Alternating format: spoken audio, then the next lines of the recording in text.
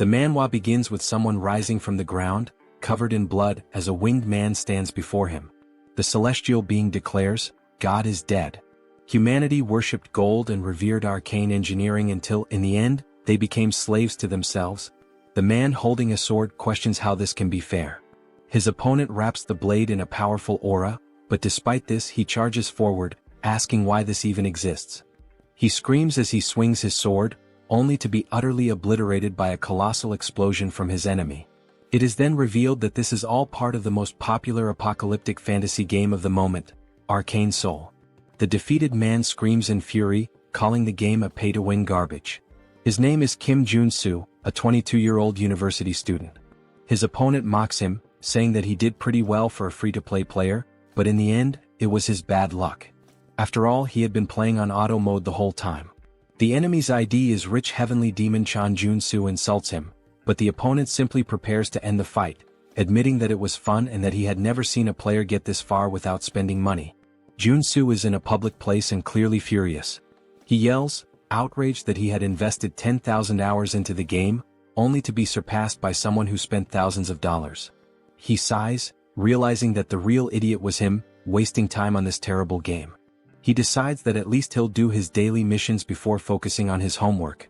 After all, even though he hates the game, he still sticks to his routines. With little hope, he does a free gacha pull, already expecting a terrible result, just like every other time, probably getting another generic warrior named Kim. However, when the draw finishes, he is shocked. A platinum chest appears on the screen and his heart races. When he finally sees the character he got, he is astonished to realize it's the heavenly demon himself, an SSR unit. He wonders how the hell he pulled this off, as it's the best character in the game. The chances of getting the heavenly demon in a free draw are ridiculously low. There are an absurd number of zeros in that percentage. Excited, he begins to dance in public, declaring that this game now deserves the Game of the Year award and that he needs to start leveling up his new character. It is revealed that the most efficient way to level up a character in Arcane Seoul is by sacrificing other already leveled characters to serve as experience. Now Joonsoo no longer feels envious of the whale players, the ones who spend fortunes on the game. He decides to use all the countless warrior Kims he's accumulated over his thousands of hours of play to strengthen his heavenly demon. On the screen we see the characters being consumed one by one, their experience pouring into his new champion.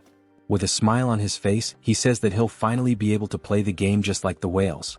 But in the middle of his excitement, he completely forgets that he's in a public place and starts walking absent-mindedly, right into the middle of the street. When he looks to the right, he realizes, of course, the phone slips from his hands and he mutters that this situation feels strangely familiar. When he opens his eyes again, he's staring at an unfamiliar ceiling, completely confused. He wonders why he's in a hospital. His head throbs and then the memory comes rushing back. He walked right into traffic like a complete idiot and nearly got run over. He mentally curses himself for being so careless. Suddenly, a woman enters the room, calling him Warrior Kim, surprised that he's awake. He furrows his brow and asks what she's talking about. The woman says she'll call the doctor and leaves in a hurry. Joonsoo is puzzled by the name she used, and when he looks at the clipboard with his information next to the bed, he's shocked. It clearly says Warrior Kim. Additionally, the report indicates that he suffered a dislocation and a concussion due to the accident. He wonders what kind of absurd mistake this is and lets out a long sigh. Perhaps, deep down, he really does feel guilty for sacrificing all his Warrior Kims to gain experience, but that still doesn't explain why his name on the clipboard says Warrior Kim. Trying to make sense of the situation, he attempts to get up, but the instant he puts weight on his leg, a searing pain shoots through his body, and he lets out a deafening scream. A nurse rushes into the room, telling him that he can't move yet.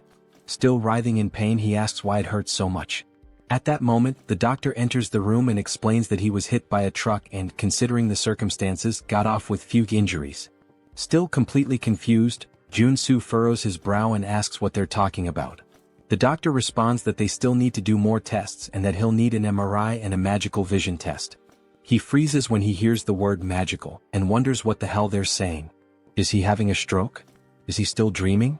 Meanwhile, at the reception, they're calculating the costs of his hospitalization, including the tests such as the CT scan and MRI. When they finally give him the total, his heart almost stops. 22.3 million won, around $16,000. Totally outraged, he retorts that he was there for just 4 days, so how can the bill be this absurd? The receptionist, with complete calm, answers that he doesn't have insurance and has to pay everything out of pocket. Confused, he asks what she's talking about. After all, every Korean has national health insurance. The woman looks at him as though he's delirious and responds with a question. What are you talking about? You don't have insurance from the Legion or the Magic Tower. A chill runs down Joonsoo's spine when he hears those names. He doesn't fully understand what's going on, but those words sound strangely familiar. Legion, Megacorp, Magic Tower, Sacred Order. Then it hits him. These are the 4 factions that dominate Arcane Seoul. The world where God abandoned humanity. Where arcane science advanced drastically. Where Earth was overrun by monsters. Where humans modified their own bodies to survive. His mind starts to fail him. He falls into denial. No. The summary? This world is a hell to live in. Hours later, he finds himself in a dark alley shouting at the top of his lungs. Why the hell did I end up in this game? He remembers how happy he was when he went to sleep that night, after finally getting the heavenly demon. But now he realizes the cruel irony of fate. He didn't reincarnate as a protagonist. He became a tutorial character. Maybe this is divine punishment for sacrificing all of his old characters. Finally, he arrives at Warrior Kim's house. Looking around, he lets out a heavy sigh. This crap is smaller than my bathroom. He can't believe this guy was so miserable. Exhausted, he throws himself onto the bed. His body is battered. He has no money. And now, what should he do? Then reality hits him like a punch to the stomach. If this is really the world of Arcane Seoul, events like nuclear wars, dimensional rifts, and even the rebirth of ancient gods are going to happen soon. And when that happens, this place will turn into a true hell on earth. He has no idea how he ended up here, but one thing is certain. If he stays still, he will definitely die. Then, suddenly, something occurs to him. His gaze locks on his own hands and he finally understands what this means. Without hesitation, he grabs a pen and raises it above his palm. Looking down, he murmurs that he needs to test this before it's too late. For a moment, he hesitates. But then, gathering all his courage, he stabs the pen into the top of his hand with all the strength he can muster. The pain explodes in his skin, and he lets out a loud scream as he pulls the pen out. It has pierced his hand completely. Immediately, a green aura begins to swirl around the wound, healing it before his eyes. A smile spreads across his face. I knew this would work. He has just obtained a trait called Wound Recovery. Now everything makes sense. The reason he created and sacrificed so many Warrior Kims was because this character is the only one without a base trait. However, this means it's possible to unlock and swap traits freely, allowing players to shape Warrior Kim however they want. For someone like him, who always played strategically and never had luck with rare characters, Warrior Kim was the best choice. And now, he is Warrior Kim. This means he can acquire any trait as long as he works to earn it. As he watches, his wounds start to fully heal, regenerating thanks to the newly acquired ability. He takes a deep breath and reflects.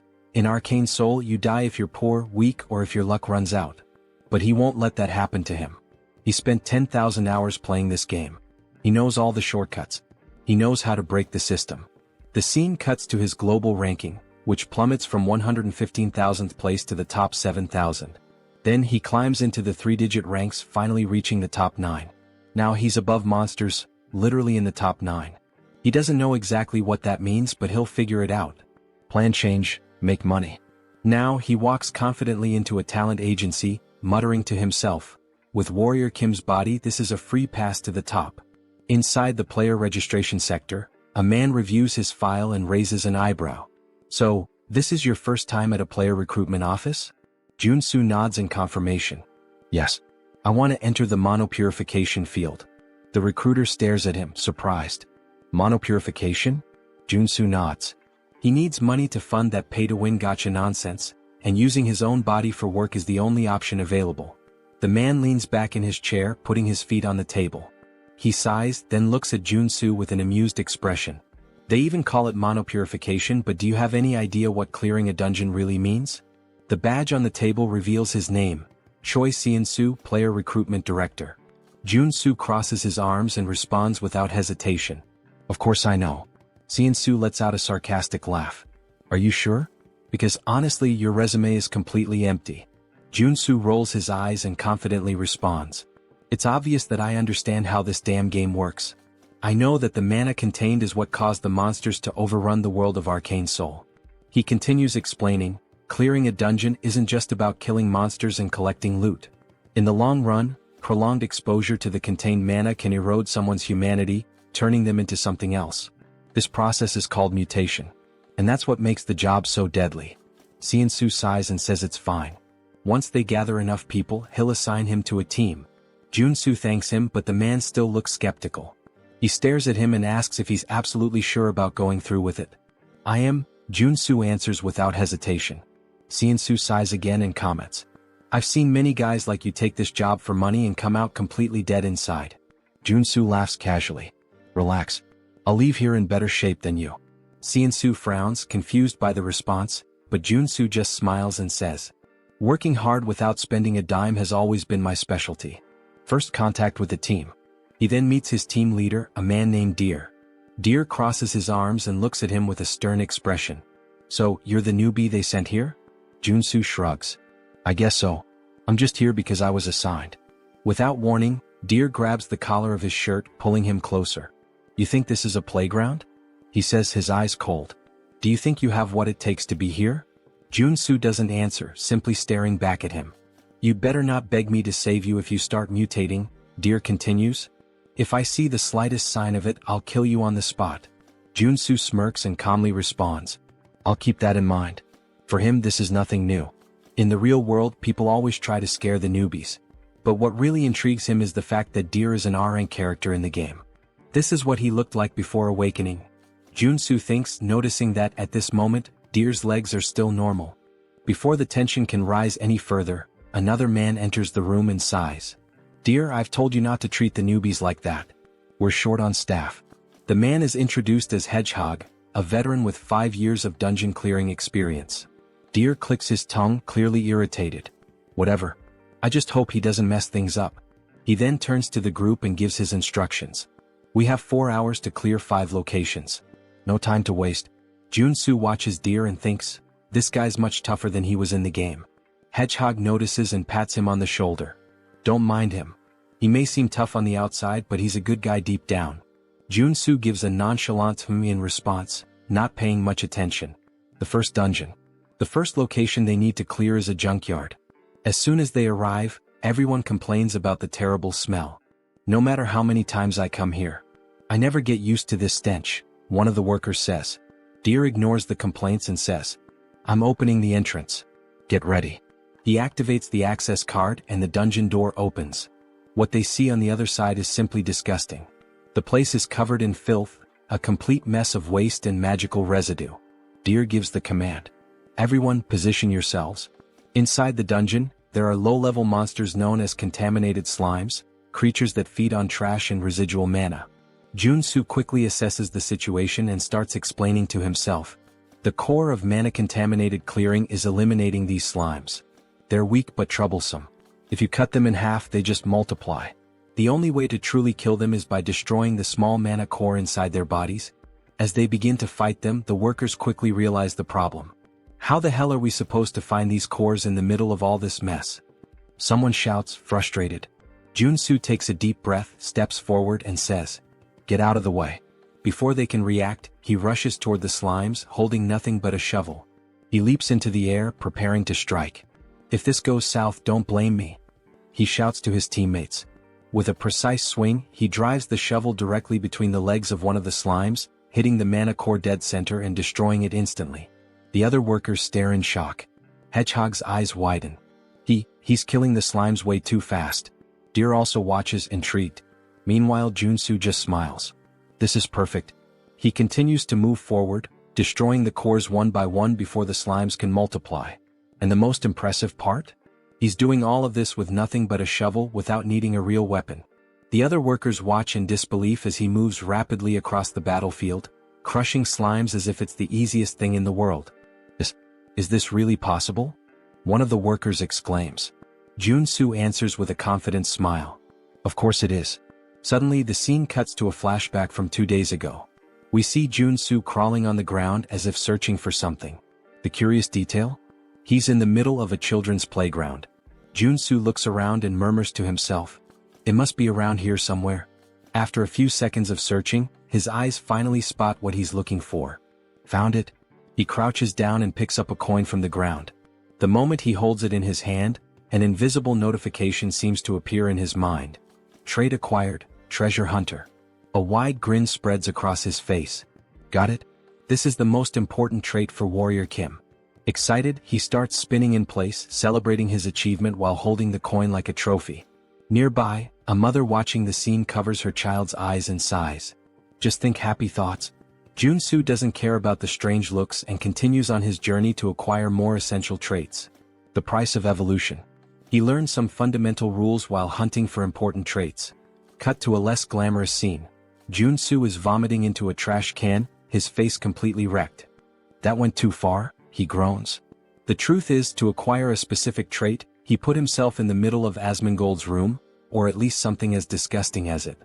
The notification appears once again. Trait acquired, Contamination Resistance. Joonsoo wipes his mouth, panting. That was the hardest one so far. The logic for acquiring traits in this world works exactly like in the game. If you meet the conditions, it's yours. He opens the mental menu and reviews his abilities, explaining to himself that it's possible to equip up to 6 traits at once, and that he can switch between them at will. Now, thanks to Treasure Hunter, he can see the mana cores inside the slimes, which explains why he's able to eliminate them so easily, even the giant ones.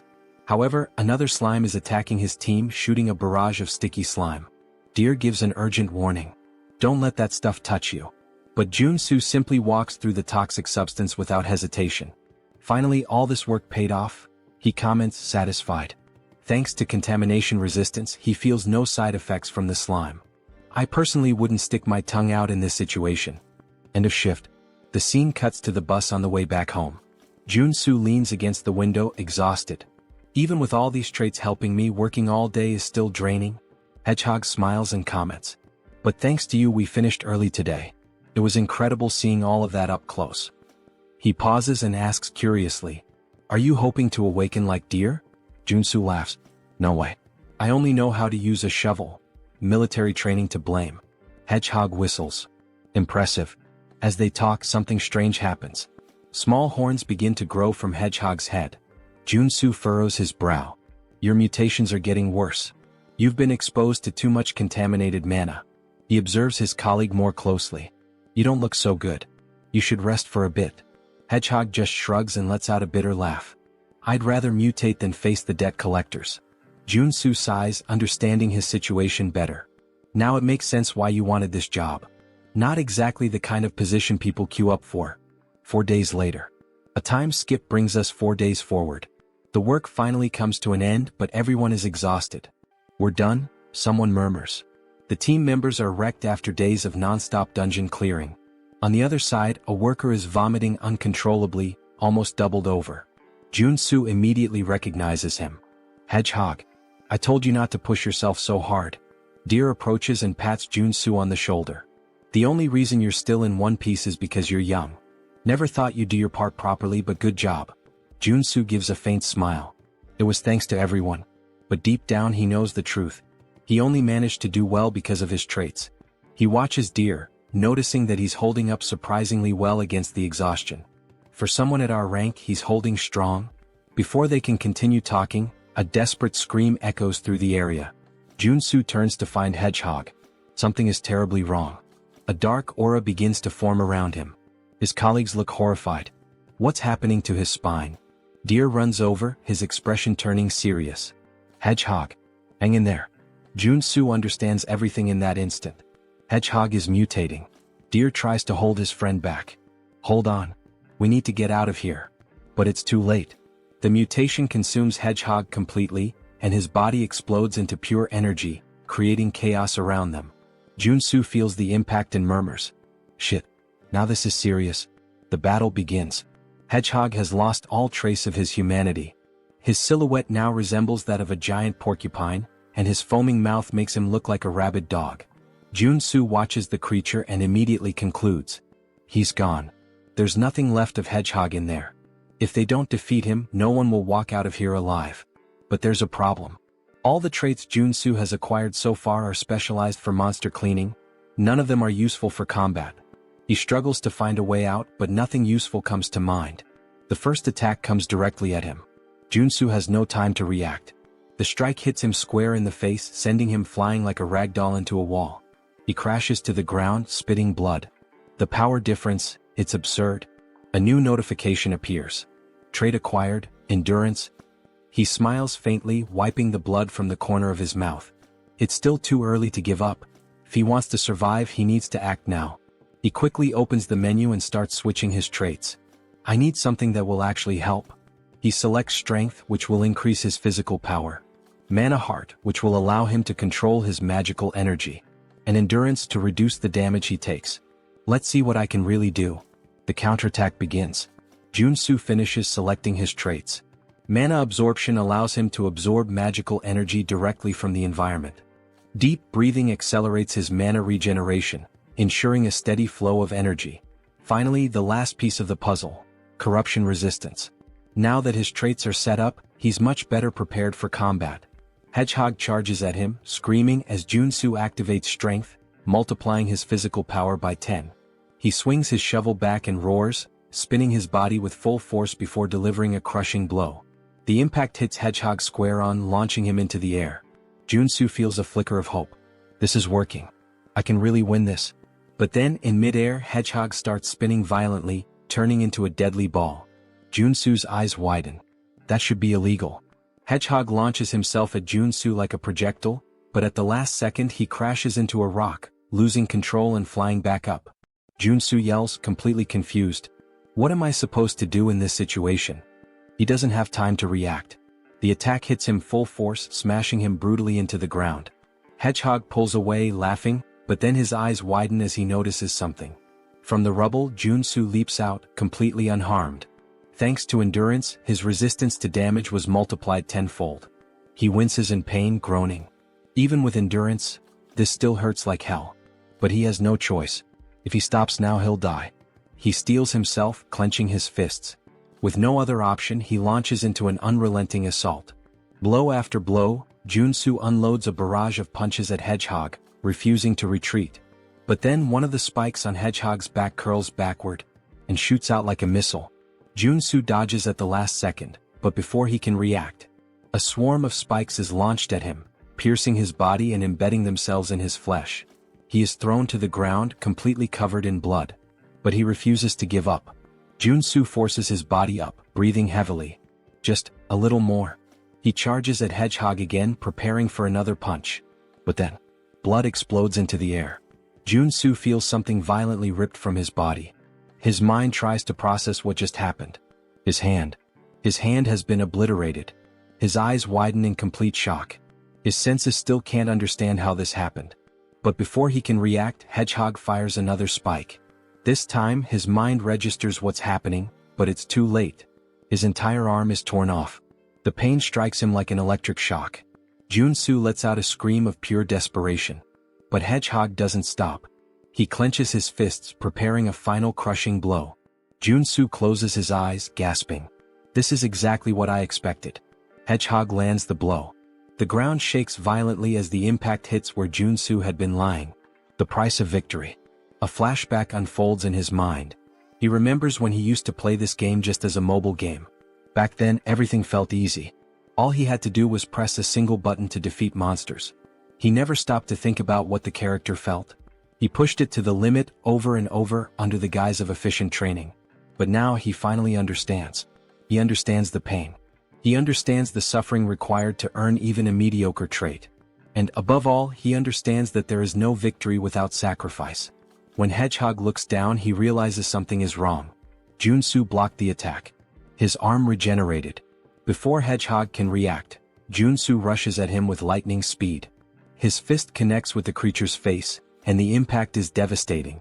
Hedgehog is thrown away, sliding across the ground, incapacitated. Joonsoo exhales deeply, gritting his teeth. There is no victory without a price to pay. He looks at himself. His muscles are pulsating and growing uncontrollably. His body has been pushed to its absolute limit. A notification appears in his mind. Trait acquired, mutant muscles. Joonsoo smiles despite the pain. The real fight is just beginning. The awakening of the monster. Joonsoo's body is still covered in spikes. Hedgehog is thrown against a wall and Joonsoo grins to himself. The reason he had recklessly charged at him with all those attacks was for the trait. By pushing his limits with mana heart and strength, he knew he could gain something greater. And now they merge, activating his new trait, mutant muscles. Hedgehog charges at him again without hesitation. But Joonsoo stands his ground. Everything I've done so far was for this moment. Hedgehog throws a punch. Joonsoo easily blocks it. Then he starts to laugh. This doesn't work anymore. Go ahead, hit me again. Hedgehog snarls and then his fist deforms, sprouting sharp spikes. He lunges forward, slamming the punch directly into Joonsoo's chest. The impact is brutal. Joonsoo is thrown to the ground, his body pierced from all sides. It seems like he won't get up from this. But then, his body begins to regenerate. His organs rebuild. But something feels off. The regeneration is not just healing him, it's transforming him. Hedgehog watches, confused, as Joonsoo unlocks a new trait, mutant body. His arms grow, his structure expands, and his physique now matches Hedgehog's. Joonsoo smiles. Thanks, Hedgehog. I needed this. All of this happened because of you. He moves forward without hesitation. Hedgehog howls and charges straight at him. Neither of them backs down. What follows is a battle of pure brute force. Punch after punch, they exchange blows evenly matched. The monster battle. Nearby, Deer stirs. Dazed, he lifts his head. What the hell is all that noise? His blurry vision clears, and he freezes. A monstrous battle unfolds before him, something straight out of a kaiju movie. His eyes lock on Joonsoo. Wait, that's Warrior Kim? Deer can't believe what he's seeing.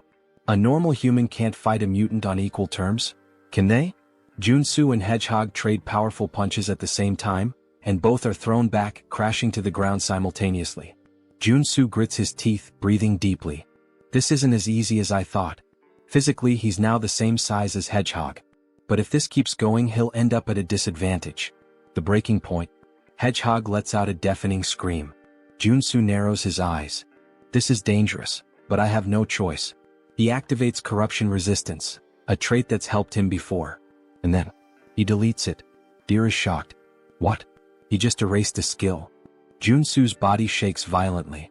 And then, he starts transforming again. His skin darkens, twisting and stretching, his muscles expanding uncontrollably. He fights to keep his sanity, but the process has already begun. Joonsoo is undergoing a full monsterification. The primal roar. His skin turns a deep red. His body grows even larger, becoming colossal. Then, he lets out a primal, deep and terrifying roar. The sound shakes the air, a fearsome bellow that freezes Hedgehog in terror. For the first time, Hedgehog hesitates. Above Joonsoo's mutated mouth, a magic circle begins to glow. And then, a burst of pure energy is unleashed. The attack hits Hedgehog squarely, sending him flying far, far away. What the hell was that? Deer watches in pure shock. What the hell was that? He looks up, and freezes. A monstrous, gigantic, and deformed version of Joonsoo glares down at him. Deer feels a chill run down his spine. He really turned into a mutant? How is this possible? But for Joonsoo, it's just another trait. New trait acquired, mutant. Deer swallows hard, his instincts screaming at him to flee immediately. Holy shit. He begins to crawl away from Joonsoo, panic taking over. Then suddenly, Joonsoo extends his hand toward him. Deer shuts his eyes tightly, bracing for the worst. But instead of a fatal blow, he hears coughing and groaning in pain. His eyes open. Joonsoo is standing, panting. And just like that, he's human again. The final sacrifice. Then Joonsoo collapses face first into the ground, muttering that he made it. We learn that corruption resistance is the last line of defense. If you're possessed by the mutant form and mutant muscles, and you erase the resistance, you turn into a full mutant. The common belief is that once transformed, you can never go back to normal, but Joonsoo knew otherwise. He needed this, and he was sure he could change the trait back while still thinking clearly, even if only for a second. That's why, even though his body was disintegrating and rebuilding repeatedly, and the pain was unbearable, he kept fighting for his sanity, allowing him to swap corruption resistance for the mutant trait. The end of the battle. The scene widens, showing an aerial view of the area where the cleanup is happening, and Joonsoo is exhausted. He says it felt like every muscle and bone in his body was moving, and he never wants to go through that again. Struggling, he gets up, stumbling toward Hedgehog's body. A purple orb leaves Hedgehog's mouth. Joonsoo grabs it, and it's revealed to be a level 1 mono core. He starts to smile sarcastically, saying it was worth it. Soon he starts dancing, joking that clearing the field is really profitable. Deer approaches and asks if he's alright, commenting on his mutant transformation and asking what happened. Joonsoo replies that it would be annoying if strange rumors spread, so he just says he kinda bet he could turn back and got really lucky. Deer is surprised, saying it was an insane risk, and Joonsoo hands him some level 0 mono cores since he now has a level 1 mono core. Joonsoo says he wants to head back now, breathe some fresh air, and everyone is surprised since he saved their lives and even gave mono cores, hoping they'll keep his secret. But Deer looks at him with suspicion. Back at Seonsoo's building, we see him starting to flatter Joonsoo heavily. Joonsoo wonders what all this flattery is about. Seonsoo responds that he should have said something if he were a superhuman, so they could have given him proper work instead. Now Joonsoo understands why all the praise. In the world of Arcane Seoul, a superhuman awakens a skill that grants them powerful mana. In a world like this, where strength equals power and authority, superhumans are practically the nobility. But it makes sense for Seonsoo to think this way since it takes a superhuman to defeat mutants. Though in Joonsoo's case, it's just a game design flaw since he can acquire traits. Seonsoo puts his hand in his pocket and says he should pay Joonsoo for the cleanup. Joonsoo responds that would be nice, trying to stay calm, but inwardly he has that mischievous smile, thinking he'll let Seonsoo think he's a superhuman for now. Seonsoo pulls out a mountain of cash from his pocket and says that they cleaned 5 regions, and that they get 20% of the total fee, which amounts to 50 million wons. If they split it among everyone in the group, Joonsoo should receive 5 million, but this time they'll do it differently. Seonsoo places all the money on the table and says they'll only keep 5% of his share and will even give him a bonus of 12 million. Joonsoo's smile reaches a whole new level now, with his tongue even turning into a heart. He exits the room singing, and someone comments that he seems to be in a great mood, while the other says he must have been well paid. Joonsoo confirms, saying yes, since they finished the job, and acknowledges the man as someone he's worked with. The man explains that he's here because he wants to ask a favor. Joonsoo asks what he means by that, and the man reveals that his wife is sick and asks if he can lend him some money. He apologizes for asking since they don't know each other. Joonsoo responds that it's not a good idea to help someone when you know nothing about them, because they could end up stabbing you in the back, and it's hard enough to stay afloat right now. Joonsoo takes the man's hand, which is pleading, and tells him that he's much older than Joonsoo, so he doesn't need to do this. Although it's not much, he can use it and hands over many level 0 mono cores to the man. Joonsoo says he feels too bad to ignore him. What a conversation, huh? The twist. Later that night, we hear the man laughing, calling Joonsoo an idiot, saying he pretended to be poor, but gave him so many mono cores. He's boasting to Deer. Deer replies that the man must be new to this kind of thing, and the man says he would have given more if Joonsoo had said his son was sick too. And he complains that what's annoying is that Joonsoo was paid more than everyone but gave such a tiny part, along with that superhuman talk about the profit split. Deer sighs, saying that Joonsoo isn't a superhuman and that it's better they teach him a lesson. The beggar asks if Deer has any ideas, and Deer smiles, saying that idiot probably has some strange skill. While Joonsoo is happily helping the poor, Deer says that since they know his secret, they can teach him a lesson about how truly scary the world can be. The scene shifts to a luxury resort, where we see Joonsoo through a window, receiving a massage. He comments, saying that money is really wonderful.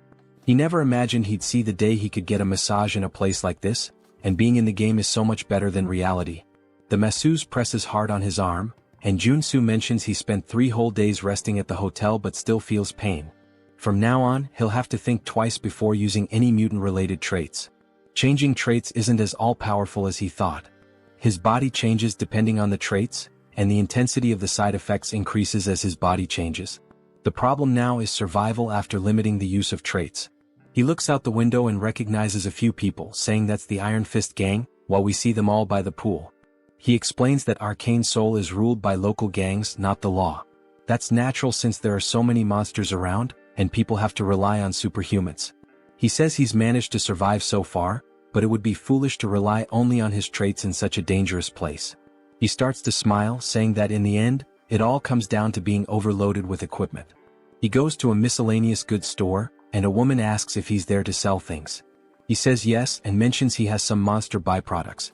She looks at his clothes and warns that they don't buy level 0 mono cores since he's not dressed well. He replies that he already knew that. He pulls something out of his bag and says that this is what he would like to sell, revealing a blue mono core, which surprises her. She asks if it's a level 2 mono core, and he confirms, telling her to take a good look at it. He comments that it's nice to see she's surprised.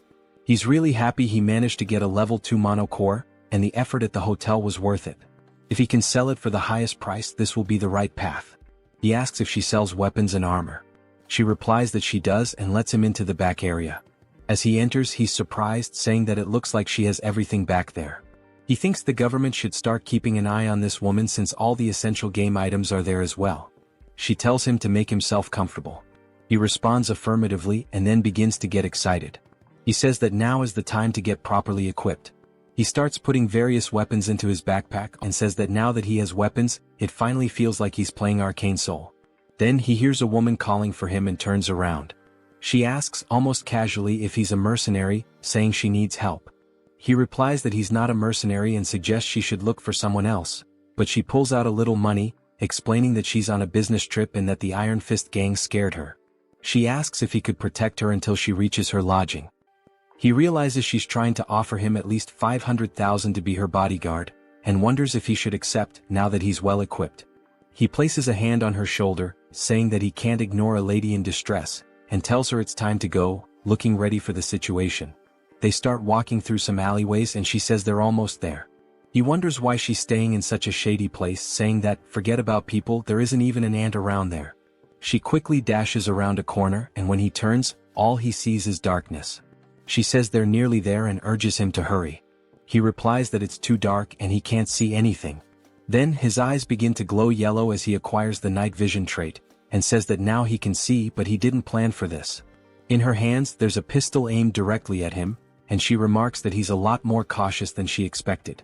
He wonders who she is and if all of this was a trap, only for him to turn around and see Deer, who laughs and asks where he thinks he's going. Deer says it's good to see him again like this, asking if he agrees. Joonsoo asks what he did to deserve this and Deer responds that he didn't do anything, he just looks stupid. There's no other reason, calling him naive. Joonsoo lets his weapons drop, immediately rushing to knock the woman down.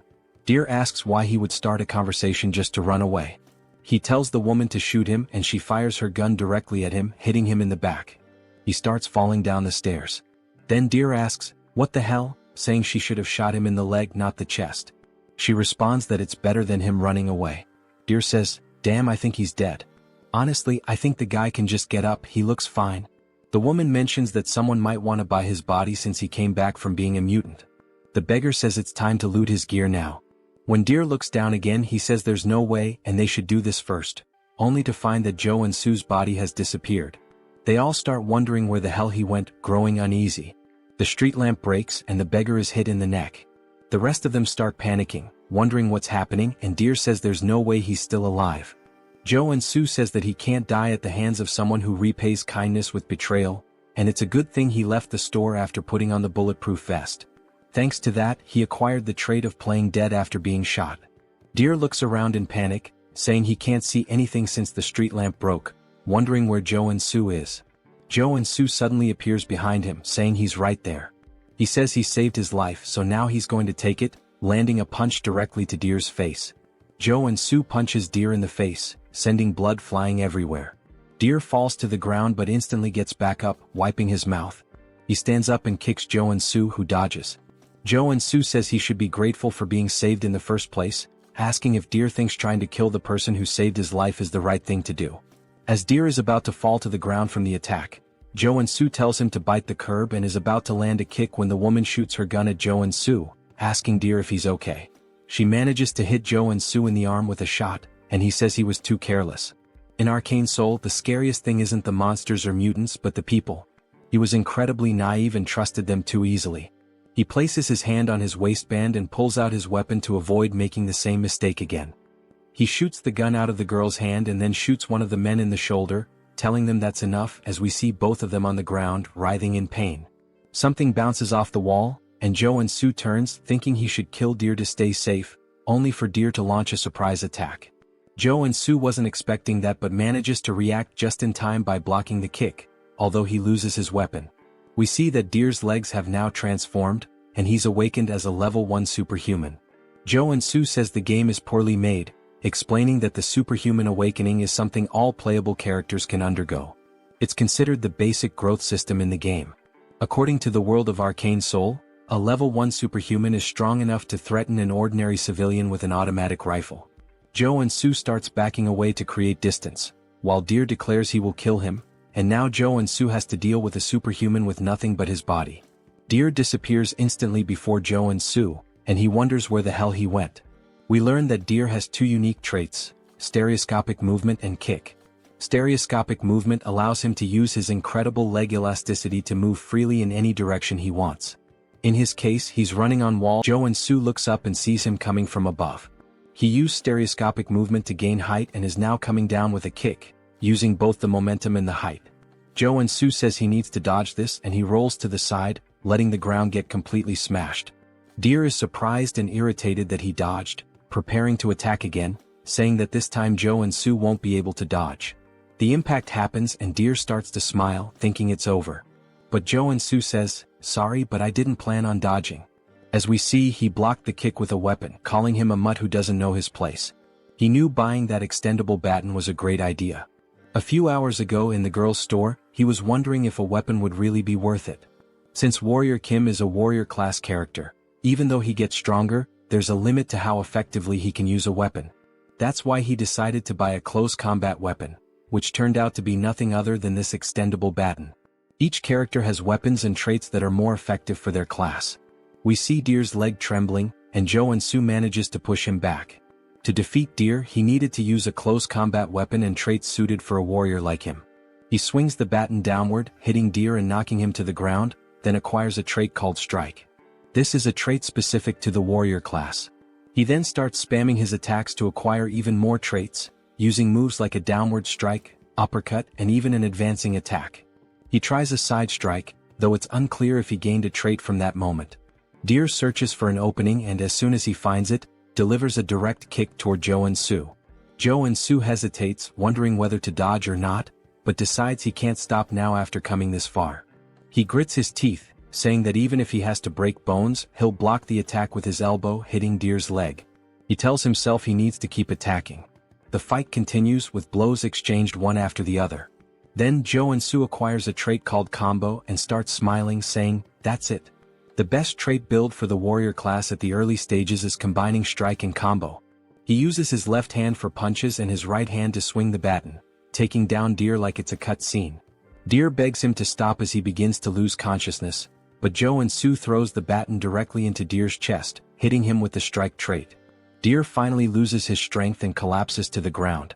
Joonsoo shouts, saying that he succeeded and defeated an awakened one. His arms begin to burn, as though the air itself is searing his skin. He wonders what this sensation is as he looks at them. His whole body starts to ache as a red aura begins to swirl around him. He says he can feel something about to overflow inside him, thinking he knows what's happening.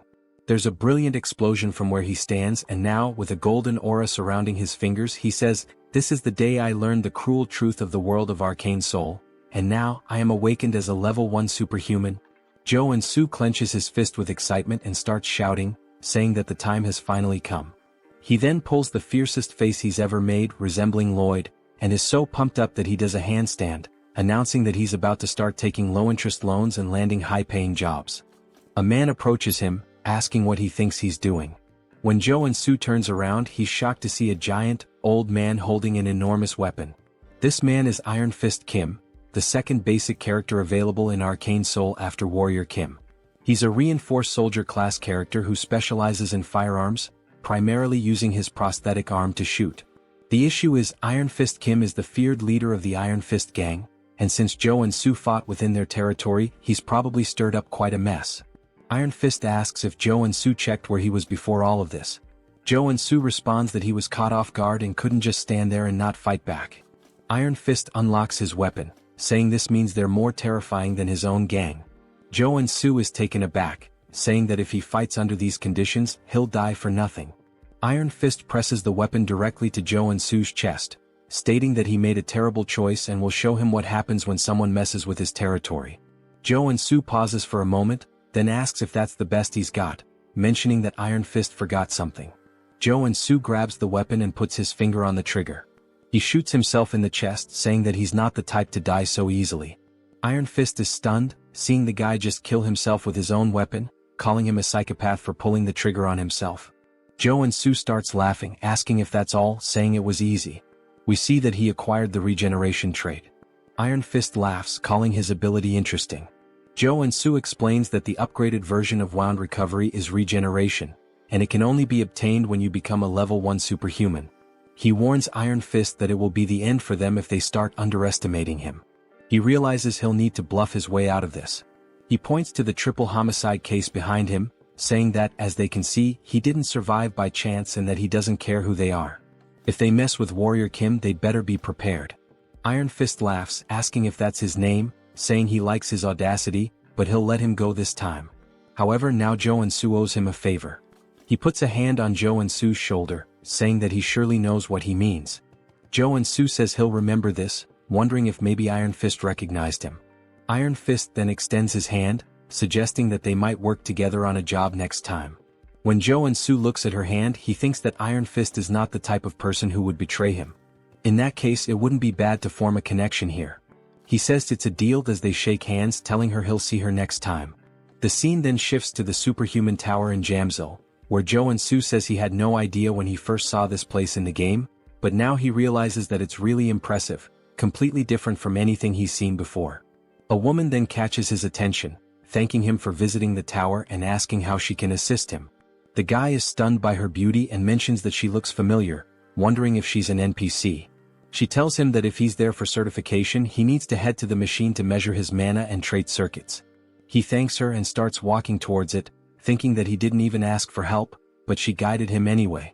It just shows how much of a novice he must look. He thinks that once he gets his certification, he'll truly start his life in Arcane Seoul.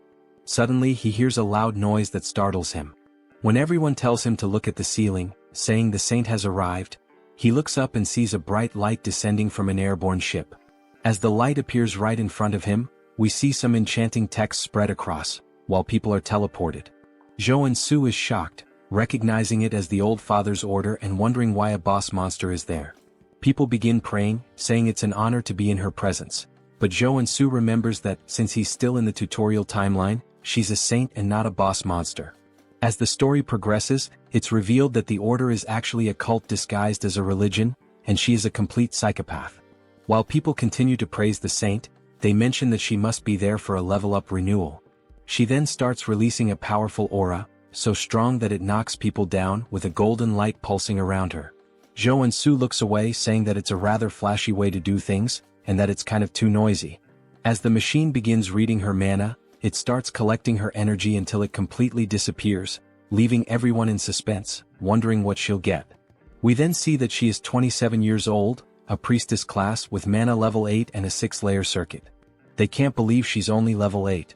She smiles as they say she has up to 6 traits, which the layered circuits represent.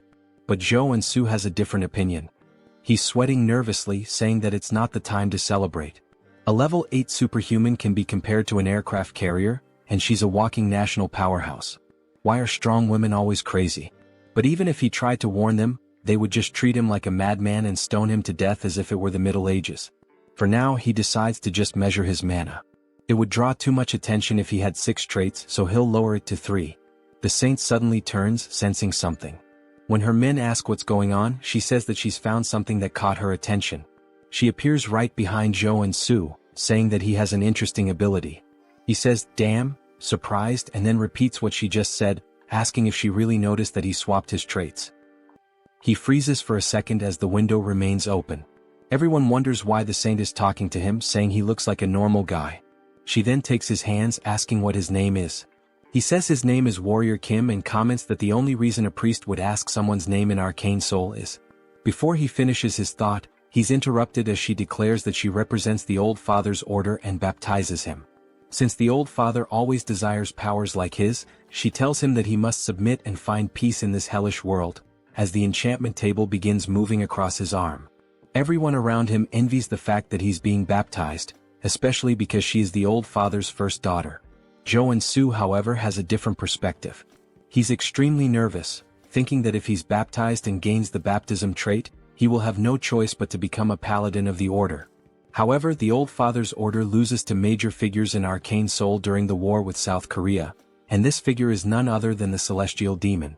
As she continues with the baptism, he rips her hand off of him, saying it feels like being forced to invest in a stock that's about to crash. He kneels, refusing the baptism. We see her eyes turn completely psychopathic as she says that he must not have heard her correctly. He responds saying he's very serious despite being a little exhausted. She starts to control her anger, saying that it's anyone's right to serve or refuse. However, the old father has already set his eyes on him. She places her hand on his shoulder, warning him not to forget that a powerful divine energy is already rooted inside him, and that if he can't overcome such a small power, his fragile free will won't mean anything in the end. Then he begins to be enveloped by a yellow flame as he starts screaming in front of everyone. They question how someone like him can refuse the baptism, asking if he isn't religious or something. We see that he's being affected by divine fever, and that he will suffer a burning, endless pain as punishment for refusing the baptism. He was prepared for this, but it still hurts like hell, his whole body burning. This is one of the strongest debuffs in the entire game. The effect causes continuous, searing pain, preventing the person from continuing their normal life. The only way to get rid of it is to go to a temple and be baptized. He refused the baptism thinking about the future, but it seems he might die right here as we see his eyes rolling back. He loses consciousness until someone splashes water on his face, waking him up again. He wonders who it is, only to see the woman from before asking if he's okay. She seems genuinely concerned. He says that no one helps someone affected by divine fever because they fear the negativity will spread to them, and he's grateful that she took the risk to help him. He sits up again, saying that he'll endure a little longer. As he enters a lotus position, he gains a trait called divine resistance. We see that he's starting to build a resistance to the flames. He says he didn't refuse the baptism recklessly either, and that the debuff gets stronger depending on the total mana of the target. Since he's still level 1, the debuff is weaker in comparison, so there are some solutions. The first is to acquire the trait, which he just did, and now he'll focus more mana within himself. It's unclear whether he unlocked his traits or activated mana absorption. Still, he starts screaming in pain, while the woman continues to pour bottles of water over him, telling him that he'll make it. This immediately cools his body, and he says it feels like life-giving water. He needs to focus on this contrasting sensation between the fire and the water. As he begins to balance them inside him, it feels as though time stops. The burning pain and the sensation of cold begin to merge into one, while he uses the mana within him to extinguish the fire. When he opens his eyes, a powerful blue light starts emanating from him. It even blinds the poor girl. We then see that he has gained another trait called Mana Barrier, as the flames can no longer harm him. He smiles, saying that this is the common level 1 skill that a defender warrior should acquire. The woman asks if he's okay, and he replies that he's fine now, thanks to her. But everyone is in disbelief that he managed to overcome the divine fever, asking if that's really possible. Of course, he hasn't fully overcome it, and this is just a temporary measure against the fever, using the barrier. But at least he's free from the burning pain, and the black flame even makes him look cool. Now it's his turn to measure his mana as he steps onto the magical device.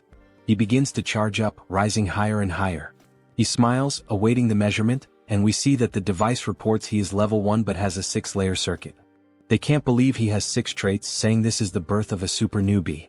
It must be why the holy figure had her eyes on him.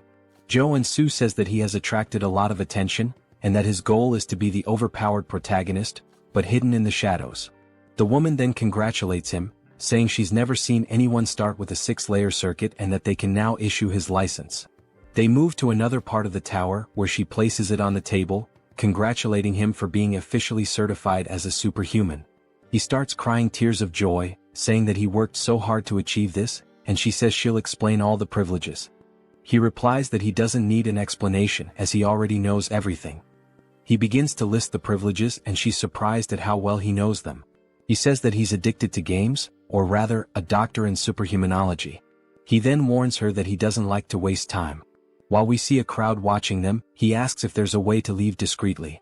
She laughs, saying of course she's already prepared a way. We see him blush as she stands up, asking him to follow her, smiling. They both appear cloaked, and he thanks her for taking such good care of him. She even provided him with a secret passage, along with a cloak, saying that it was nothing as everyone should help each other in the end. Just by wearing the cloak he acquires the stealth trait.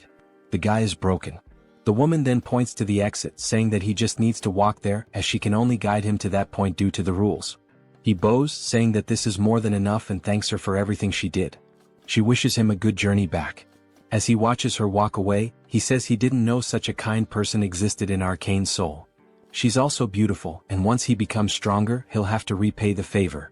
Then he wonders what her name is. When he looks at the business card, he's completely incredulous. We see that her name is Baek Soren. He says this is the name of one of the 3 strongest warriors in the SSR class in the game. She's a berserker and has always had a rather intimidating appearance. He finds it strange that her face looks familiar and never would have imagined she once had such a calm demeanor. He wonders what happened to her between then and now. The scene shifts to him working as he cuts a slime in half. He says that he takes back everything he said about being cool as a superhuman, mentioning that he's been cleaning these monsters for a whole week and is about to die from exhaustion. Me too, man, me too. He then sits down, sighing, saying he's only finished 1 cave, but he's so tired that he can't go on. His efficiency is terrible. All of this happened because he focused his traits on maintaining the mana barrier. If he could customize them to specialize more in monster cleaning, he'd have been done hours ago, but now he can't do any other work because of that damn debuff. He needs a rare potion called Nectar to get rid of the divine fever, but it's so expensive that this monster cleaning job isn't worth it, and he starts feeling incredibly depressed. His phone starts ringing and we see it's none other than Seonsu. He wonders how many times this guy is going to call him, saying that Seonsu is persistent. Before he can reject the call, thinking he's tired of this guy, an idea pops into his head, and he starts grinning wickedly.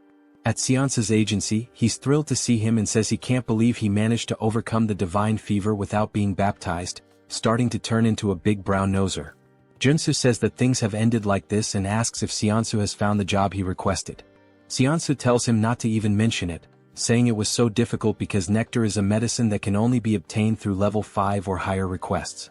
Joonsoo says that if he hasn't gotten the nectar, he'll leave, but Seonsu tells him to wait, explaining that it involves their exclusive contract, and he needs to secure it at all costs. And of course he did.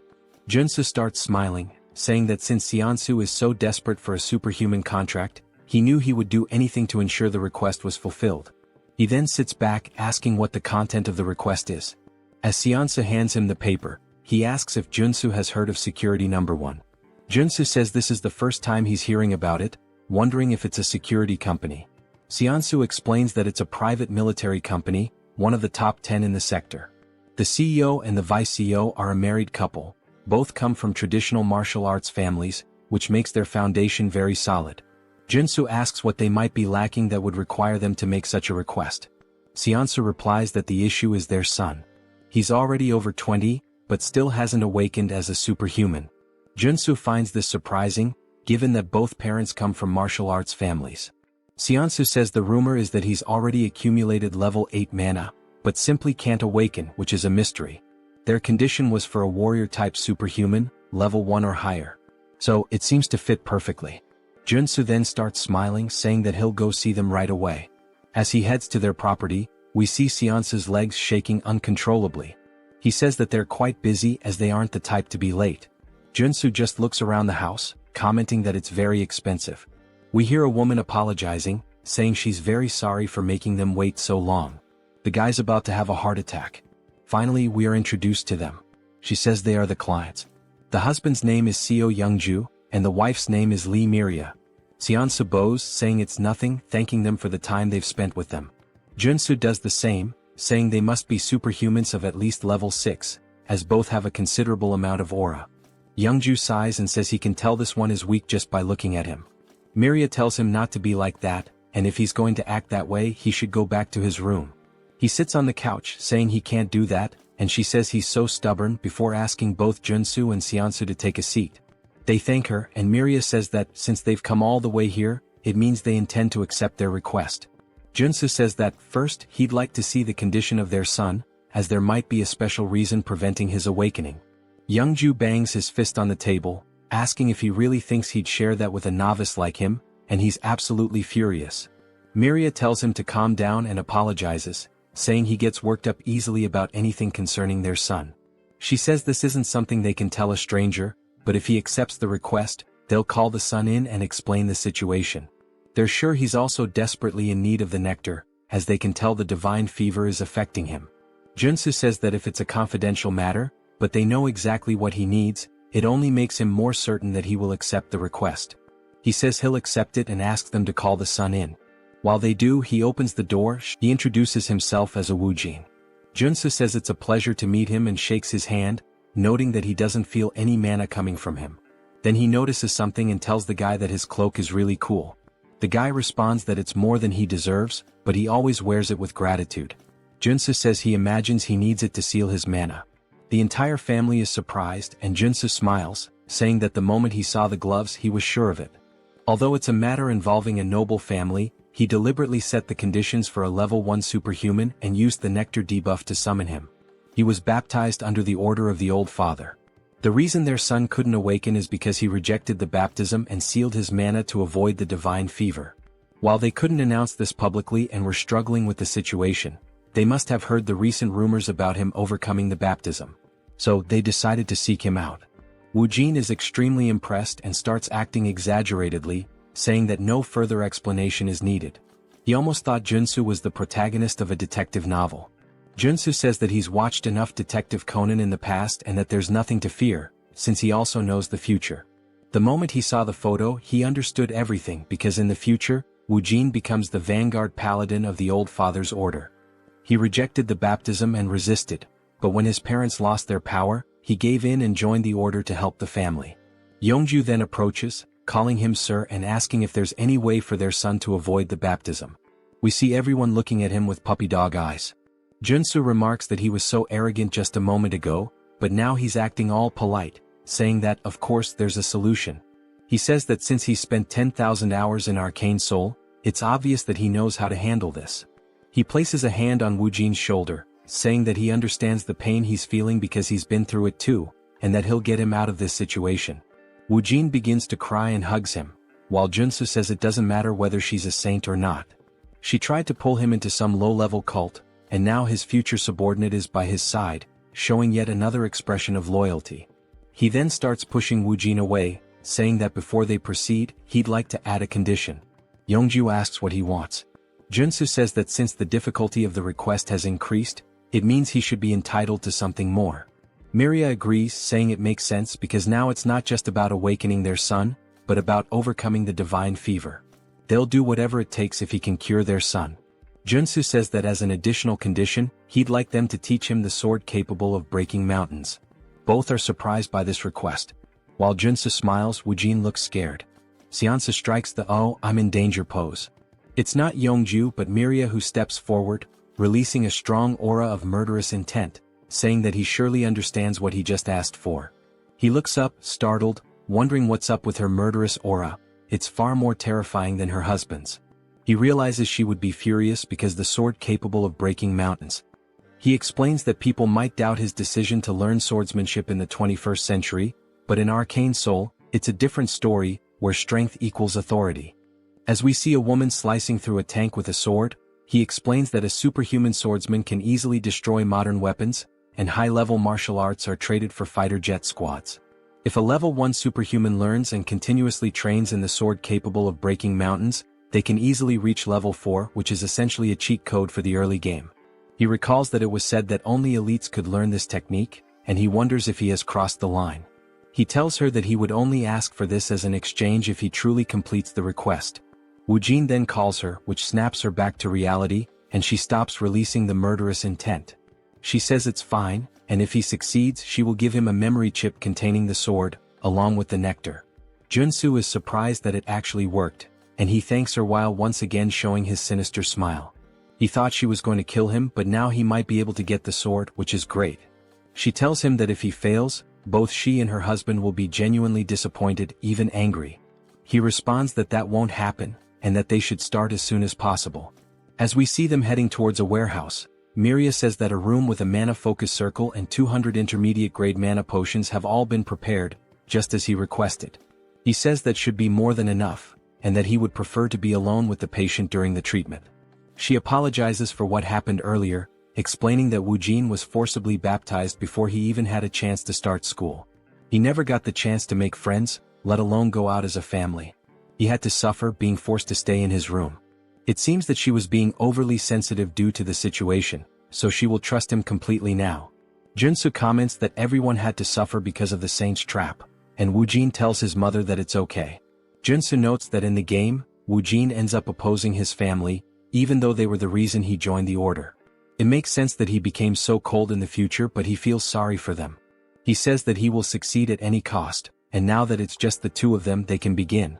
We see Woojin trembling and Joonsoo tells him to take it easy, asking what he's afraid of. Woojin replies that he thought Joonsoo was going to torture him, forcing him to awaken using electric shocks or something like that. Joonsoo asks what the hell they've done to him so far, and explains that the general treatment for curing divine fever is to drink nectar after awakening. However, since he had too much mana in his body, the divine fever was so severe that he couldn't awaken, and he failed.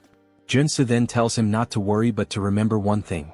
Everything he sees today is a secret. Joonsoo says he's about to begin. First, he needs to expand the mana barrier to its absolute limit.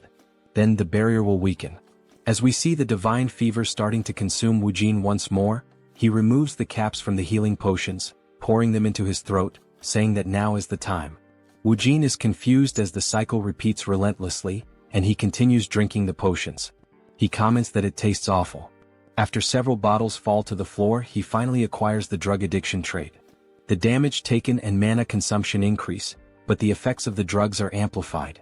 He says that now, if he focuses on the mana shield with the drugs, he can level it up, transforming it into an area shield. After configuring the shield around him, he wipes his mouth, saying that the divine fever has been completely expelled from the barrier. Woojin says that was amazing, and Joonsoo responds that it's still too early to be impressed, asking him to take off the glove. Woojin is confused, asking if he heard correctly, and Joonsoo explains that he needs to push his hand through the barrier, and then he just needs to grab his hand. Woojin says that the two divine fevers will create a resonant reaction. Joonsoo begins to step out of the barrier while the divine fever starts to burn him again. He says that the pain will be bearable as he stays inside the barrier, and asks him not to question why, just follow the orders. Woojin's heart starts to race because it's the first time he's taking off the glove since he was baptized. He places his hand through the barrier and it starts to burn intensely. It's even more painful than Joonsoo's divine fever, even though it's only his hand. Joonsoo wonders how much mana this guy has in his body, to the point of being terrifying, but he grabs his hand because there's no other choice. Then he experiences one of the most unbearable pains he's ever faced, as if his entire body is burning. He screams in agony, saying it hurts much more than when he was originally baptized. Joonsoo's eyes start to roll back and he says it feels like his bones are being shattered into pieces. He bites his lip, saying that he needs to stay focused and endure it. Then he hears the notification of a new trait appearing, and he immediately jumps back into the barrier toward Woojin, and the two of them fall to the ground. Joonsoo starts to pant, and we see that he's still holding Woojin's arm, while Woojin acquires the damage absorption trait, meaning he can absorb damage from others. Joonsoo says that this was a success, and Woojin is staring at his hand, now gloveless, saying that he can't believe it's still bearable. Joonsoo says that everything was planned to go this way. Besides the barrier, he used damage absorption to take some of his divine fever for himself, which means his fever is severely weakened, and now it's the final stage. He hands a wooden sword to Woojin, saying that he can't stop and that he needs to attack him until he awakens. Woojin says he understands, and that it's time to use the swordsmanship he's been training since childhood. He then takes his stance and attacks Joonsoo, who we see getting hit in the forearms. While using the armor to block the attack, Woojin runs behind him, and Joonsoo just looks at his guards, armed with fear, since they're made of iron and were broken by a wooden sword. This means the situation is going to get bad. He acquires the protection trait and says that even with this trait, he'll be in a critical state if he's hit even once by these attacks. And to think that this is coming from a guy who hasn't even awakened yet is pretty terrifying. When Woojin begins to attack again, Joonsoo extends his hand, dodging the strike. He places his hand on Woojin's shoulder, spinning in the air, wondering what on earth they've taught this boy. He's struggling even to dodge the attacks. When he lands, he turns around and notices a small aura starting to leak from Woojin, and he's also acquired the evasion trait. Joonsoo smiles, saying that this means Woojin is about to awaken.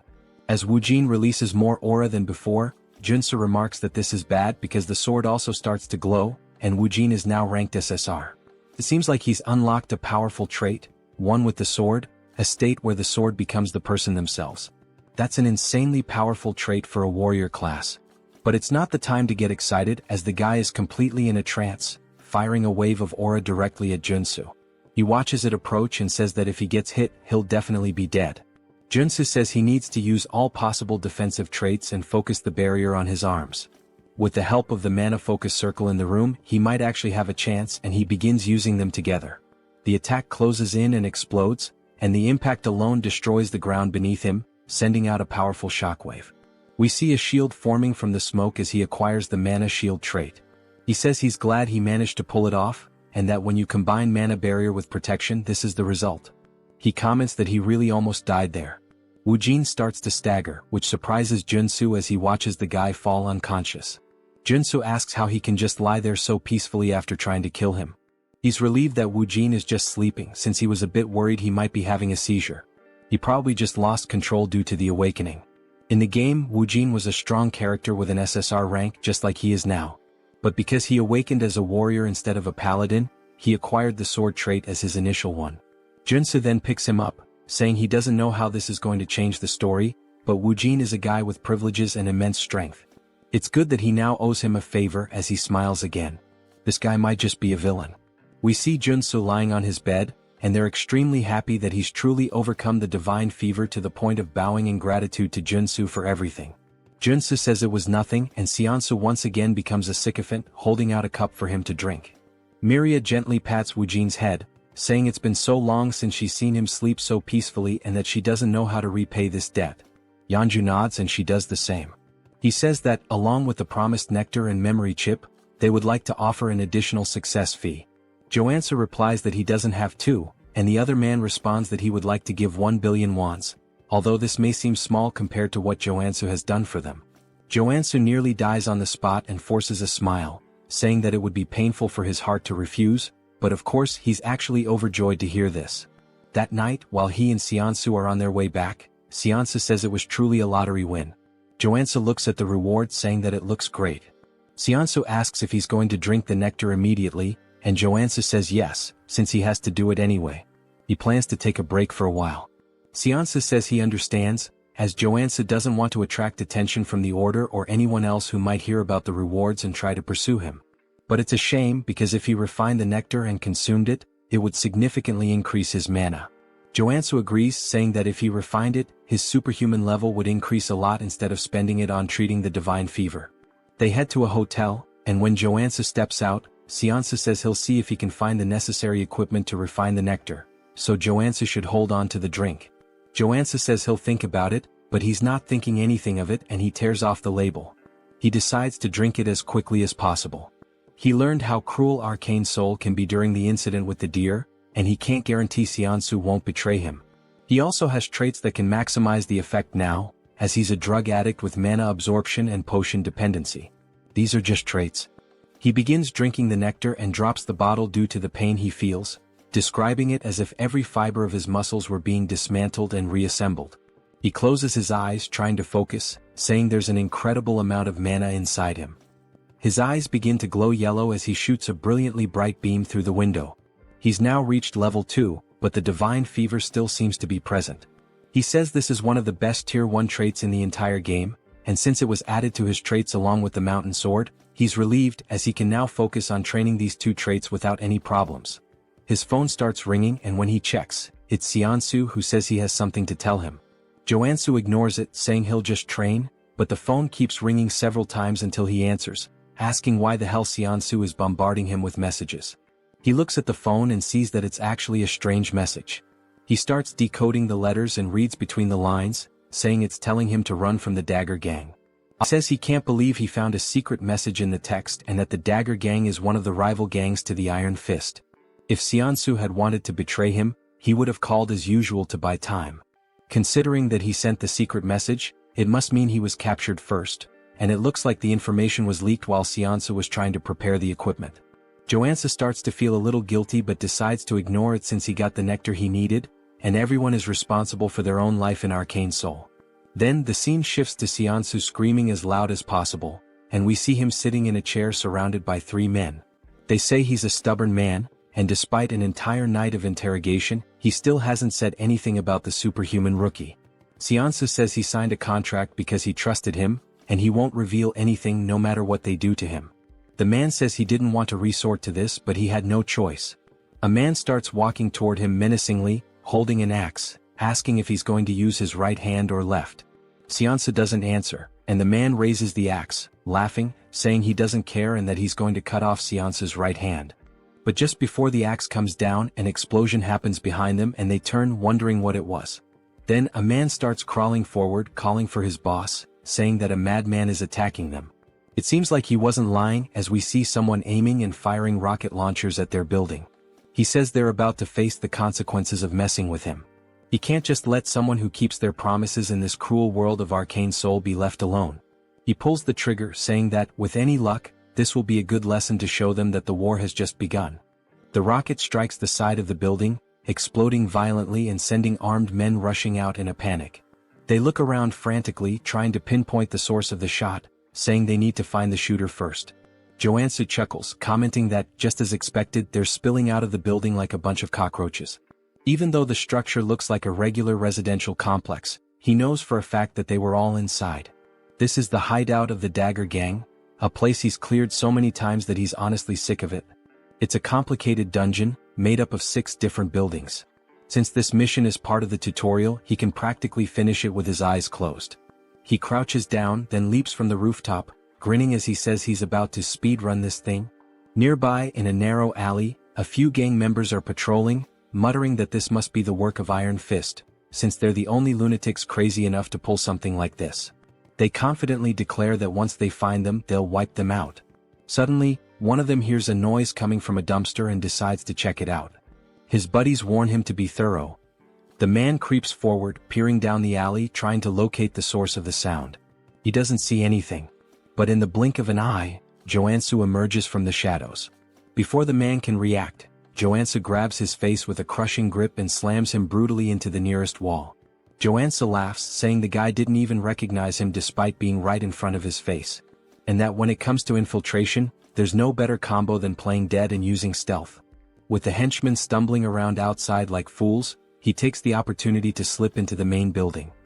He lifts the lid of a dumpster and begins descending a hidden staircase, commenting that this is one of the gang's secret entrances.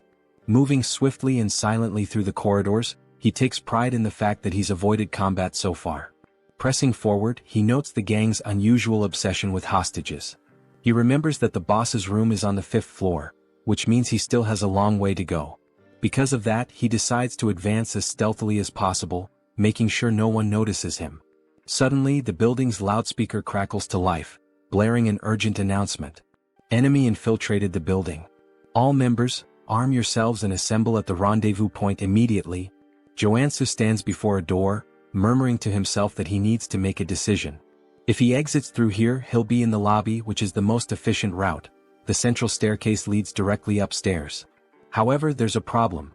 Now that the gang has detected an intruder, they've barricaded the lobby to create a defensive line. The moment he opens the door, he'll be shredded by gunfire. Even so, he decides to press forward. A wicked grin spreads across his face as he steps directly into the middle of the enemy formation. Without hesitation, he pulls a Gatling gun from his inventory and unleashes hell. Chaos erupts. The enemies panic, scrambling to retaliate, but the front line is obliterated under the relentless storm of bullets. The rear guards manage to recover and open fire on him. Joonsoo decides he's had enough of this game. He pulls the pin on a grenade and tosses it. The gangsters freeze, watching in horror as the grenade arcs through the air, before detonating right in their faces. Laughing, Joonsoo ducks back behind the door, muttering that stealth was never his thing. Then, lowering his gaze, he reveals a fistful of explosives, grinning as he says he knew one grenade wouldn't be enough. Without hesitation, he hurls 8 more into the room and slams the door shut. Screams of terror echo from the other side. Joonsoo simply smirks. "Hope you guys enjoy the show," he muses. Moments later, silence. Stepping back out, he surveys the scene. Bodies litter the ground.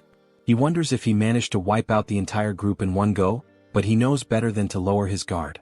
And sure enough, as if on cue, one of the enemies suddenly staggers to his feet, gun raised, screaming that Joonsoo is going to die. Joonsoo watches calmly. Then, at the very last moment, he sidesteps the shot. A notification pops into his mind. New trait unlocked. Sensory awareness. He chuckles. This was exactly the trait he needed from this dungeon. And now, there's not much left to gain here.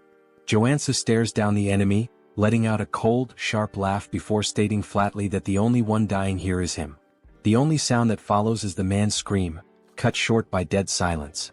When the scene is revealed, a bullet hole is cleaned through the unfortunate man's skull. With the henchman out of the way, Joonsoo announces that it's time to move up.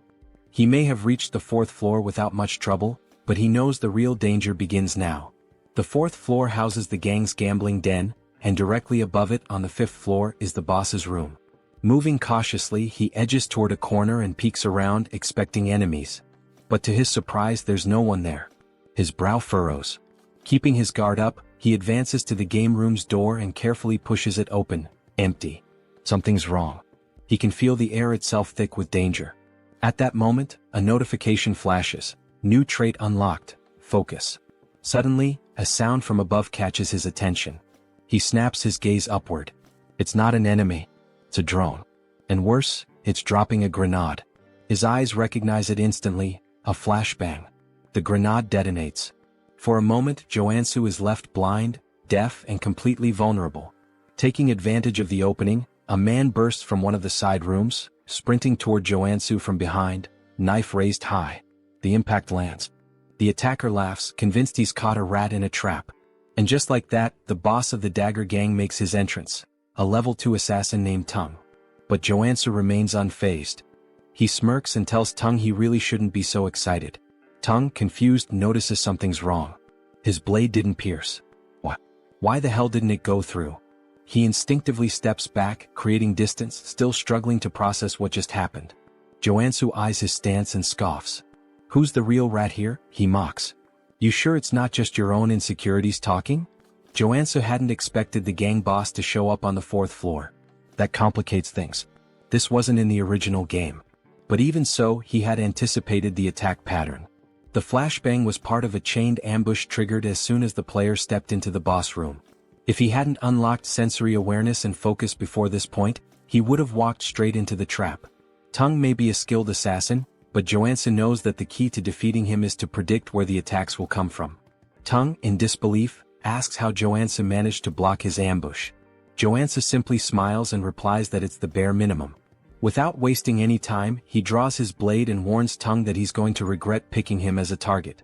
He moves swiftly, launching an attack, but Tung dodges at the last moment. In the blink of an eye, the assassin disappears and reappears behind him. You're acting pretty tough for someone so slow, Tung taunts. Tung throws a dagger directly at Joonsoo. He notices the movement, spins his blade, and deflects the projectile in midair. As expected from an assassin. You're damn fast, Joonsoo acknowledges. He quickly realizes that the dagger was enchanted with poison. One simple touch and it would be lethal. The longer the fight drags on, the worse it'll be for him. Tung grins maliciously. You're pretty lucky, huh? How about making a deal? If you surrender now, I'll only cut off one of your arms. Joonsoo rolls his eyes. Less talking, more fighting? Tung laughs and mocks him. I can tell from a mile away that you're a gunman just by how terribly you hold that sword. And you talk too much. Joonsoo wonders why Tung is so confident about that. Maybe it's because until now he's only used firearms. The gang leader charges at him, declaring that he's going to make his death painful. Joonsoo raises his sword above his head. I only have one shot, and it's now. He strikes, but Tung easily evades and laughs. Too slow? But that's exactly what Joonsoo wanted. In the middle of the swing, he twists his body, spins the sword, and redirects the strike straight at Tung's head. The assassin's eyes widen in shock, realizing too late the mistake he made. What? A marksman using a combo attack? Tung falls to the ground but manages to block the blade at the last moment. Joonsoo smiles, shaking his head. I hate to break it to you, but as soon as I switch traits, I stop being a marksman. He releases a faint aura around his body and declares, Now I'm a classic warrior trained in fencing. He adjusts his stance and activates the Mountain Crusher style. His blade descends with overwhelming force. Blood flies. Tung lets out a scream of pain as the blade tears through his chest. Joonsoo laughs. You dropped your guard. That's why you lost.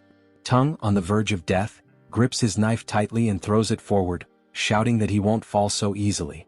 Joonsoo, completely caught off guard, didn't expect anything more from someone who was already defeated. The impact happens. Blood sprays through the air. Tung is sprawled on the ground, motionless, but Joonsoo looks to his side and sees the blade lodged in his own body. Damn it. I dropped my guard. Amateur move. He feels the poison spreading quickly through his veins. Without wasting any time, he reshuffles his traits to counteract the toxin. He manages to hold on, but the pain is intense. Outside he hears voices. Hurry. We need to get in. There's an intruder in the building. Joonsoo looks around. His vision begins to blur. He feels his energy draining from his body. No time to waste. I need to get out of here. On the 5th floor we see Joonsoo tied to a chair. He struggles until he falls to the floor trying to reach a shard of glass. I need to get out of here fast. He hears footsteps approaching. He looks up and sees none other than himself. The other Joonsoo crosses his arms and asks, "How the hell were you captured?" Without waiting for an answer, he crouches down and begins to untie him. Once Joonsoo is free, he can't hold back his tears. "You came all the way here, to save me?" The other Joonsoo merely sighs. "We'll talk later. We need to get out of here. They're coming." Now free, Shinsu tries to stand but can barely walk. Joonsoo watches him and clenches his fists, frustrated. "I can't believe they did this to you." He then crouches down. "Get on my back." Shinsu hesitates. "I can't ask for anything more. We don't have time for that. Hurry up." Shinsu hesitates for a moment but eventually gives in. "Just this once." He climbs onto Joonsoo's back, apologizing for the inconvenience. Joonsoo, however, is surprised by his loyalty. "I thought this world was a hell where I couldn't trust anyone, but I guess I was wrong." Back in Shinsu's office, Joonsoo devours healing soda bottles one after the other, trying to purify his body. After a while he finally smiles. "I did it, poison resistance. That took hours." Shinsu says, bringing even more bottles. "Drink as much as you need." Joonsoo grabs one last bottle and refuses the rest. "That's enough. I got the trade I wanted." Shinsu lowers his head. I can't apologize enough. It looks like information leaked while I was preparing the nectar. I shouldn't have trusted my employees." Joonsoo just smiles faintly. "Relax. In the end, I drank the nectar anyway." Shinsu is shocked and asks why he did that. Joonsoo responds casually. "If I hadn't drunk it, I never would have been able to save you." Shinsu starts to feel incredibly guilty. "I can't believe you wasted the precious nectar just to save me." Of course, that wasn't the real reason, but Joonsoo prefers he thinks that way. Suddenly, someone starts banging loudly on the door. Shinsu panics. "Is it the Dagger Gang? What do we do?" Joonsoo smiles. "Let's welcome them." He opens the door and to Shinsu's surprise, it's not the Dagger Gang standing there, but the Iron Fist Gang. The leader of the group looks at Joonsoo with a half-smile. "It was about time I got here." He crosses his arms. "I knew you weren't an ordinary guy, but I never imagined you'd wipe out the entire Dagger Gang. What do you want from me?" Joonsoo reflects for a moment. "Well, it's my turn to receive the reward for cleaning up this tough mission." He begins to explain how the two gangs hated each other and were constantly fighting over territory. In the game, the tutorial required the player to annihilate the Dagger Gang by helping the Iron Fist Gang take the building. As a reward, the rival gang offered various advantages. But now Joonsoo is struggling with an internal dilemma. Iron Fist asks, "Do you intend to create your own organization?" Joonsoo shakes his head. "That's not my style. I called you here to tell you that you can have the entire area that used to belong to the Dagger Gang." The gang leader is surprised. "You don't want anything for yourself?" "I prefer to work alone and have no intention of getting into the crime world. This is the best deal I can offer." Iron Fist ponders. "Such a deal has no drawbacks for me. Compared to the debt I had before, this feels like a bonus." Joonsoo laughs. "Looks like we're on the same page." Now that Iron Fist has the territory, Joonsoo finally makes his request. "So, I want a favor." "What do you want?" Just thinking about it, Joonsoo starts laughing darkly, but at the same time he smiles genuinely. "I want a house." Iron Fist is taken aback by the request. "A house?" Joonsoo explains. "I've been alone for a long time, and I realized I need a real base." He then begins clutching his stomach, pretending to be gravely wounded. Shinsu panics. "Joonsoo, are you okay?" Iron Fist clears his throat. "You wiped out those bastards? Then it's a deal." Joonsoo smiles. "I like direct people." Inside he's buzzing with excitement. "What kind of house are you looking for? A villa? An apartment?" Joonsoo shakes his head. "None of those. I need a secluded house with security, soundproofing, and an underground training center." Iron Fist thinks for a moment, then starts listing some options. Joonsoo bites his lip, hoping he'll mention exactly what he's waiting for. Then, finally, Iron Fist mentions a place. "There's a house on the outskirts of the area, on the Jenyabang slope." Bingo. Joonsoo feigns indifference, but inside he's ecstatic. That's the first house the player gets in the game. The main base in Arcane Seoul? He heads to the location and upon arriving, can barely contain his excitement. Finally, he takes in the view and laughs to himself. This house is way better than I imagined. Memories flood his mind. When he first fell into Arcane Seoul, he had no idea what to do. His hospital bill was a ridiculous 20 million won, and now he has a house that feels like a palace. Plus, now he has money coming in from the city's biggest security company. He could pay for a full year of hospital bills without a second thought. But this is still Arcane Seoul. No time to relax. The game's story is going to move forward, and he'll have to face enemies like the Saint, who threaten to destroy the city. He grabs his pickaxe. Time to find out the real reason I chose this house. He heads down to the underground training room and starts tapping on the walls. It must be around here. After a few minutes, he finds a specific spot and begins hammering with force. The wall finally breaks. Joonsoo smiles.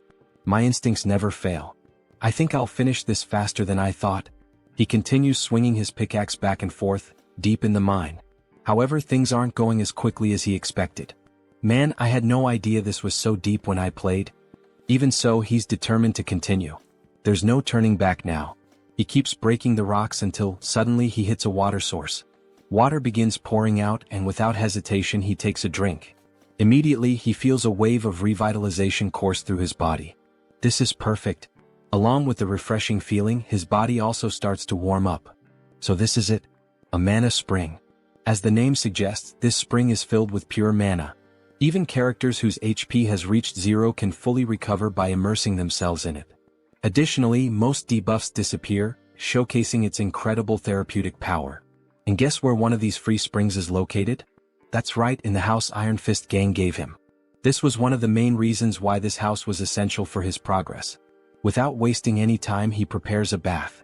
In the game, I handled this with a click. Here it's much more labor-intensive. But it was worth it. He feels the energy flowing through his body, confirming just how powerful this spring really is. He grabs his blade and holds it firmly. This place is perfect for training. Here he can fully heal whenever he runs out of energy.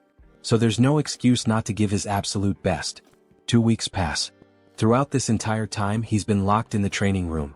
Now he can activate the black flame whenever he wants while wielding the Mountain Breaker sword.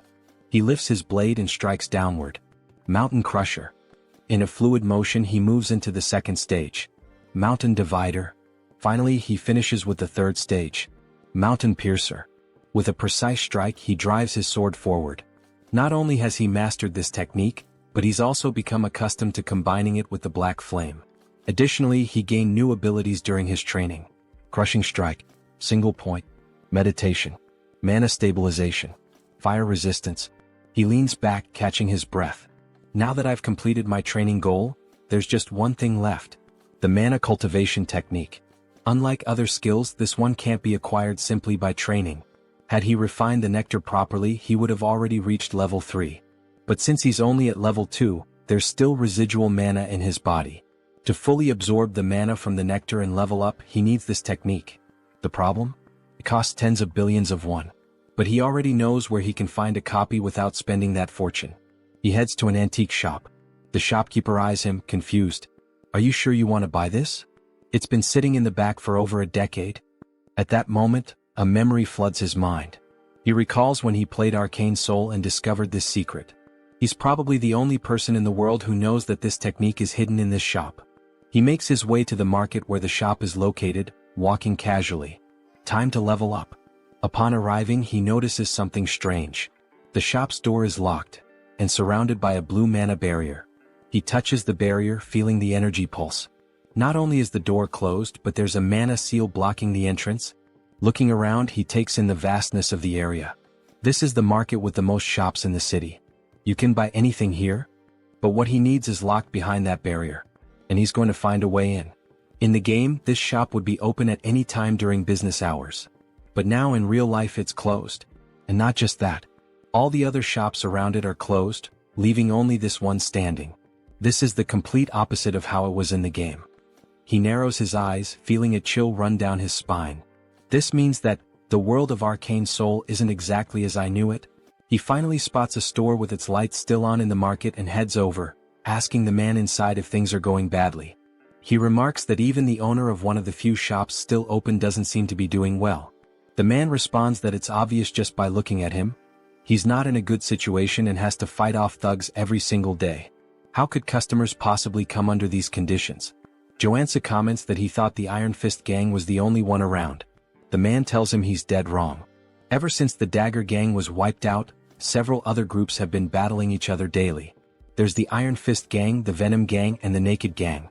Who in their right mind would want to step into this mess? Now Joonsoo understands why all the markets are closed. According to the original story, the Iron Fist gang destroyed the Dagger gang and rightfully claimed the territory, naturally bringing the market under their control. But this time he was the one who took down the Dagger gang. Because of that, the market has turned into a battlefield with other gangs fighting to claim it. Joonsoo is considering his next move when he suddenly hears people shouting, telling someone to take them down. The old man says they're at it again, and Joonsoo decides to check out what the thugs are up to. Rounding a corner, he sees a man being thrown into a small tent. A woman confronts him, reminding him that she already told him this was Venom gang territory.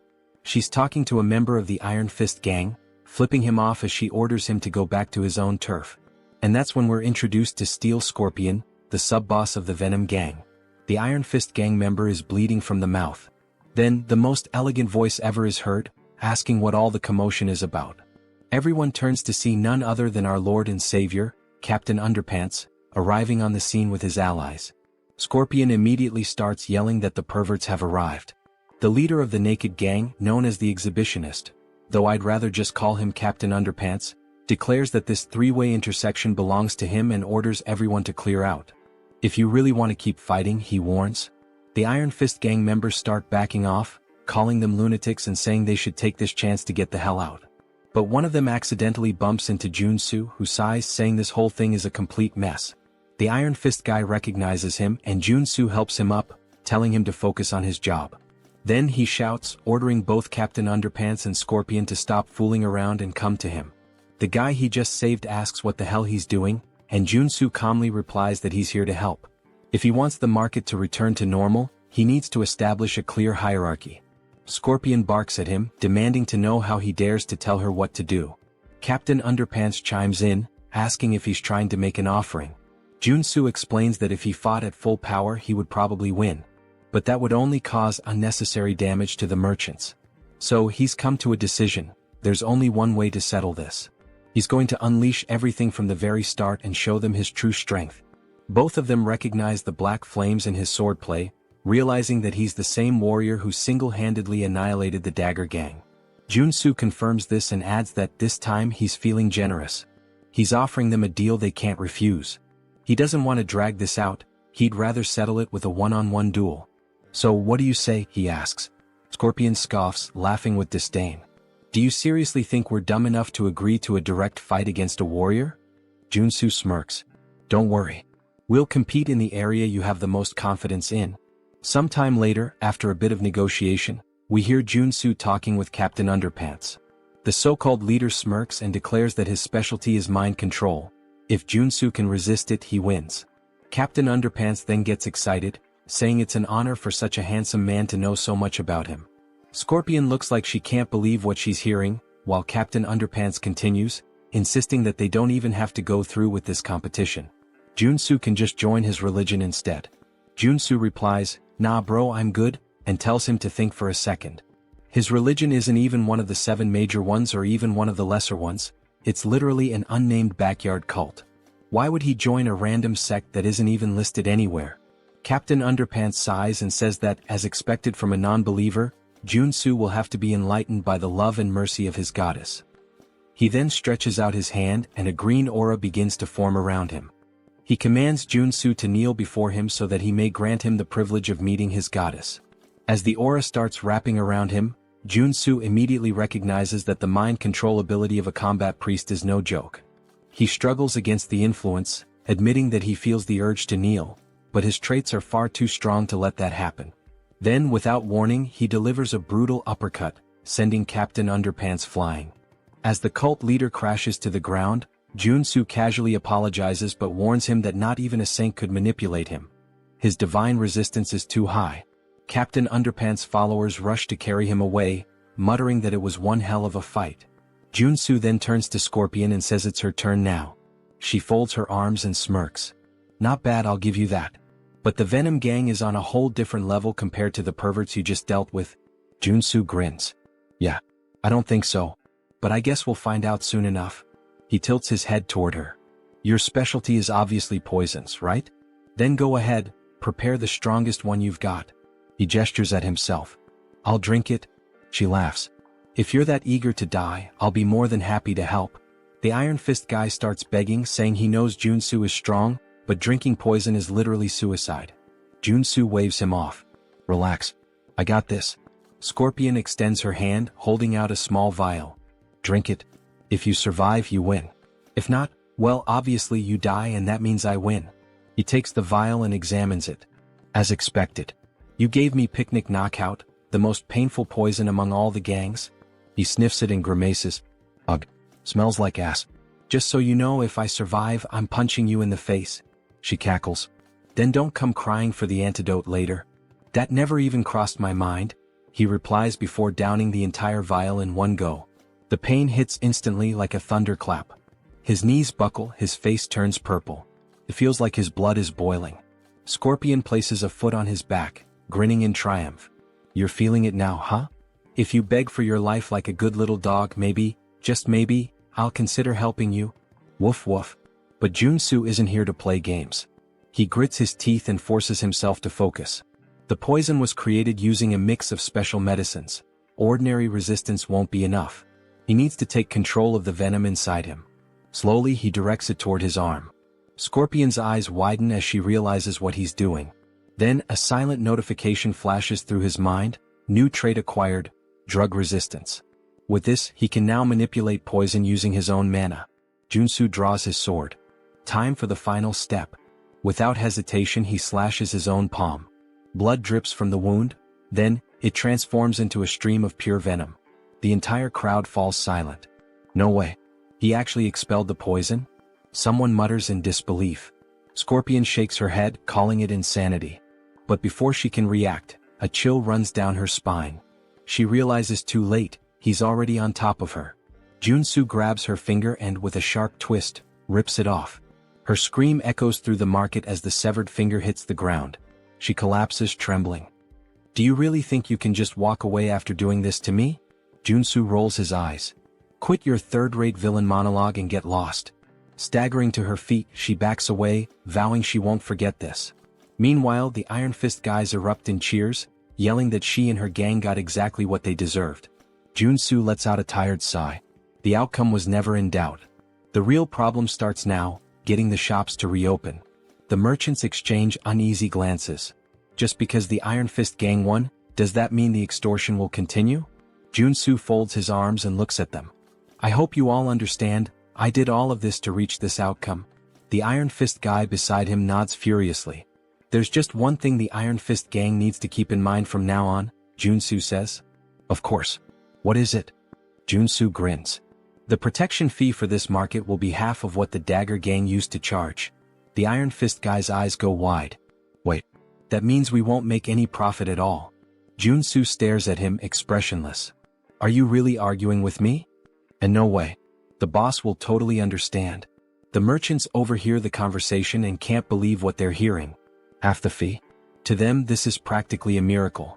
In an instant, Joonsoo becomes a hero. They start bowing, thanking him in every way possible. He chuckles. I just did what needed to be done. But I do expect some good discounts now. After all, this market has everything and I plan to take full advantage of that. The merchants immediately offer him an 80% discount. Joonsoo smirks. Good thing I leveled up my NPC affinity. With the antique shop finally open, Joonsoo heads inside. The shopkeeper greets him with a smile. I've heard a lot about you from the other merchants. The hero who saved the market. Joonsoo shakes his head. Nah, I just did what was right. The shopkeeper laughs. Don't be so modest. Those gangsters have been tormenting this place for years. He lifts his bandaged arm and explains that he had to close the shop after getting beaten up. His arm was broken in the attack. Joonsoo frowns. Were you able to get proper treatment? The shopkeeper nods. Yeah, I had a qigong treatment. Worked like a charm. If it weren't for the therapist, I'd still be in the hospital. There's a qigong therapist in this city? Joonsoo asks, surprised. The shopkeeper smiles. Yeah, and he's damn good at what he does. I can introduce you. Joonsoo thanks him but says he came here to buy something first. The shopkeeper gestures toward the shelves. We have everything, except what we don't.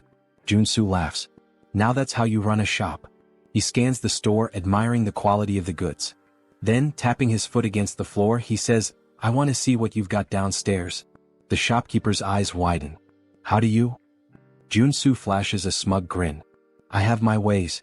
Of course he does. He's a no-lifer. They head downstairs and the shopkeeper explains that he normally never shows this collection to new customers. But for Joonsoo, he'll make an exception. Appreciate it? Below, the secret collection gleams before him. A true treasure trove of magical artifacts. Joonsoo's gaze sweeps across the items, confirming that Chunbok has always had rare pieces, both in the game and now. But the real prize is right there. The hornpipe of the ancestral god, which contains a secret mana cultivation technique. This is the jackpot. Now that he's secured the most important item, he might as well grab a few extras. He gathers everything and sets it on the table upstairs. I'll take these. Chunbok eyes the selection sharply. As expected, you've got good taste. He starts listing each item, but Joonsoo only listens until he hears the price. For everything. 2 billion won. Joonsoo stares at him like he misheard. Chunbok bursts into laughter. Relax, relax. That's the price for a stranger. But you? You're the market's guardian angel, so I'll cut you a deal. 500 million. Joonsoo lets out a relieved sigh. Damn, you almost gave me a heart attack. That 80% discount is a lifesaver. Now, all he needs is a superhuman priest capable of removing the sacred seal on the hornpipe. Luckily, he already has a lead on where to find this person. Purely by chance, of course. He asks Chunbok for the Qigong therapist's address and heads deeper into the city.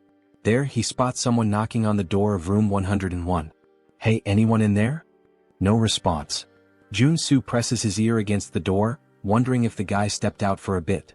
Suddenly, the door swings open. A pale man with white hair glares at him, looking more than a little annoyed.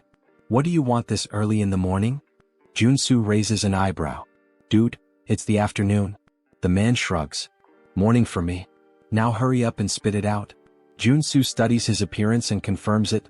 This is the guy. I heard your treatments are top tier. The man's expression shifts immediately. His suspicion fades, replaced by interest.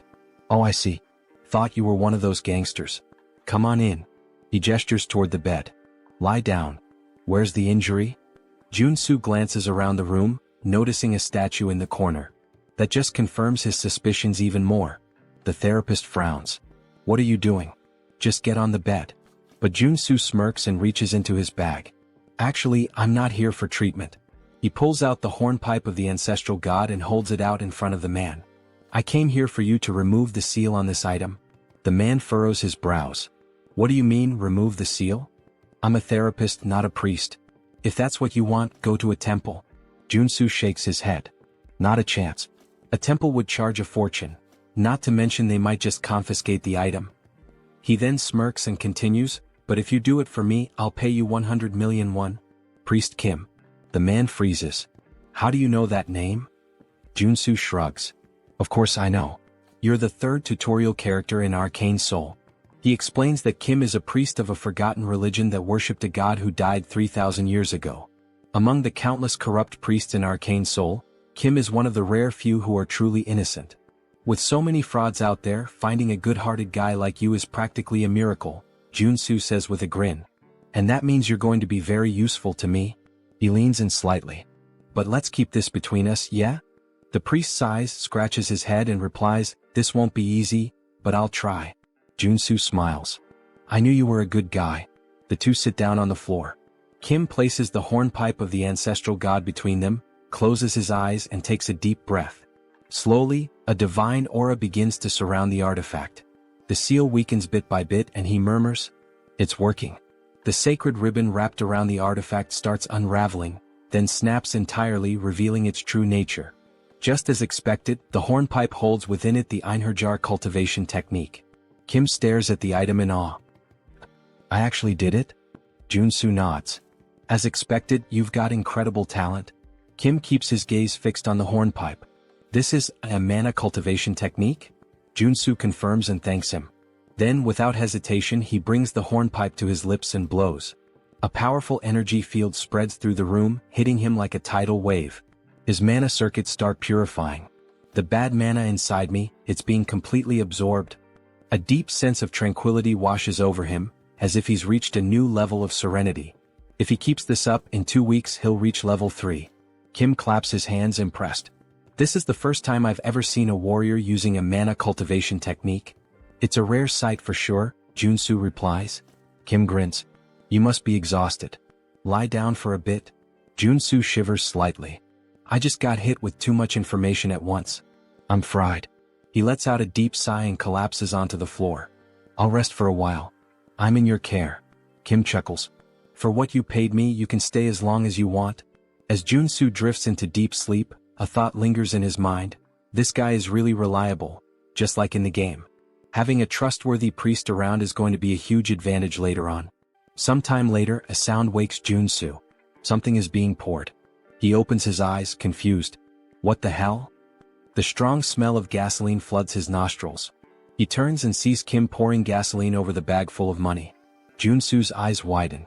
What the hell are you doing? Kim sets the gas can down and pulls out a lighter. Oh, forgotten god, accept my offering and rise once more. He drops the lighter. The fire devours the bills instantly. Joonsoo can only think, what the hell is happening? Without hesitation, he lunges forward and grabs Kim's wrists. Are you insane? He pushes the priest to the floor, pinning him by the shoulders. What the hell is wrong with you? Why are you burning the money I just gave you? Kim, his eyes glowing with devotion, responds, it's an offering to my god. Joonsoo clenches his jaw. And why the hell would a god need money? Kim answers as if it's obvious. Because my god only accepts cash offerings. It's the only way to obtain divine power. Joonsoo sighs. Ah, so this is that phase where you still believed in this nonsense. He crosses his arms and continues, the god you worship has been dead for 3,000 years. Even in the game, your religion was weak and had no influence, until you resurrected him. Which means, you clearly didn't know how to worship him properly. And you know what? Your method is wrong. Kim furrows his brows. Wrong? Yes, Joonsoo states firmly. You're not supposed to burn cash. What you actually need to burn is gold. You have to melt it down and vaporize it. Kim's eyes widen in outrage. Only a heretic would say that. Joonsoo shrugs. Or maybe it's something only someone who actually knows what they're doing would say. I bet you've never even tried it before. Kim scoffs. Don't talk nonsense so confidently. The Order has practiced this method for thousands of years. Oh yeah. Joonsoo smirks. Then why is your god still dead? The argument hits so hard it practically leaves a bruise. Kim is speechless. Joonsoo stands up and dusts himself off. Melting gold is kind of complicated these days. But I have another solution. Kim eyes him suspiciously. What solution? Well, Joonsoo grins. You helped me obtain my cultivation technique, right? So now it's my turn to help you. Cut to a pot filled with a shimmering golden liquid. Kim stares at it, hesitant. I'm pretty sure we shouldn't be doing this here. Joonsoo pushes a bowl toward him. Just drink it? Kim hesitates. If you do, your divine power will increase drastically, Joonsoo insists.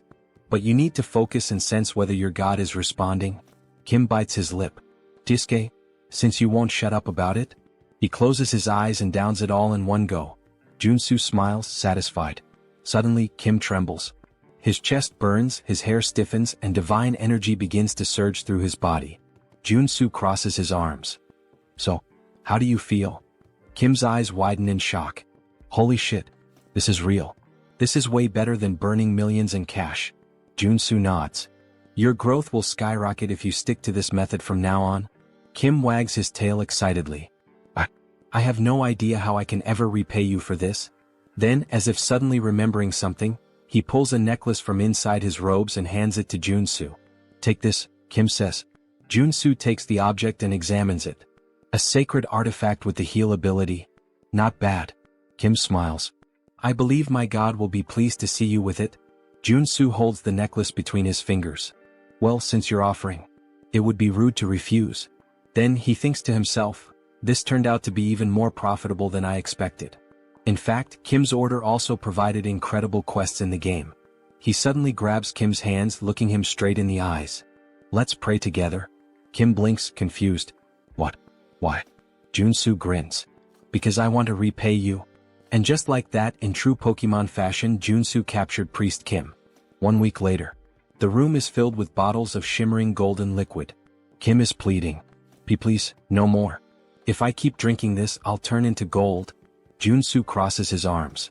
Until you become Midas himself, you have to keep drinking. Kim trembles. I am going to die of mana poisoning. Joonsoo's eyes shine like a shoujo anime protagonist. Do you really think so? He smiles. I guarantee that won't happen. Kim swallows hard. Joonsoo picks up another bottle, grabs Kim's face, and pours the entire contents into his mouth. Now just pray. Kim thrashes in protest, but Joonsoo keeps smiling. Oh, and one more thing, he adds. The 4 tutorial characters each have unique traits. He watches as Kim writhes on the ground. If Warrior Kim had an entirely white body, then Priest Kim? Joonsoo's grin widens. Is completely immune to mana poisoning. This allows his growth rate to skyrocket. The bottle empties and Kim feels like absolute garbage. But then his divine power explodes, forming a glowing circle around him so intense that it blinds Joonsoo. Kim has reached level 3. His eyes widen. At this level, I can even start preparing to become an apostle. Joonsoo laughs. Perfect. At this pace, it won't be long before you're ready. I'd say you've accumulated more than enough divine experience. He then crosses his arms, thoughtful. Besides, now that you're level 3, you need to call a regional assembly and gain official recognition as a bishop. Kim nods. Yes.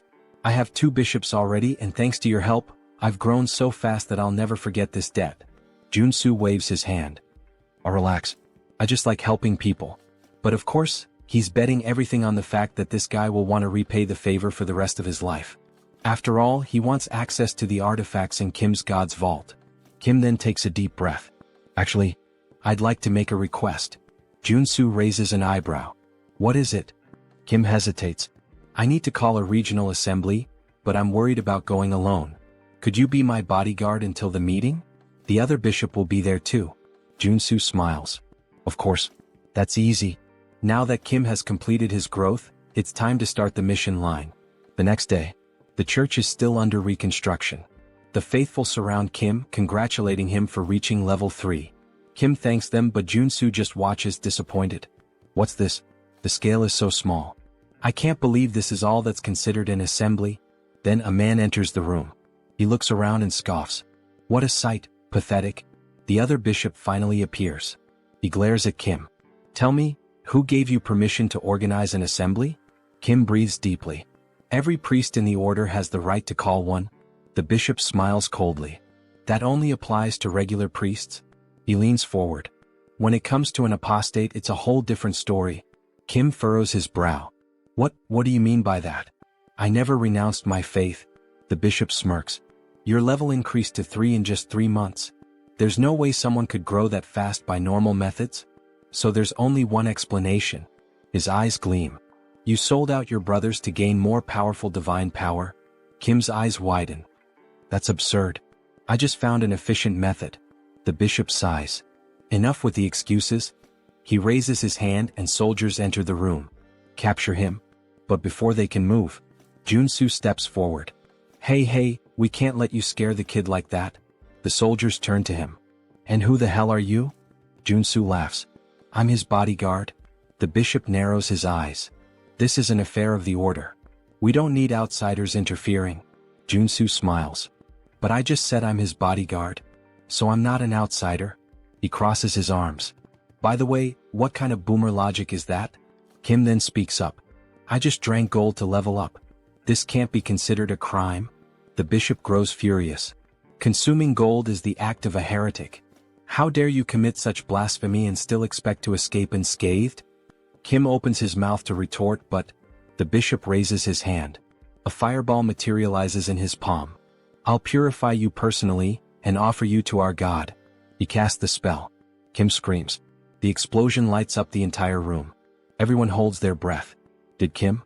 But when the dust settles, Joonsoo is standing in front of Kim, unscathed, with a mana shield still glowing around him. He sighs. Attacking someone without warning? He furrows his brow. Now that's blasphemy. The bishop is left speechless. Why you blocked my magic? Joonsoo smiles. So, you really want to attack a potential apostle like this? The bishop grits his teeth. There's no way a heretic can become an apostle. Kim looks at Joonsoo confused. What do you mean? Joonsoo smiles. Don't worry. He pulls something out of his pocket. Just eat this and pray. Kim blinks. What? Why? The bishop raises his hand again. If you don't want to burn along with Kim, get out of the way. Joonsoo smiles even more. If I prove that he is an apostle? He narrows his eyes. What will you do?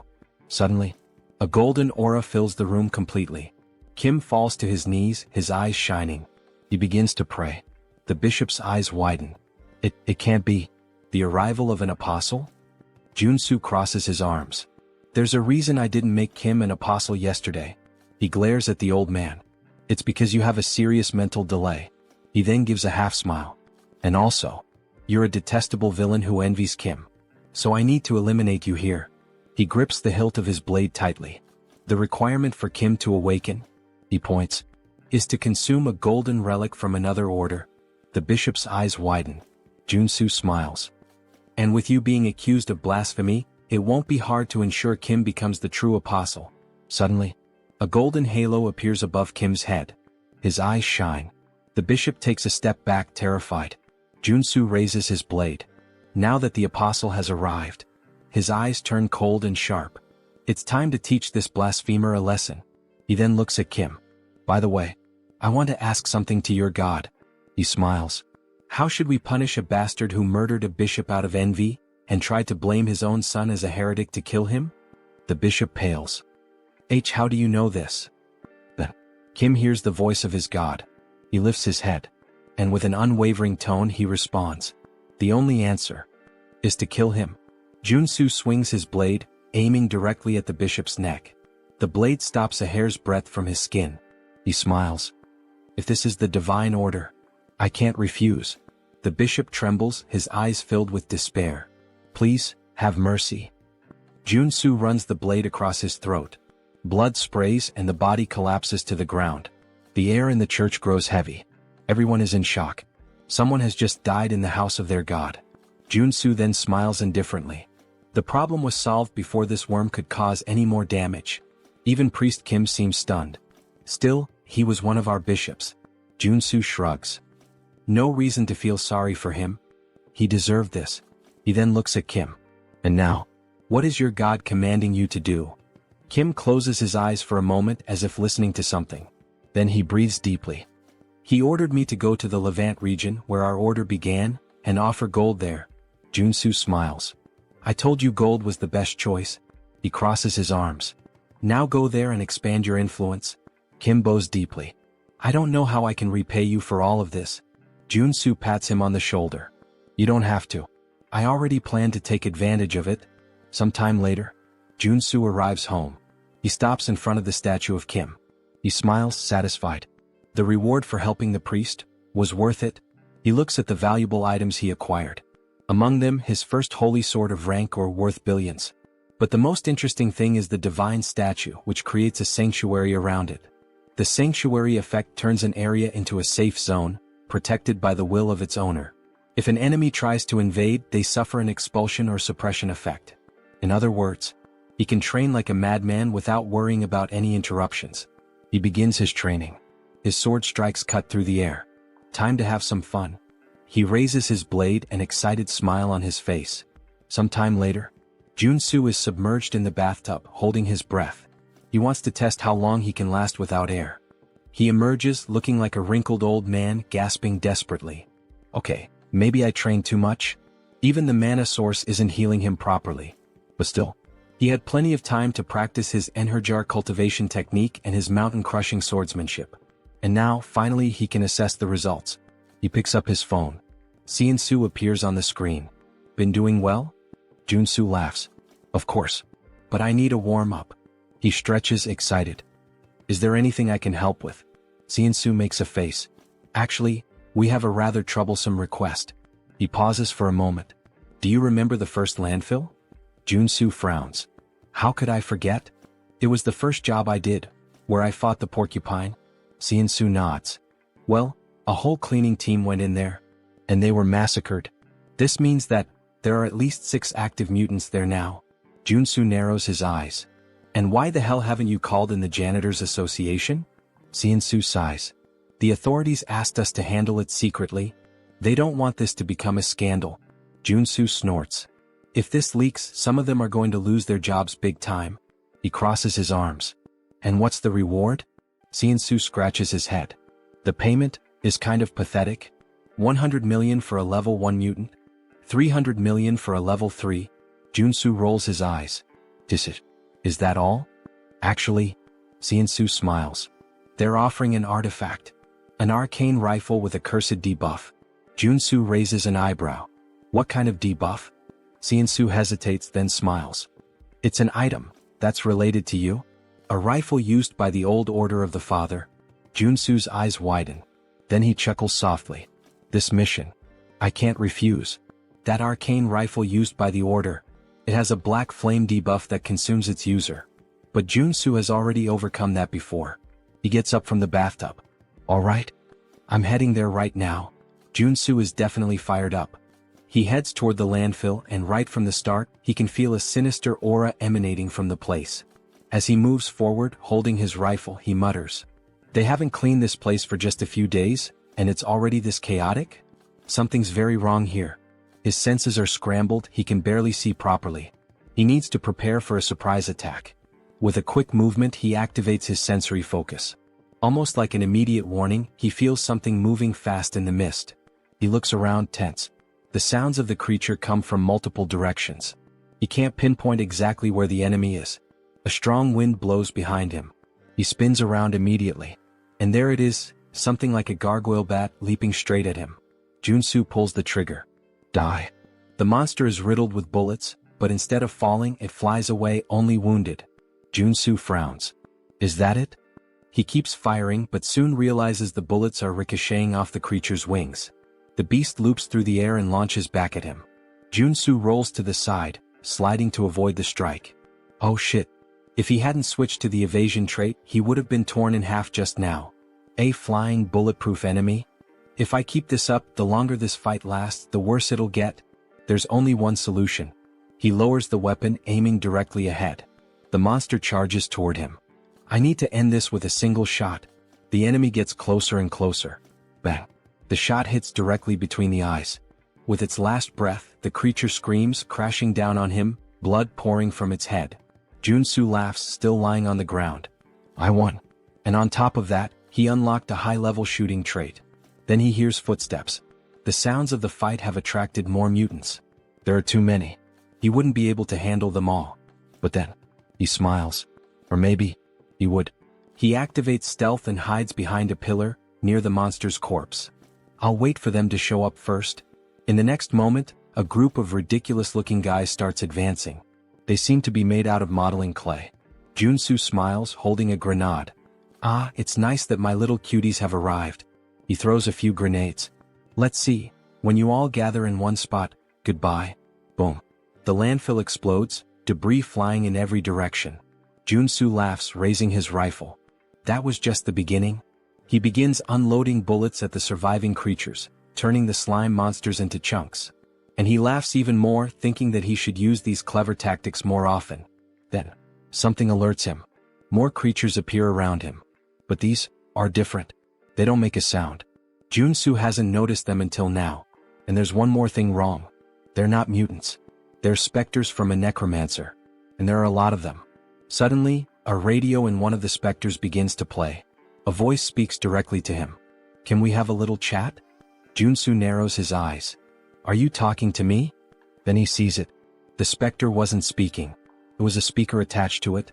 He sighs, understanding everything. Well. So you're using these specters to communicate, huh? This means you're the necromancer who created them. The voice responds. Why are you causing destruction in my territory? Joonsoo scoffs. Your territory? This is a contaminated landfill, my friend. But then, something clicks in his mind. The truth hits him like a weight. The Cleaners Association on the surface seems like a benevolent organization. They clean contaminated mana, bringing safety. But in reality, they're one of the most dangerous groups in Arcane Seoul. Ah, I get it. The mana cleaning is just a cover. Behind the scenes, the organization is involved in all kinds of crime, expanding its influence. And this This is probably yet another one of their schemes. They created this situation on purpose.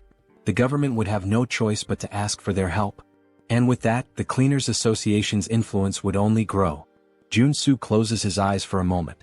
Then, he smiles, full of adrenaline. This just got a lot more interesting. Meanwhile, the Cleaners Association already has another plan in motion. They intend to use these incidents as an excuse to dismiss public employees who oppose them, consolidating their power even further.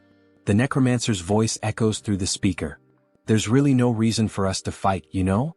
He pauses. I've got a proposal for you. Joonsoo rolls his eyes.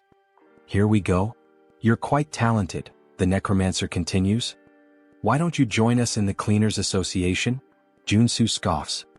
And why would I join an organization that spreads terror with monsters and landfills? The voice stays calm. I'm serious. With your skills, you'd be at the top of our hierarchy. Without a second thought, Joonsoo flips him off. No fucking way. Besides, he adds, that name is garbage. Totally lacking style. The necromancer bursts out laughing. Looks like you don't know your place. If you don't want to join us, the voice turns cold and sharp. Then you can just die. The specters charge toward Joonsoo. He shoots, causing a massive explosion that sends the specters flying in all directions. Sit down, buddy, he taunts. But the specters aren't mutants, they're magical summons. As long as there's mana, they simply regenerate. Joonsoo lets out a frustrated sigh. Oh shit. I forgot that firearms are useless against these things. He holsters his weapon and pulls out his sacred sword. Well, if that's the case, sacred attributes will take care of them. The necromancer's voice falters for a moment. A sacred sword? I thought you were just a shooter. Joonsoo charges, slicing through the specters with precise strikes, cutting them in half. Shut up, he growls. I'm going to find you, and when I do, you'll regret it. He advances, slicing through the fast-moving specters, severing limbs and limiting their mobility. Thanks to his attribute advantage, the fight isn't difficult. But the specters keep coming. Okay, enough, he mutters. Time to change tactics. He activates his resistance traits and combines them with the abilities of his artifacts. The sword, gloves, and necklace he bought from the store. Now, with 9 traits active, he believes this will be more than enough. Let's see how far this takes me. He launches forward, releasing an attack in the form of 4 aura blades, sending the specters flying backward. It works, but it's draining my energy pretty fast. He fires another attack, destroying even more of them. But some simply ignore the damage. The world around him begins to spin. Shit. I'm getting dizzy. But, just one more attack. His body starts to glow blue. He takes a step forward, and in the blink of an eye, he surges straight ahead like lightning. The ability he just unlocked is called Charge. A trait that allows him to move at high speed, dealing damage to everything in his path. He grins excited. I didn't expect to get this, but I'm glad I did. As he cuts through the specters like a rocket, he's already thinking ahead. If I can unlock another skill now, that'd be perfect. He bends his knees and leaps into the air, unlocking another trait called Jump. Yeah, it's exactly what it sounds like, he laughs. With Charge and Jump combined, escaping or attacking becomes a breeze. As he descends at high speed, he mocks. Now these idiots won't even know what hit them. He leaps and charges repeatedly, bouncing across the battlefield like a human projectile. After a while, he collapses, exhausted. Most of the specters have been destroyed. But his body is on the verge of breaking down. The necromancer's laughter echoes from the speaker. I didn't expect you to be a paladin. Now, I want you even more. Joonsoo struggles to get back on his feet. If you're so confident, why don't you show yourself? The necromancer responds with contempt. What kind of idiot mage would face a warrior in direct combat? Instead, accept my gift. Before him, a corpse begins to move. It's a shield bearer, a level 2 undead. Joonsoo clicks his tongue. This is going to be a problem? He still hasn't fully healed. The shield bearer raises its weapon and brings it down violently toward him. Joonsoo narrowly dodges. But before he can react, a purple arrow soaked in dark mana cuts through the air, and it strikes him in the back. He spins quickly, trying to understand what's happening. The necromancer's voice comes through again. Your moves are pretty decent. I can't wait to turn you into a death knight. Joonsoo narrows his eyes. This reminds me of a rule in Arcane Seoul. When you fight a necromancer, you should never focus on their servant. He leaps into the air, pretending to prepare an attack, but it's a feint. Instead, he dives straight to the ground, sliding beneath the undead's shield. His eyes scan the area, searching for the origin of the shot, until he finally spots it. Up high in the balconies, a silhouette stands out. So, it's you? Joonsoo activates charge, dodging the shield-bearer's attack and rushing directly toward the necromancer. He propels himself off the ground, soaring through the air. Time to finish off this coward. He draws his sacred sword, pointing it at the enemy. You made a fatal mistake by revealing yourself. Karen, the necromancer, smiles with disdain. So, you have a brain after all? Joonsoo narrows his eyes. Now that I see your face, I recognize you. You're Karen, a Reincarned necromancer. One of the directors of the Association of Cleaners, and the final boss of this damn landfill. Superhuman level 3. Karen raises his hand indifferently. Things aren't going to go the way you expect. Suddenly, spectral purple hands shoot out from his back, grabbing Joonsoo from all sides. He struggles trying to break free. Karen simply laughs. You'll never catch me. Then he fires magical arrows and releases a devastating electrical discharge. Joonsoo screams in pain while Karen watches, satisfied. That scream? It's beautiful. He laughs loudly. You should have known your place. Joonsoo, still trapped, smiles. Actually, this is my ultimate technique. He raises his hand, conjuring a massive black fireball. Black flame. Karen's eyes widen. What? Joonsoo forces his arm to break free. This is the end of the game. Karen tilts his head. Why are you trying so hard? It's actually adorable. Joonsoo grins slyly.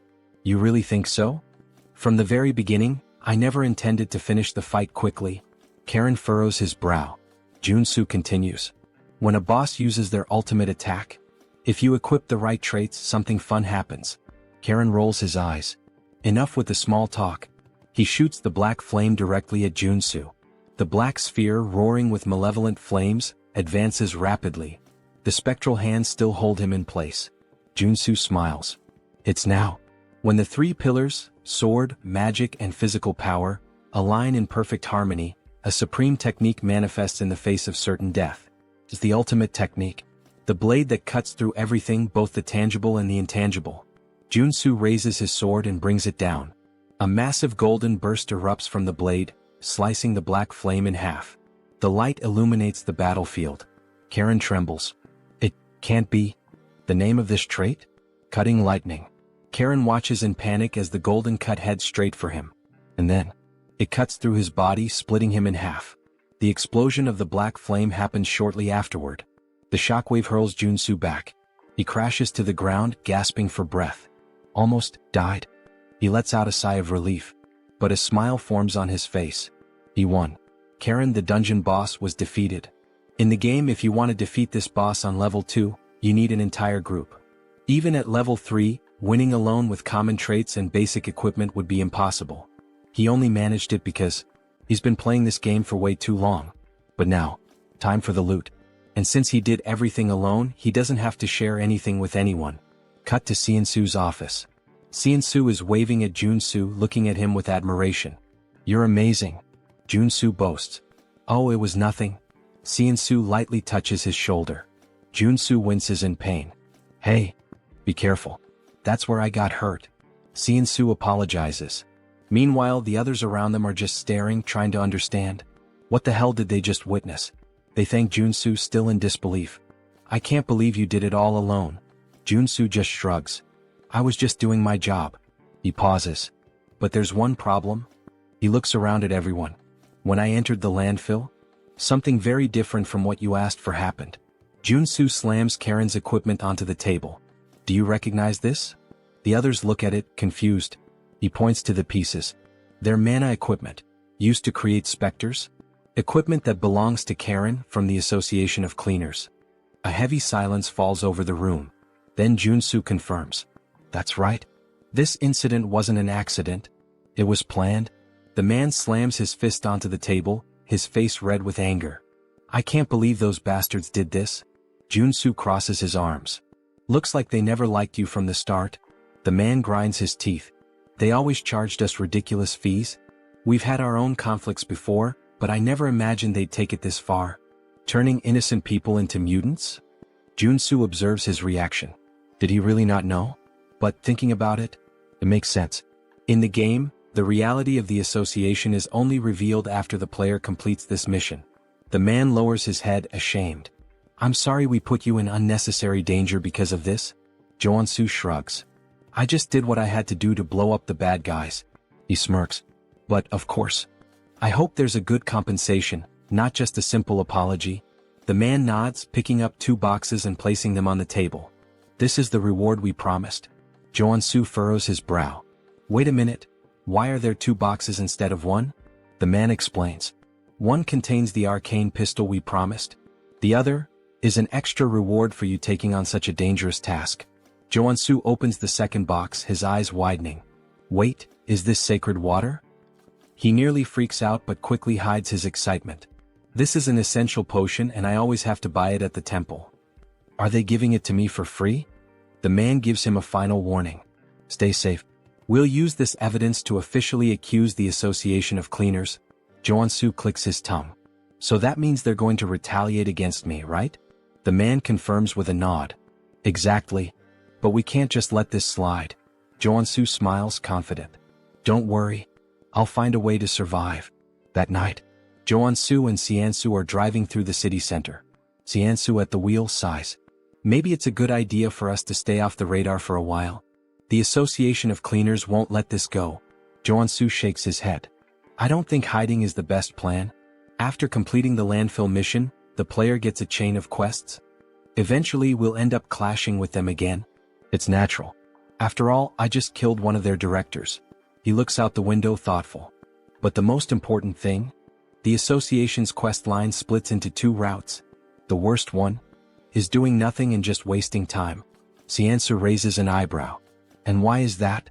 Joonsoo smiles bitterly. Because in that case, the president of the association attacks your house with dozens of superhumans. Siansoo swallows hard. Joonsoo continues. On the other hand, the easier route is the one I'm considering. He turns to Siansoo. Have you ever heard of Genubong? Siansoo goes serious. Of course. It's that restricted area south of the region. There's a huge poppy plantation there. If you're caught inside, you're screwed. Joonsoo smiles sideways. Exactly. And guess what? That place belongs to the Association of Cleaners. Siansoo's eyes widen. They have dealings with poppies? Joonsoo shakes his head. No. It's not about the poppies. They're conducting body modifications and human trafficking there. They're nothing but a luxury crime syndicate. Siansoo's eyes widen. Are they crazy? Joonsoo nods. Exactly. And that's why I'm going to strike first. Siansoo jerks the steering wheel abruptly, almost crashing the car. What? Say that again? Joonsoo ignores him and instead pulls out his phone, showing a list of supplies. Claymores. EMP bombs. Among other dangerous and expensive things. Siansoo blinks, confused. What the hell do you plan to do with all this? And, do you have any idea how much this is going to cost? Joonsoo smiles wryly. Money is something only amateurs worry about. These items? I got them while cleaning up the monsters at the landfill. Siansoo inspects the materials and nods, impressed. This should cover the costs.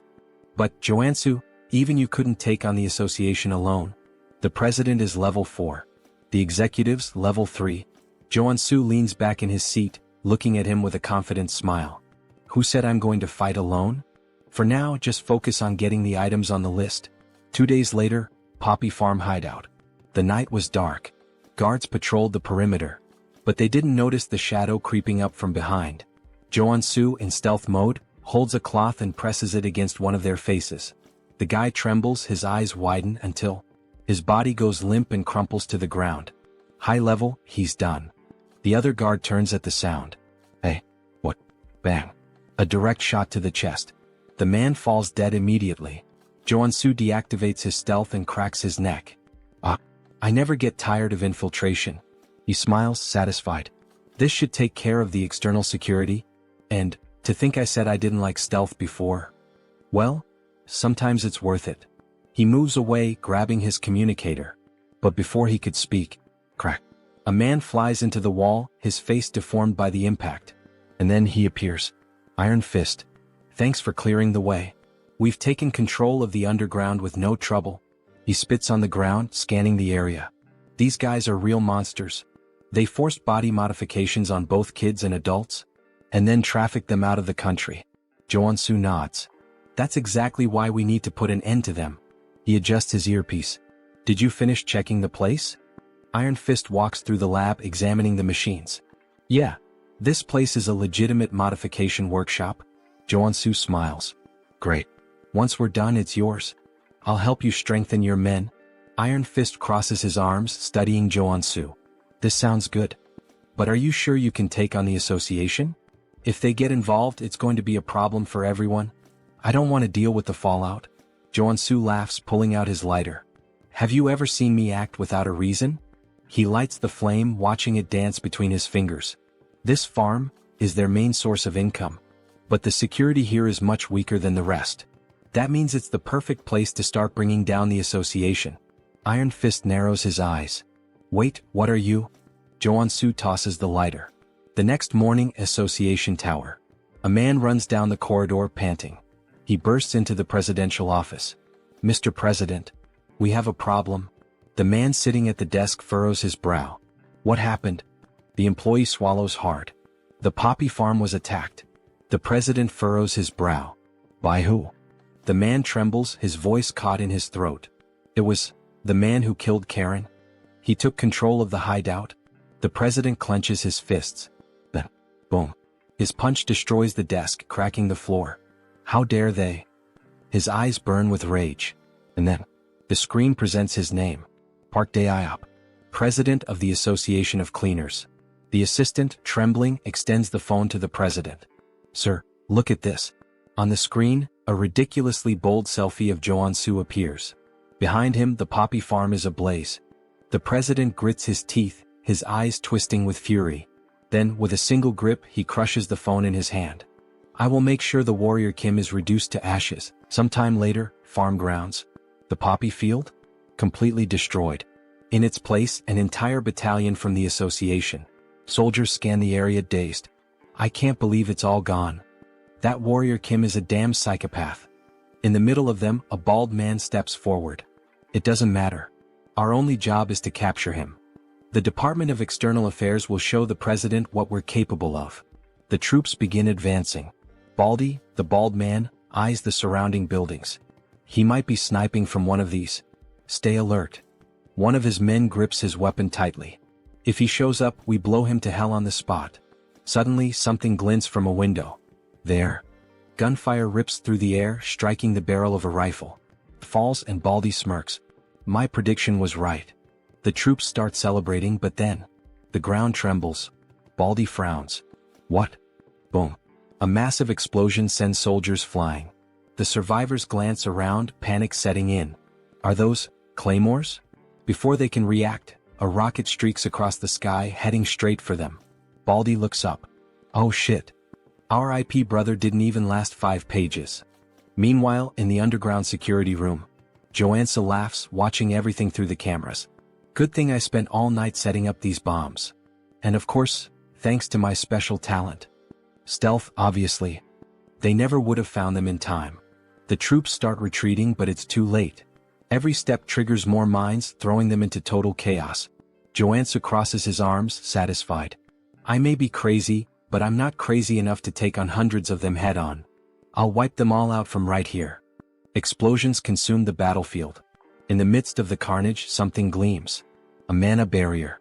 The association's president, Dae-iop, narrows his eyes. Looks like he came well prepared, despite the way he taunted us. Beside him, a man steps forward. Leave this to me. I've analyzed all his patterns. His voice is so cold, so precise it almost sounds... Wait. He talks exactly like me. He must be a robot. On the screen, a name appears. Cyborg. Superhuman class R level 3. Vice President of the Association. Dae-iop glares at Cyborg, his voice dripping with hatred. Bring him to me. I'll make sure he dies the most painful death possible. Suddenly, boom. A grenade detonates near them. Cyborg doesn't move. The blast radius doesn't reach here. Well, since they're throwing grenades to test the waters, we can just clear the traps and move forward. Another rocket fires straight at them. Sometime later, Cyborg raises his hand and simply swats the rocket aside, sending it exploding behind him. His men stare, slack-jawed. He turns to them. Did you track the shot? Yes, sir. It came from the right side of the rooftop. Good. Shoot him. The troops opened fire, tearing the location apart. But as the dust settles, it was just automated turrets. Cyborg grins, satisfied. We're almost at his hideout. Time to show that bastard what hell looks like. Or maybe, he's already getting a taste of it. Inside the bunker, Joonsoo clenches his teeth. As expected of cyborgs. Not even remotely human. Suddenly, a red alarm flashes on the control panel. Joonsoo leans forward, surprised. They're here already? Faster than I thought. This newbie hunting event really lives up to its name. Then, crash. The doorknob explodes. The door creaks open. And in the entrance, two women appear, smiling. Why are you hiding down here, little rat? Come play with us. God, I wish I were him right now. The moment that thought crosses our minds, we're introduced to Ebony and Viper. Both are level 3 superhumans and executives of the association. They step into the room and... The chairs? Empty. The screens? Just images of Joonsoo flipping them off. Viper frowns. How did he know we were coming? The answer? Joonsoo, invisible, grinning in the corner. Of course I saw this coming. As Ebony and Viper scour the room, Joonsoo observes. The Custodian Association wants to put on a big show, pretending this is a straightforward conflict. Meanwhile, their assassin executives attack from behind. He chuckles softly. Too obvious. I know all your tricks. Click. He pulls the pin on a flash grenade and tosses it to the floor. Ebony narrows his eyes. What is? Flash. Both are blinded instantly. They realize too late. It was a trap. Joonsoo dashes past them, cackling. Damn, that was perfect. I've got no business with you too. Viper, still dizzy, screams in fury. I'll kill you, you little shit. But he's already sprinting up the stairs. The assassins will catch up soon. I need to move fast. Gunfire. Bullets zip past his head. He twists, gritting his teeth. Shit, they're already on me. I need to focus on defense. He activates his mana barrier, forming a shield in the hallway. Bullets slam into it, but don't break through. And yet, crack. The barrier begins to splinter. Joonsoo grins defiantly. Shoot all you want. I'll block everything. Ebony smirks. You sure about that? Bang. A bullet pierces the barrier. Joonsoo's eyes widen. Shit. The shield shatters. Shards fly across the corridor. He stumbles back, trying to recover. Ebony steps forward, gun still smoking. How'd that taste? These bullets are laced with explosive magic. Joonsoo mutters a curse under his breath, but then, his eyes land on a clock. Important enough to catch my attention now? Viper pulls out a crossbow, loading a shot. Oh, and don't forget. The sweets come from the sides. Twang. The bolt whistles through the air, and buries itself in his side. Tisk. Pain flares through his body. Viper smirks cruelly. That's nothing. Compared to the pain you're about to feel. Joonsoo grits his teeth. You guys are just dime store villains, in ridiculous latex suits. Viper's smile vanishes instantly. What? She lunges forward, and kicks him square in the face. Bow. Joonsoo is sent flying. Straight into the clock he had just noticed. Viper laughs, enjoying herself. Bet that hurt like hell. By the way, that poison's pretty strong. It's already in your arteries. Good luck surviving. Ebony steps up, grabbing Joonsoo by the collar. It's over. Time to bring you to the president. But then, Joonsoo smiles. A confident smile. Now you're in my domain. He exhales slowly as if relaxing. Acting was harder than I thought. Ebony narrows his eyes. What do you mean? Joonsoo gestures with his chin. You hear that ticking? Tick, tock, tick, tock. Viper frowns. And? He chuckles. Surely it reminds you of something? Joonsoo grins wickedly. Almost like there's a giant time bomb right next to you, huh? He channels mana into his feet, preparing to rush. With a burst of speed, he rockets down the corridor. Stay put and rot. As he runs, his mind races. Ebony and Viper are stronger than Karen. If this were a direct fight, I'd have no guarantee of winning. So I had to play my role perfectly. I disabled all my abilities to appear weak. Lured them toward the clock while they let their guard down. Because, inside the clock, he had planted white phosphorus munitions worth over $1 billion. Pretty sure that's illegal under the Geneva Convention. Now he shifts into a dramatic tone, like a character from a novel. Sleep tight, ladies. And dream of me. With a smug grin, he presses the button. Boom. The explosion engulfs the corridor. Ebony and Viper's weapons fly from their hands, their eyes widening in horror. They realize they've walked right into his trap. But it's already too late. After the explosion, Joonsoo starts laughing. He has successfully eliminated the executives, but more of them are coming. He needs to recover quickly, so he equips all his healing abilities, especially because he has no idea when the guy with the machine will show up. And then, suddenly, multiple enemies start appearing. Speak of the devil. A group of men with robotic features approach the protagonist. You took down Ebony and Viper? Yeah, Joonsoo replies, grinning. And you'll be the next one buried in a grave in just a few moments. Don't even think about walking away from this unscathed, one of them snarls. I'll make sure to modify you until you're begging for death. Joonsoo smirks. Wow, what a terrible attempt at being scary. Try acting a little more human next time, he mocks, playing on the fact that his opponent is part machine. I can already tell talking to you is a waste of time. I'll end this right now. The enemy growls as a metallic claw extends from his wrist, just like Wolverine's. The others raise their weapons. Joonsoo chuckles. I love how you guys modified your bodies based on your own wild imaginations. Thanks, idiots. He grins, pressing a red button. Suddenly, sparks erupt from the area, and an electrical surge paralyzes all the enemies. Without missing a beat, Joonsoo opens fire. A-1 in EMP bombs. EMPs and rifles, my best friends when fighting machines. With the robotic men stunned, Joonsoo mercilessly guns them down. However, one of them remains standing. I guess that's the real RoboCop, he mutters, staring at the unfazed enemy. Damn. How much money did you pour into that stupid body of yours? The EMPs didn't even faze you. This is unavoidable, the cybernetic warrior growls. I'll rip you apart and kill you right here. Dragging his blade across the floor, he charges at Joonsoo, swinging with lethal intent. Joonsoo narrowly dodges, but in the process he loses one of his guns. You're just gonna keep dodging forever? The enemy taunts. Fight like a man. Or better yet, like a machine. Damn, he's seriously strong. I have to be faster, Joonsoo thinks. He slashes at the enemy's midsection, but even his abdomen is made of iron. Only his eyes remain human. What a joke, the enemy laughs. What a pathetic excuse for a sword. Then, with a burst of fire from the thrusters in his feet, he lunges forward. That sword strike didn't even scratch me, bastard, he sneers, delivering a brutal kick to Joonsoo's chest. The force sends him crashing into a concrete wall, blood spraying from his mouth. His entire body is covered in mana, so swords don't work on him. Before Joonsoo can react, the enemy steps on his chest, pinning him down. What did you expect with such a weak body? The enemy scoffs. Humans are pathetic. You machine bastard. Wait. Joonsoo's eyes narrow. A mechanical body that only moves using mana? How the hell is that even possible in this world? I'm going to cut off your arms and replace them with umbrella handles, the enemy sneers. Just as he raises his blade to strike, something unexpected catches his eye. What the hell is that tiny pistol? He scoffs. Joonsoo smirks. Looking at your body, I had an idea. Are you seriously trying to shoot me? Haven't you realized yet? Ordinary bullets can't hurt me. Who said these are just ordinary bullets? Joonsoo says darkly. Black flame. He pulls the trigger.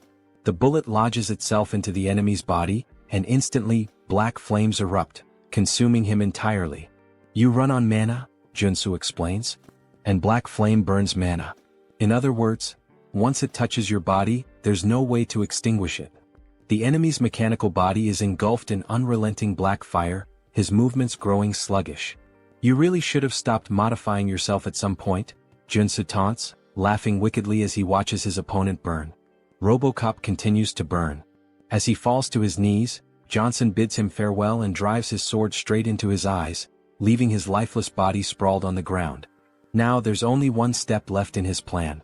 It's time to wipe out the entire association, he declares, laughing as he guns down every enemy in sight. Explosions erupt throughout the garden. They're just headless chickens without their executives. Run, run, there's no hope for you. The screams of his enemies are music to his ears. Suddenly, a deafening sound rings out, sending a sharp pain through his head. What the hell is this? And then he finally arrives. Eyes glowing red like a tiger's. It's really him, the president of the association. A level 4 superhuman. His gaze locks onto Joonsoo. And then, he leaps. A massive jump, like something out of a superhero movie, soaring straight up and landing right in front of Joonsoo. What the? Did he just jump from the ground to the rooftop of a 5-story building? I have never experienced such humiliation before, the president says coldly.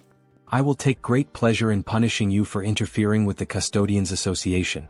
He moves fast. Shit. Joonsoo tries to unsheath his sword, but before he can react, boom, he's sent flying. Had he not swapped his abilities to defensive traits in time, that single attack would have killed him. But I can't beat him if I only defend myself. Without hesitation, Joonsoo switches back to offensive traits and launches a piercing attack. The president dodges effortlessly. Interesting skills you have, he muses. But how will you handle this? Joonsoo pulls out his pistol loaded with black flame rounds and fires. The president smirks. Oh, I like that. With a flick of his hand, a barrier materializes, blocking the attack with ease. He nullified my 2 best abilities like they were nothing. Before Joonsoo can react, the president charges in and lands a rapid barrage of punches, knocking him to the ground. He's unbelievably strong. Is that all? The president sneers. As expected. It was impossible from the start. Park Daop was born with an SR rank, his stats overwhelmingly powerful from the beginning. Meanwhile, Warrior Kim was just an NPC. A weak, low-level character. The gap between them was absurd. Is this your final battle? The president taunts. You know how I took down your subordinates? Joonsoo asks, wiping blood from his mouth. What? I took out Ebony and Viper with white phosphorus rounds. The cyborg? EMP bombs. Now tell me, what do you think I've got prepared for you? You? Prepared for me? Impossible, you idiot. No, it's not. Joonsoo's body begins to change. For a level 2 superhuman to defeat a level 4 superhuman, there's only one way. Trait activated, body mutation. Muscle mutation. His body shifts and twists into something monstrous. Warrior Kim has become a mutant once again. What? He chose to become a mutant. Joonsoo's breathing grows heavy. I won't be able to control myself for long. But he's prepared for this. Flashback. In the shop he bought a specific item, Berserk Glasses. This item grants the frenzy trait for a limited time. And that's exactly what he needs right now. Joonsoo crushes the glasses. A new sensation floods his mind. All distractions disappear. His thoughts fade. Only bloodshed, death, and combat remain. Here we go. Joonsoo launches a furious barrage of punches. The president blocks them, eyes narrowing. He doesn't know what ability Joonsoo just activated, but one thing is clear. This is about to get fun. Let's begin again, the president says, activating his own ability, Rage. His base stats skyrocket. Now let's have some real fun. Both fighters charge at each other. Fist meets fist. Neither backs down. This won't be enough to take me down, Joonsoo grins. Same to you, the president replies. Their battle turns into a brutal exchange of punches, fists flying like a high-speed boxing match. A real Japan versus USA boxing showdown. Who got the reference? Leave a comment on the video. Joonsoo lands a solid jab straight to the president's face, sending blood spraying through the air as the impact forces him back. New traits acquired, super strength and iron armor. A primal roar erupts from Joonsoo's throat, his excitement for battle overwhelming all reason. I can do this all day. Alright, the president chuckles. I'll admit you're strong. It's been a while since I had a fight this good, but I'm done analyzing you. This is my victory. Quit bluffing and fight. Joonsoo growls, throwing another punch. But the president effortlessly dodges. All you do is throw mindless punches, he scoffs, sidestepping each blow with ease. Then, in one swift motion, he counters, driving a devastating punch into Joonsoo's gut. Blood spurts from his mouth. Bastard. The president smirks, dodging again. Go on, keep swinging those sloppy, untrained fists, he taunts. And then, boom, he delivers a brutal uppercut, sending Joonsoo flying. Damn it. In close combat, he has a massive advantage. The frenzy trait's effect is starting to wear off. There's no other way. I have to go all in on this next attack. Joonsoo knows he can't win a hand-to-hand fight. He begins channeling his energy, preparing to swap his traits. What kind of cheap trick are you planning now? The president sneers. You're done. He charges forward to end it, but Joonsoo grabs his wrist. Fine. I'll admit it, you're better than me in hand-to-hand combat, Joonsoo says, locking eyes with him. But as you can see, I'm not a brawler. A dangerous grin spreads across his face. I'm a swordsman, you bastard. Joonsoo channels power into his hand. And in an instant, a massive sword materializes. Before the president can react, a blinding light erupts point blank, piercing straight through his heart. You can use that ability barehanded? The president gasps. This was a good fight. His body trembles, and then collapses lifeless. Joonsoo exhales heavily. Shit. I really pushed my body too far this time. A system notification appears. Status effect, disease. Suddenly, a wave of unbearable pain surges through him, like his body is tearing itself apart. Arg? But then, a golden beam of light bursts from his body. His monstrous form begins to fade, his body slowly reverting back to normal. Warrior Kim has ascended to level 3. Oh god. Thank you, I leveled up just in time. A weak chuckle escapes his lips. I really am one lucky bastard. Then, his body gives out. He collapses unconscious. When Joonsoo finally regains consciousness, he finds himself submerged in the bathtub of his own home. Home? Mr. Superhuman, are you all right? Joonsoo blinks, looking up at the concerned face of Director Choi. What happened? Choi. I thought you were dead. Choi says, tears welling in his eyes. You were lying there, surrounded by all the members of the association. So, you brought me back home? Joonsoo asks, piecing it together. Yeah, Choi nods. I noticed you were still breathing, so I threw you into a mana spring. You've been unconscious for a week. A whole week. Now that Choi mentions it, he does feel a lot better. You're seriously amazing, Choi says, shaking his head. You single-handedly wiped out the president of the Plumbers Association. Yeah. I know, Joonsoo smirks. I guess I'm kind of a big deal now. Not just kind of, you're insanely incredible. Stop flattering me, Joonsoo laughs. Oh, and by the way, Choi adds, I took the liberty of collecting all the loot from the fight. Take a look later and let me know if you need anything. Got it? But first, I need to fully recover. Joonsoo's expression darkens slightly. Now that I'm level 3, there's somewhere I need to visit. A malicious smile crosses his lips. 1 week later, Joonsoo arrives at the Mana Measurement Center. Now that he's level 3, he will officially be promoted, receive a certificate, and gain access to countless benefits. This is insane, Mr. Superhuman, Choi exclaims. I've never seen anyone level up as fast as you. You're gonna start your own country soon at this rate. Joonsoo scratches his head, looking embarrassed. I wouldn't go that far. Maybe I should get my certification now? He asks, flashing a JoJo fan grin. The examiner chuckles. Of course. Please come this way. After a while, the girl officially hands over the certification paper. Thank you. I'm so jealous of you. Ha. Me? Why? Joonsoo asks, puzzled. For so many reasons. I wish I were as strong as you. Baek Soren showing this kind of emotion? Feels so strange. Unimaginable even. In the game, she's a berserker warrior, a ruthless killing machine, more like a psychotic girl drenched in blood than someone who'd ever say something like this. Joonsoo pauses, thinking. He doesn't have any immediate plans after this, so... Hey Baek, would you like to become a superhuman? Of course. Who wouldn't want that? Then how about you become my student? Baek blinks in surprise. If you agree, I promise, I'll turn you into a superhuman. And a strong one at that. And how exactly do you plan on doing that? Trust me, Joonsoo smirks. Warrior Kim has the ability to see latent potential. Baek's cheeks turn slightly red.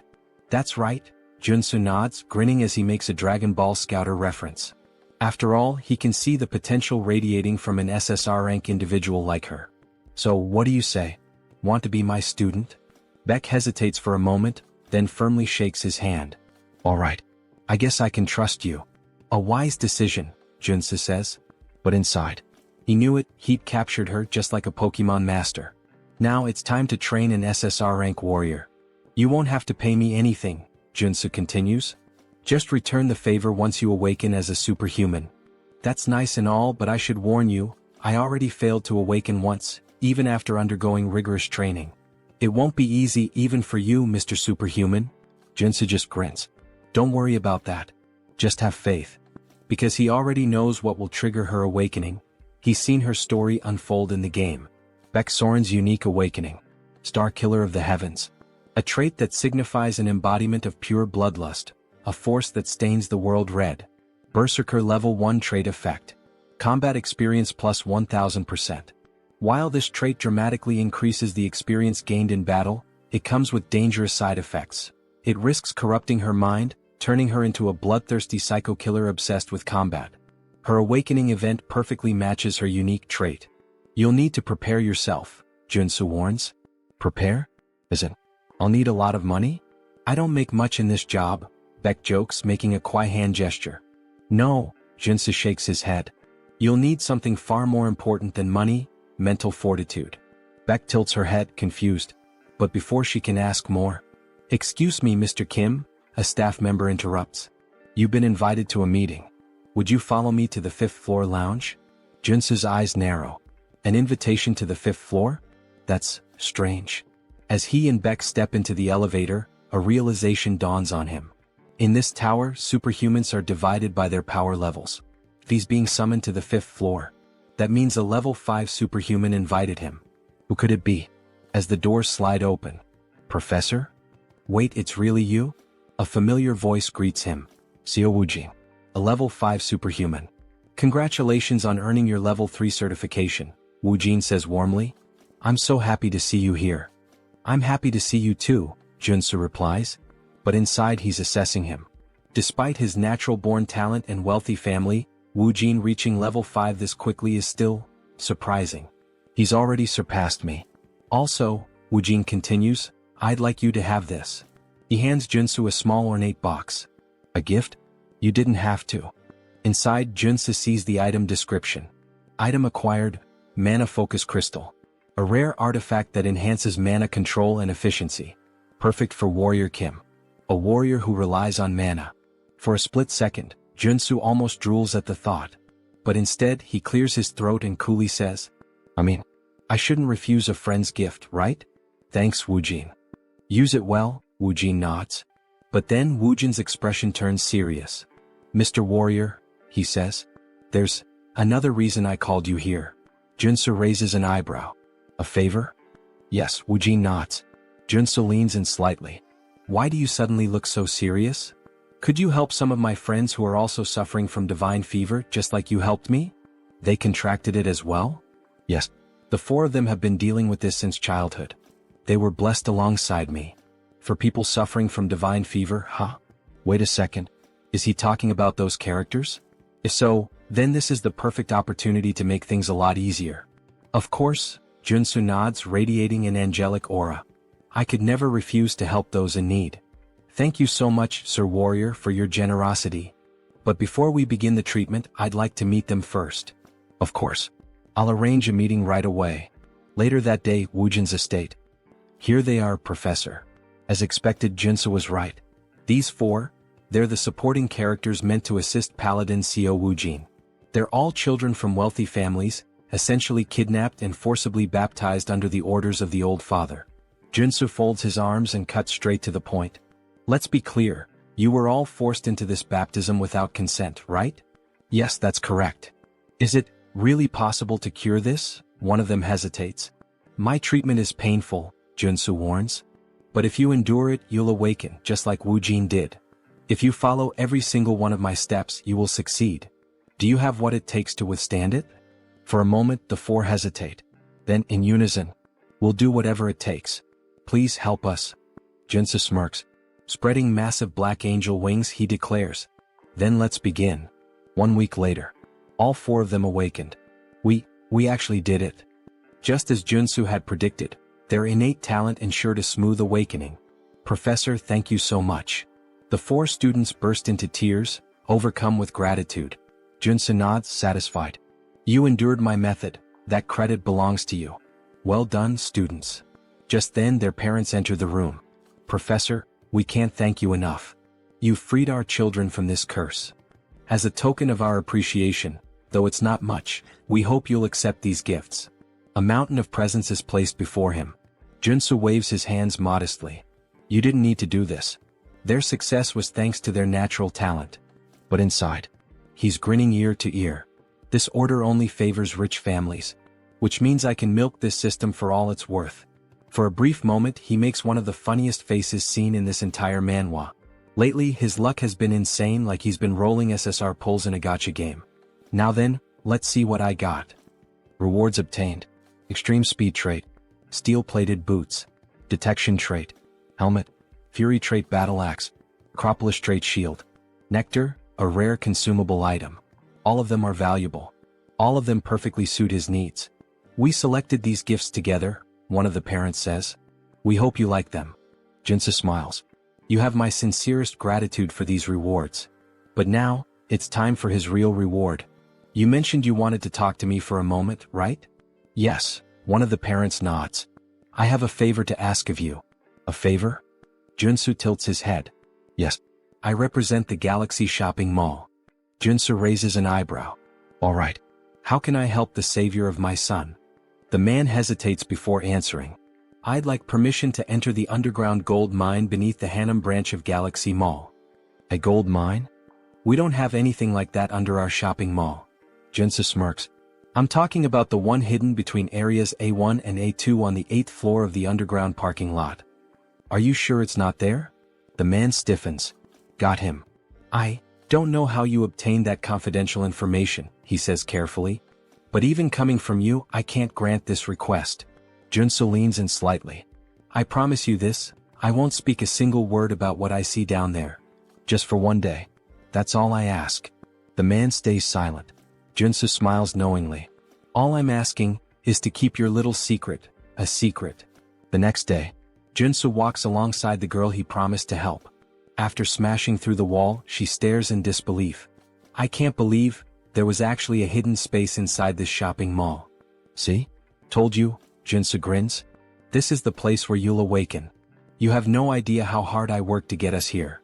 But, are we really going to train in a dirty place like this? She asks, wrinkling her nose. Of course, Joonsoo assures her, stretching out a hand. I promise, it'll be fun. Characters with the trait star that kills the sky can't be awakened through traditional methods. They have to be pushed to the absolute limit, forced into a life or death situation. This dungeon hasn't been discovered by the world yet, but this is the exact place where Soren awakens in the future. Sir Warrior, this place is so dark, and it smells weird. Her voice trembles and she grips her arms tightly. Joonsoo can tell she's afraid. Then, a zombie suddenly lunges at her. She barely dodges in time, but the impact sends her glasses flying to the ground. Warrior. Please help, she cries out. Joonsoo tosses a sword to the ground. The training has begun. Excuse me, what? Kill that zombie yourself. What? Fight for your life. That's what I'm telling you. This is the only way for Miss Soren to awaken. What kind of nonsense is that? The zombie lunges again. Get away from me, you monster. Soren swings instinctively, and in a single devastating slash, she cleaves the zombie in half. Joonsoo's eyes widen. What the fuck? How is that even possible? That was just a single strike, and it had that much power? Soren. Maybe she has even more talent than I expected. As she stands there, sword trembling in her grip, a red aura begins to radiate from her body. Wow, very well, you started off strong. You're so cruel. You can't just tell me to fight without any warning. Soren shouts. But you went all out, didn't you? Yeah, but...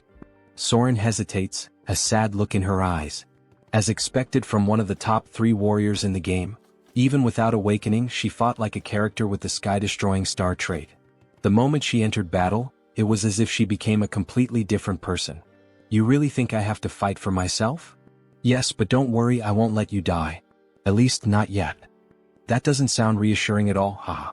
Let's just keep going. She continues cutting down zombies. You mentioned taking a few superhuman classes before. Did you learn any sword techniques? Nope. I've never even held a sword before, nor learned any techniques. But you said I had a certain talent, right? She says proudly. Then there was that instructor who had to use every possible method just to acquire a single trait. Isn't that way too overpowered?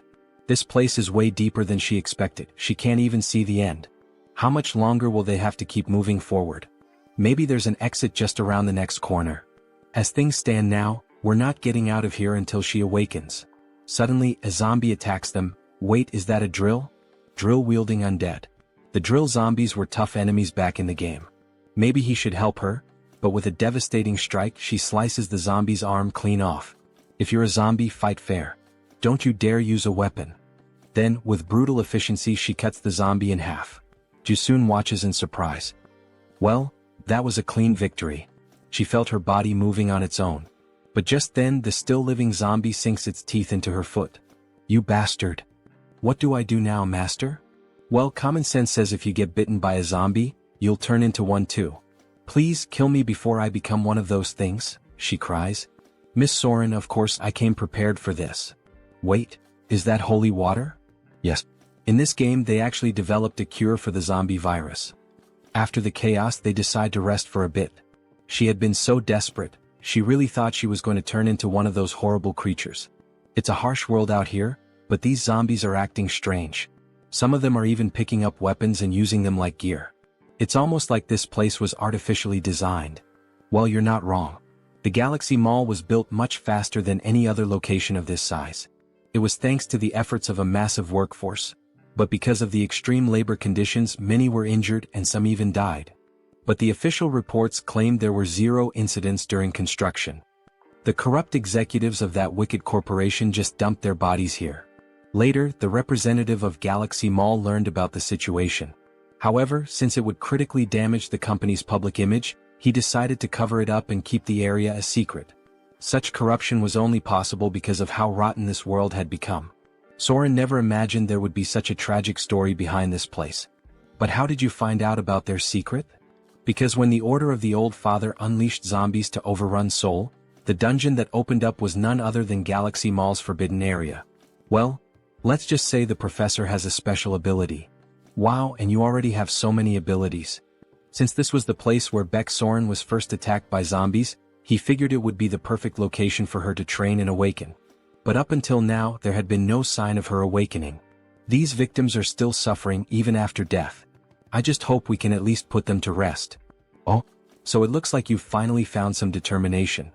At the same time she couldn't shake the strange feeling that she had to keep fighting. Alright, let's go. It's finally starting. All of a sudden the temperature in the area plummets. This place, it's eerie. Let's be careful. Then they spot an open warehouse, almost like a giant freezer. What is this place? Upon entering they see a radio. There are 3 bears in the house. Papa bear, mama bear, baby bear. A children's song. This is creepy. 3 bears in a house.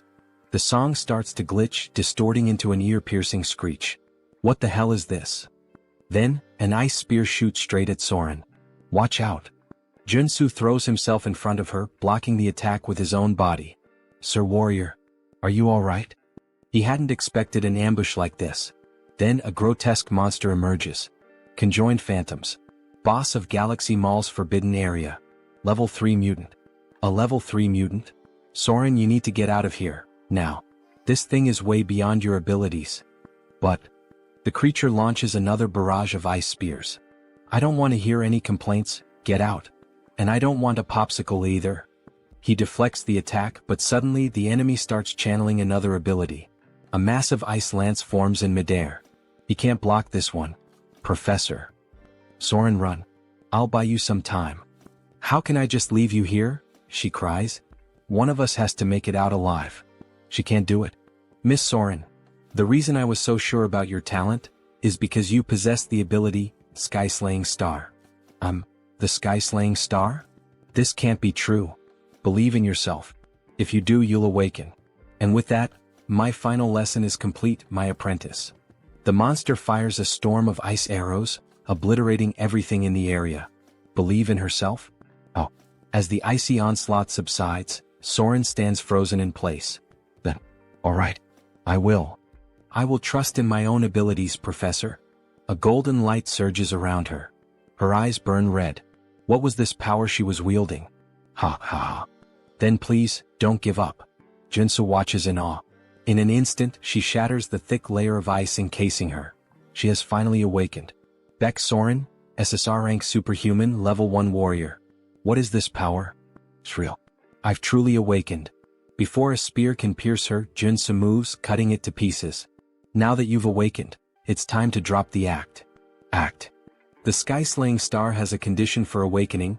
You must face a life-threatening situation and possess the mental strength to overcome it. You put yourself in danger just to make me awaken? You did an excellent job. But now, it's time to fight. Baek Soren, the sky-slaying star. The mutant lets out a furious roar, then begins channeling a new attack. He looks pretty pissed off, Professor. Don't worry. You'll be fine as long as you deflect his attacks before they touch your body. To prove his point, he demonstrates, effortlessly knocking aside an incoming strike. See? It's not that hard. But when he glances back, he sees Soren trapped in ice. Are you alright? Right. Even though she's awakened, she's still just level 1. It's unrealistic to expect her to master everything perfectly right away. She had been caught by multiple ice barrages, yet she wasn't seriously injured. Looks like you're fine. Upon awakening, every warrior receives their initial trait. Hers was Indomitable, a trait that grants strong resistance against all abnormal status effects. Before awakening, she constantly felt like she was about to die. Now she barely feels a thing. Fascinating. As expected from an overpowered character, she got Indomitable, the best defensive trait. As for him, since he had overseen multiple awakenings from his previous apprentices, he had gained the Perception trait, allowing him to see all of his enemies' traits. A ridiculously powerful PvP ability. Oh yeah, that's broken. I don't think that'll be of much help right now. Well, don't worry about it. For now, let's train with your new awakening. Both of them start running. She acquires the haste trait. Good, you've already picked it up. Her combat growth is incredible. Her body feels like it could take off at any moment. She wants to keep fighting. Watching the professor leap to dodge 2 ice blocks, she instantly learns the same technique. Wait, I'll cut it for you. But before he can react, she's already next to him. What the? How did you get here? Well done. You can already use that ability. It felt like I was flying. Will she surpass Joonsoo in just a few days? Just like Seo Woojin did? Alright, Professor. What's the next move? Use the traits you just learned to pull the mutant's attention. While you keep him occupied, I'll finish him off. I've already taught you everything I could, so it's best to end this quickly. Understood. Soren starts dodging every attack with ease, gliding across the ice as if she were skating. Come on, hit me, you dumb mutant. She suddenly gains 2 more traits. She keeps accumulating traits. Her talent is truly something beyond normal. Alright. Now that I've helped Baek Soren awaken, it's time to wrap this up. Joonsoo channels a golden aura into his sword. With the skill flash, he unleashes a devastating light-infused slash, instantly obliterating the mutant. Well, congratulations, Professor. That was amazing. Nah, that was nothing. Then a phone appears on the ground. So this was the monster's mana core? How does a phone work as a monster's mana core? Well, this happens a lot with ghost-type monsters. A worker who ended up here valued his daughter more than his own life. Before he died, his resentment possessed this phone, turning it into a monster's core. I hope he can rest in peace now, Soren says, tears welling up in her eyes. I'm sure he will. Suddenly, the phone transforms into 2 mana cores. These are called crystals. If you hand them over to someone who knows how to use them, you can get some pretty good equipment. This is an incredible reward, something only obtainable by defeating this area's boss. Suddenly, the ground starts shaking. What's happening now? We already defeated the boss. This area is collapsing. Then what should we do? Have you managed to fully adapt to the traits you just acquired? What?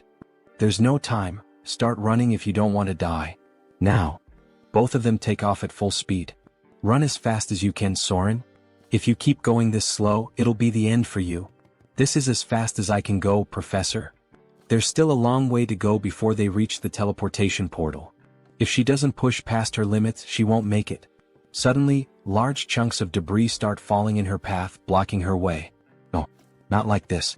She just awakened. There's no way she's going to die so easily. There.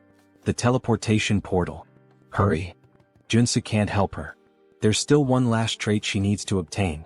The reason she became one of the game's best characters was because of 3 defining abilities.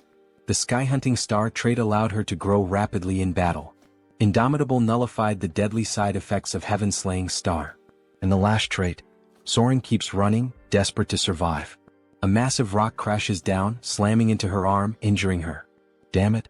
I won't give up that easily. I will survive, no matter what it takes. She pushes forward. Here I go again.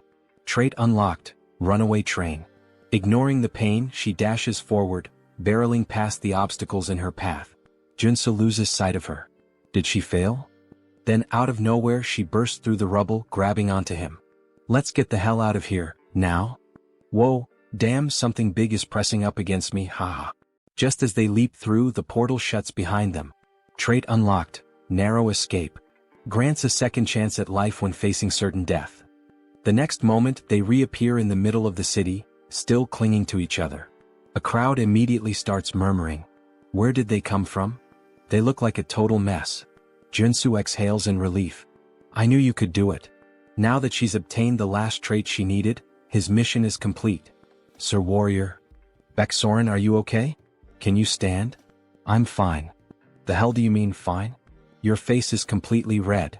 That's just because. Sir Warrior, just let me stay like this for a little longer. Could you hold me a bit more? Meanwhile, some jealous bystanders grumble in the distance. That lucky bastard. Why couldn't that happen to us?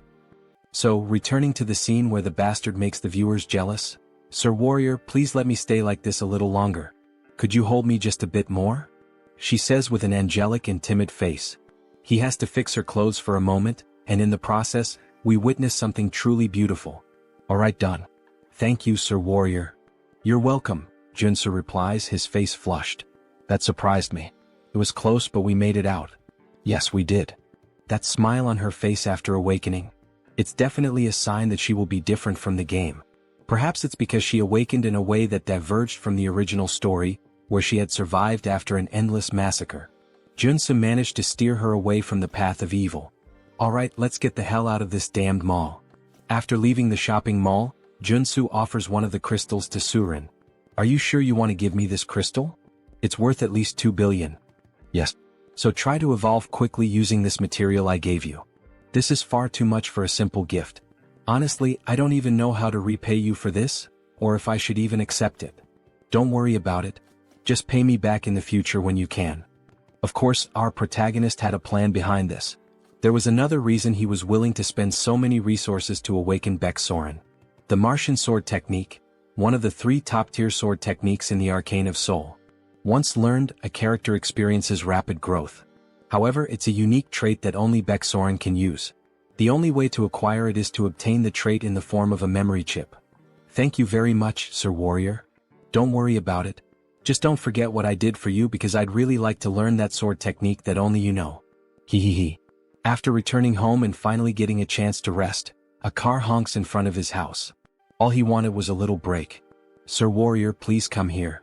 The damned world of Arcane Seoul wouldn't simply let him rest. Alright, Woojin. Thanks for coming to my residence at this hour and making the trip all the way here. I'm so happy to finally be able to repay you for healing all of Woojin's friends. I would have preferred if he hadn't come now. We miraculously managed to schedule a meeting with the Armor Meister. I'm beyond excited.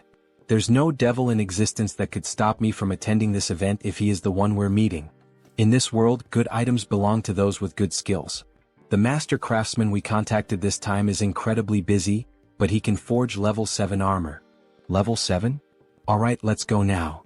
Moments later, they arrive at the entrance of a grand house, with several guards stationed outside.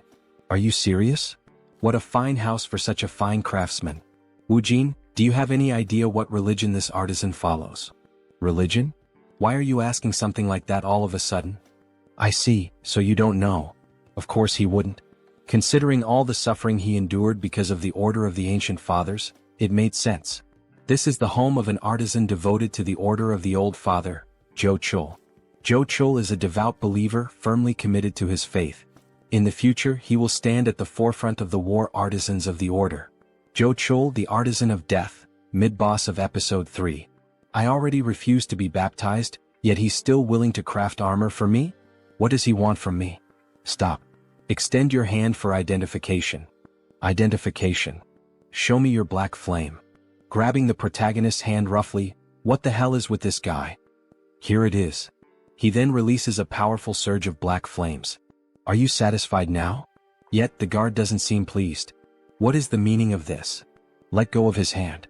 We are visitors with a reservation to see the artisan. Stop. Who said you could treat my guest this way? The master artisan, Joonsoo. Level 6 superhuman. Sir. My apologies for the intrusion. Refusing baptism and awakening the black flame. You are indeed an honored guest. And this is how you treat me? Please forgive me. The light and the savior recognized by the saint. What? The light and the savior recognized by the saint. What the hell does that nonsense even mean? Alright, now come inside. Let's start discussing what kind of equipment you're looking for. Alright. A plate armor of this style is my specialty.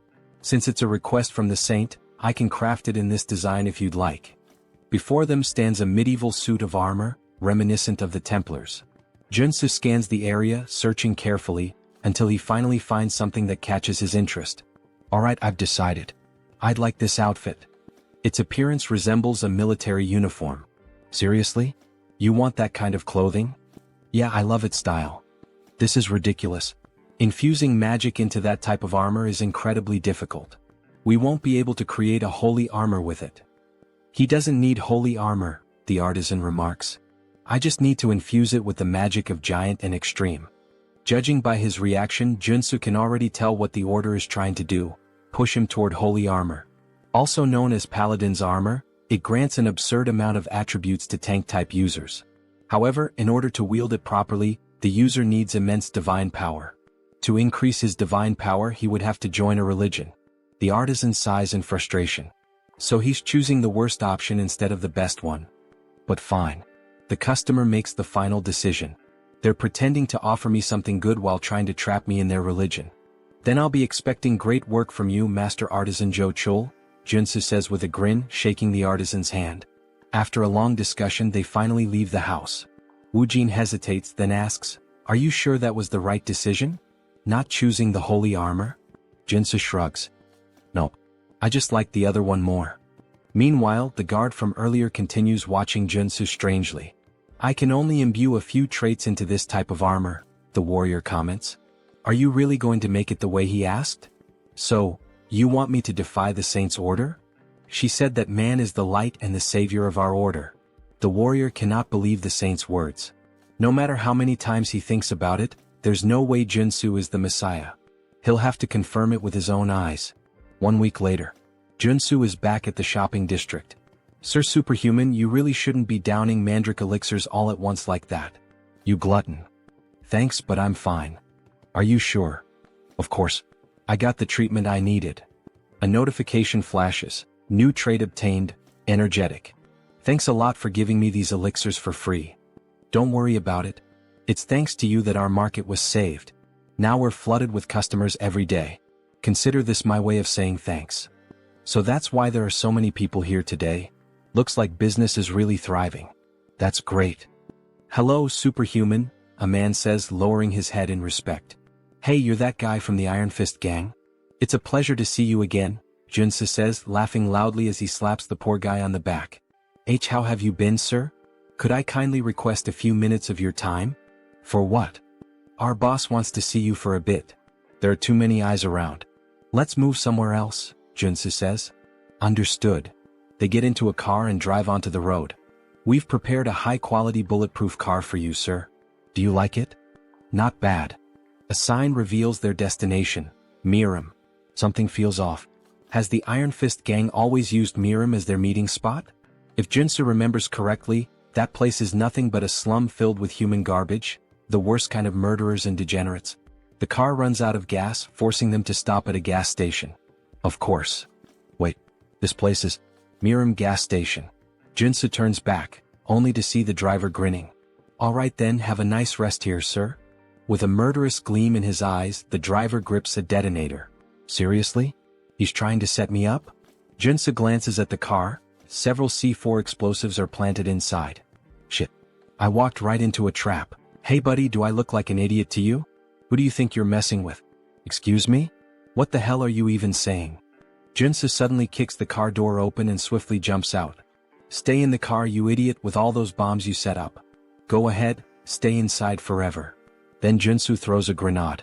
The driver screams in panic as the car erupts into a massive explosion.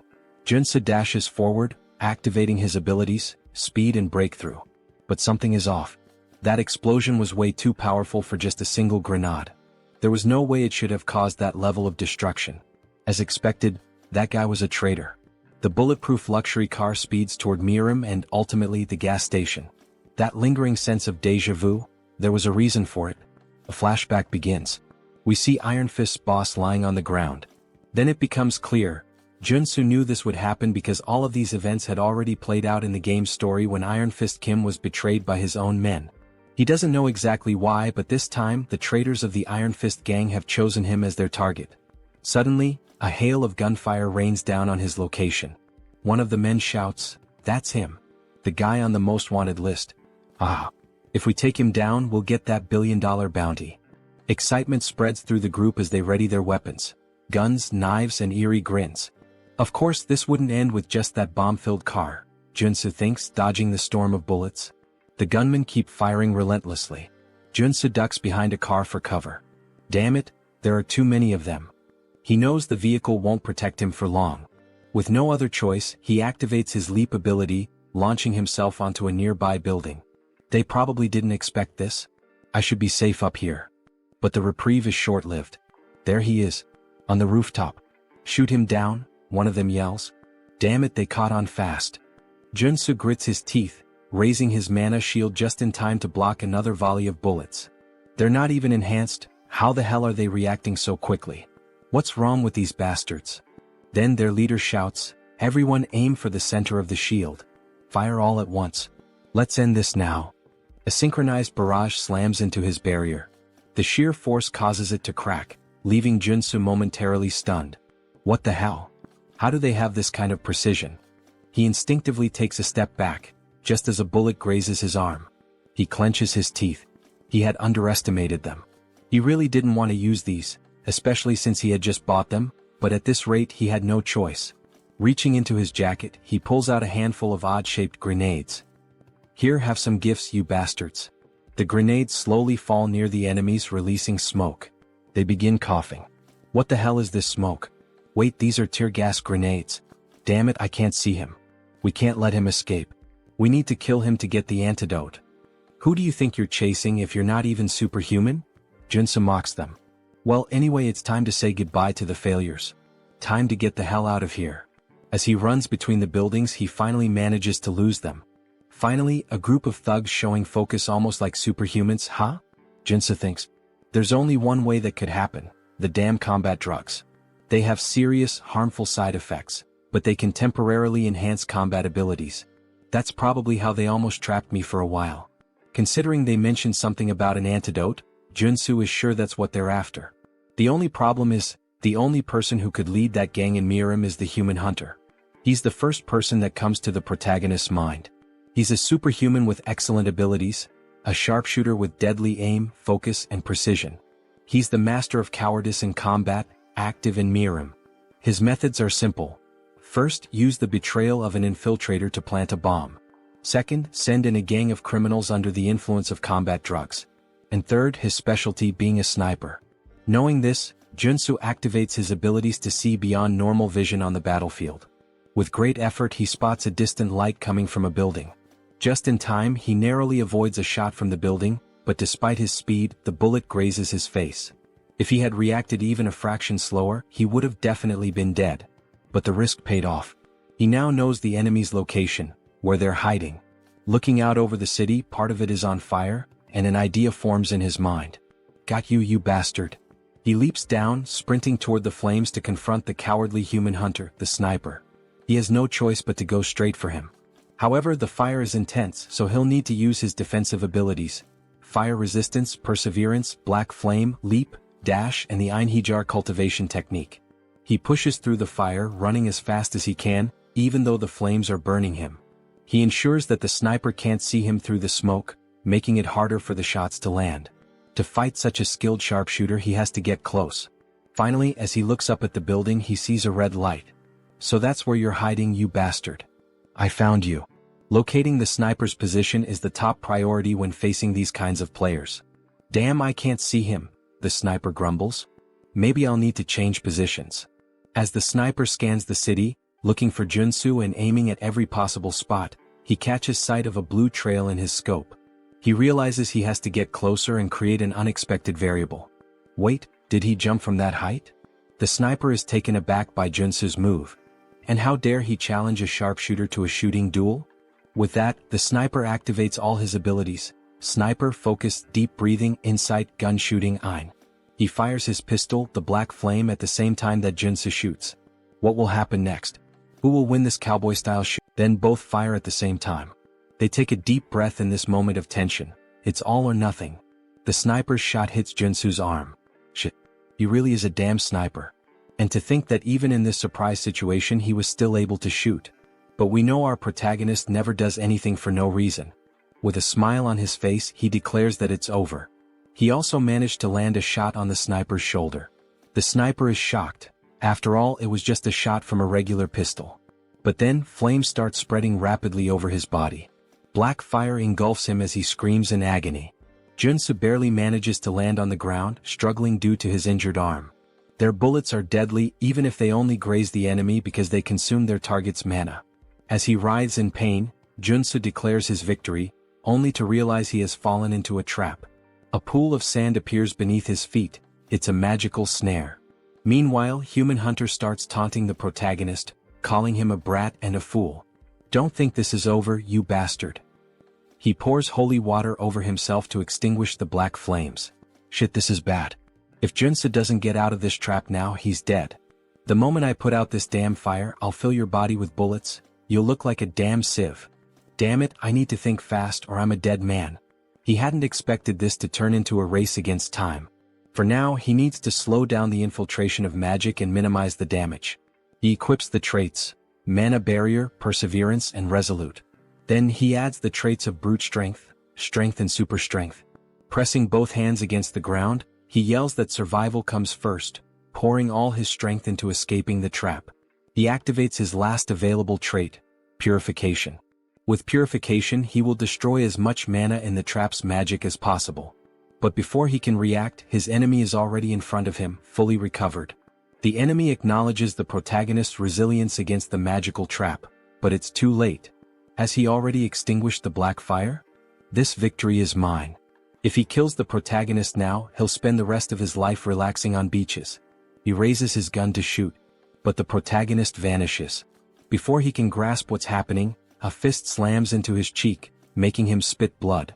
This is what a comeback feels like, you bastard. Thank God he managed to obtain the trait at the last second. Earth Resistance. It worked. Since you're a sniper, don't even think about fighting back at this distance. Now tell me who ordered this assassination. Alright, he admits defeat. He'll tell everything he knows, he just wants to light a cigarette first. Fine, you're free to talk, start now. As he lights a cigar, the protagonist already finds it suspicious. His expression shifts as if he knows exactly what's happening. So, do you enjoy the taste of that cigar? Of course he does, without a doubt he loves it. His mouth changes shape. Because it tastes like my sweet victory. He looks like a zombie now. Just as he is about to attack Joonsoo, a sudden gunshot rings out, and a hole appears in the Human Hunter's chest. So, you knew what was going on. Of course he did. Did he really think that a player with 10,000 hours of experience wouldn't recognize the cigar that turns the smoker into a mutant?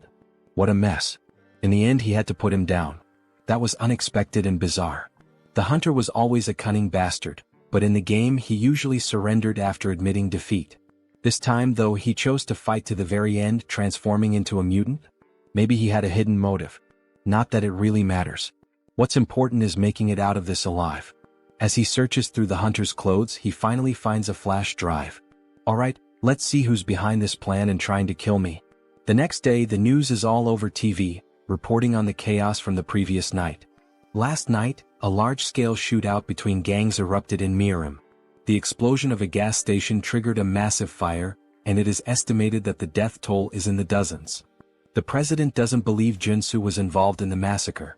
How did you even survive that? That's why he's in such a complicated situation. It was truly dangerous. Who the hell tried to kill you? Tell me now. That's a long story. Where should he even begin? Suddenly the door is kicked open. The president of the Iron Fist gang steps in and throws a body onto the floor. Both the president and Joonsoo are taken aback by his sudden arrival. The gang leader immediately starts apologizing. He failed to keep his subordinates in check. At least now he knows what happened. Hey you bastard, stop breaking the damn door every time you come in, the president complains. So, was it the Iron Fist gang that attacked you? The president asks, his expression somber. The gang leader responds that it was one of the lower-ranking members of his group. Still, after interrogating the culprit, he managed to obtain some useful information. The guy who set up the trap was desperate for money? Something like that? How did you know? Turns out he had lost everything in illegal gambling and was drowning in debt to loan sharks. Well, the reason for his betrayal is pretty obvious, isn't it? Whatever the reason, it's his fault. Once again, I apologize. Apology accepted. Even as a gang leader, keeping every low-level member under control isn't easy. Iron Fist Kim truly had no knowledge of what was going to happen, because if it hadn't been Joonsoo, he would have been the target of the betrayal himself. He'll take responsibility and track down whoever was behind this malicious plan to have Joonsoo killed. Oh, for that, he already has a piece of evidence that might lead to the culprit. He then shows the flash drive. The president looks at it. Is this a USB? The superhuman who tried to kill Joonsoo had it on him. Do you know how to use a computer? I even have a license for it. Has my time to shine finally come? Aside from my bald head, obviously. After plugging the USB into the computer and searching through its contents, he finally finds something. Alright, this guy was a big deal. He killed at least 20 superhumans. He's a psychopath. Well, his name was Human Hunter, so that makes sense. Forget all that, let's get to what really matters. Let's check his most recent job requests. Alright. His latest request. Let's see. This was the last one he received about 5 days ago. The bounty was 20 billion? The president is shocked. 20 billion? Even the protagonist is stunned by the absurd amount. Maybe it would be worth turning himself in just to collect the reward. Who the hell could afford to offer that kind of money? The client was someone from the Ascendant Group? Someone from a major corporation? This person right here was the one who made the request. As soon as the name appears on the screen, Joonsoo recognizes it. Son of a bitch. So it was that bastard. The paladin who had gripped his hand tightly and questioned him. Things just got complicated. So it was that bastard. He's the paladin Joonsoo saw at Juchul's house. Why the hell is that rich kid trying to kill him? Maybe he has a suspicion. Can you pull up the Ascendant Security family tree? Sure, just a minute. Here it is. Just as he suspected. Now he can finally piece together what's going on. Ascendant Security, a private military company under the Ascendant Group, one of the top 5 corporations in Arcane Seoul. Lee Jaeol, the eldest son of Ascendant Security, was originally first in line for succession. However, after receiving the baptism of the order from his old man and becoming a paladin, he was pushed to the very bottom of the inheritance line. Now the only path left for him is to succeed as a paladin. But the Saintess has been obsessed with Joonsoo, calling him the light, the savior. Maybe it's just jealousy. Maybe he's furious that he lost the Saintess' attention and is taking revenge. Watching Joonsoo surpass the baptism and rise to prominence must have driven him mad. Mad enough to order an assassination. The president is outraged. What? To think he would target you just because of his own inferiority? He needs to be taught a lesson, he shouts, furious. But how? The opponent isn't just some heir to a small company. He belongs to a family that owns a major corporation.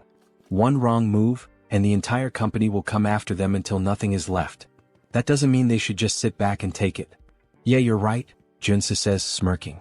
I have an idea. The president was already expecting that answer. With an almost theatrical reaction, he exclaims, I knew you were plotting something. If we have to take down a big name, let's start by focusing on our expansion. Hours later, Seo Woojin is shouting. That damn bastard. How dare he try to assassinate the Lord Warrior? He slams his fist on the table, shattering it. Joonsoo sighs. Relax. I'm still alive. Woojin looks at him with concern. You're not hurt, are you? Dear viewers, I'm starting to think he has something different about our protagonist, haha. Back to the Manhwa. The other two stare at the destroyed table, stunned. Nothing could be better than having Woojin on their side. He's not just insanely rich, he's also a level 5 superhuman. He won't let this slide. An eye for an eye, as they say. We should hire an assassin to do the same to him. I can't even begin to imagine how much it would cost to put a hit on the eldest son of Ascendant Security, but... Don't worry, Joonsoo interrupts. I have an idea.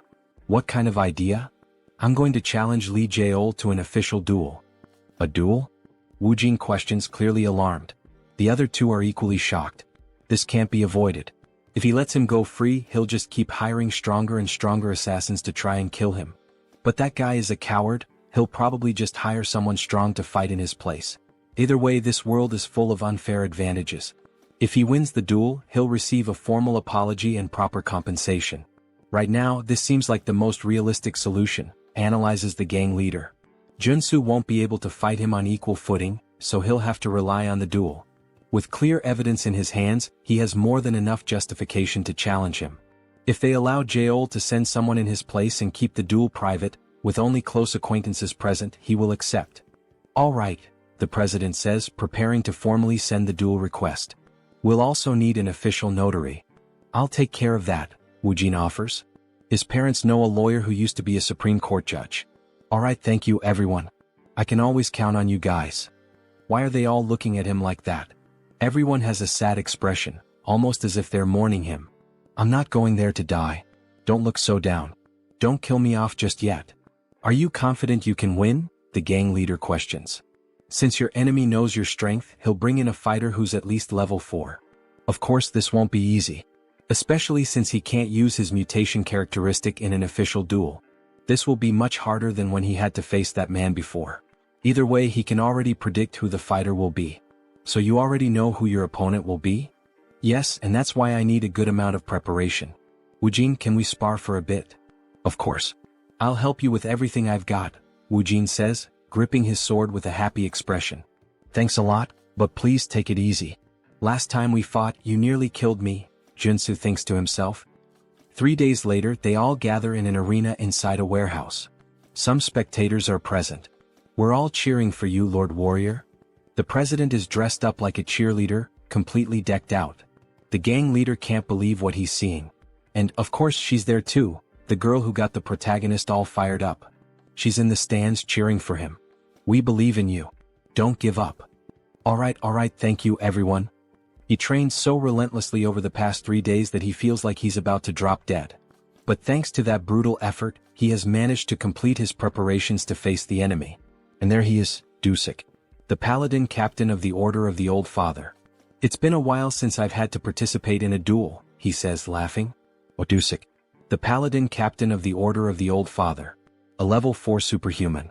Captain, you didn't have to come all the way here to settle this. Silence. What makes you think you have the right to speak to me that way?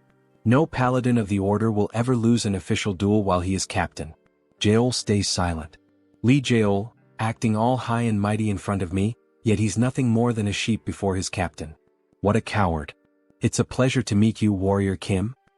Hello. First of all, I would like to apologize for this unpleasant situation. What? He's apologizing in such a civilized manner? Joonsoo is taken aback. This incident is entirely the fault of one individual. The esteemed saint has nothing to do with it. Alright. Then what is the official stance of the order? The saint has proclaimed that Warrior Kim shall be our light and savior. Light and savior? Jochul said the same thing last time we met.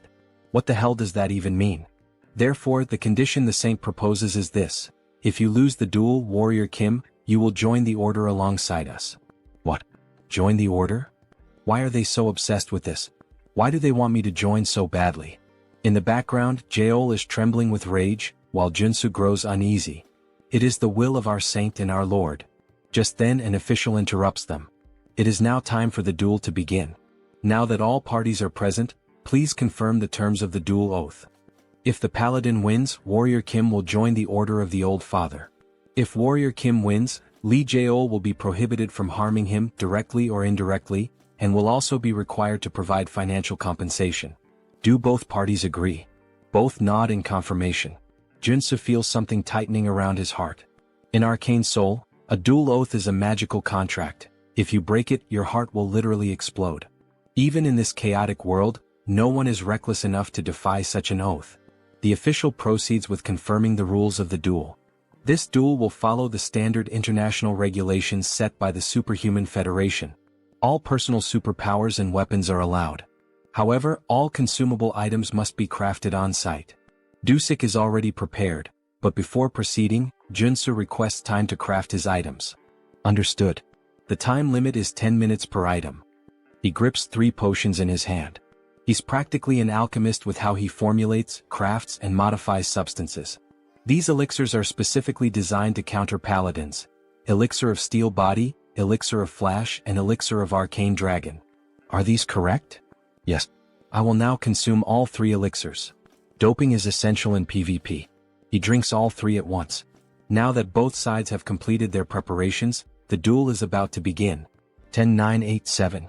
Both warriors stand face to face in the arena. Warrior Kim, it is a great honor and privilege to have you join our order. Why not reconsider and join us voluntarily? Just start the fight. Alright, we tried. If you refuse salvation, then so be it. Dusik raises his hammer. It's like watching Thor himself. But there's no need to worry too much. After all, he can't kill Joonsoo. He needs him to join the order. Then suddenly his entire body radiates an overwhelming aura, filling the arena. He looks like a Greek god, just like Thor. Meanwhile, our protagonist remains still, gripping his sword, a mere blade in the face of such power. The mana surrounding Dusik is incredible. He is clearly on an entirely different level. No matter how much Joonsoo has prepared, he cannot win unless he is willing to risk his life. 3-2-1-0. The paladin charges forward like a berserker. Then he vanishes. The only thing left in the arena is a trail of destruction carved into the ground. Joonsoo frantically searches for him. Where did he go? Wait, no. He didn't just disappear. He activated his haste ability. A moment later, Dusik reappears, right behind Joonsoo, hammer in hand. Warrior Kim, you shall ascend and become a god. As he prepares to bring the hammer down. Wait, say that again. I will become a god. Then Dusik strikes Joonsoo, causing a massive explosion of aura that lights up the battlefield as if two nuclear forces were clashing. Kim's friends watch from a distance. What the hell is that? He's insanely strong, comments the president. Did it really end in just one hit? Woojin questions with a worried look, while the gang leader stands there, speechless at such a display of power. However, our girl manages to see what really happened. Look right there. As the smoke clears, the two warriors stand face to face. Kim with his mana barrier raised and Dusik holding a hammer and shield. Becoming a god. Is that what he said? What kind of nonsense is that? Dusik is intrigued. So this kid actually managed to avoid his attack. As expected, he used his sprinting ability right from the start.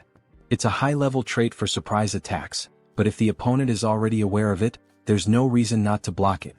Then he quickly equipped all his defensive traits: Area Shield, Mana Defense, Protect, Interior Cultivation Technique, and Mana Heart.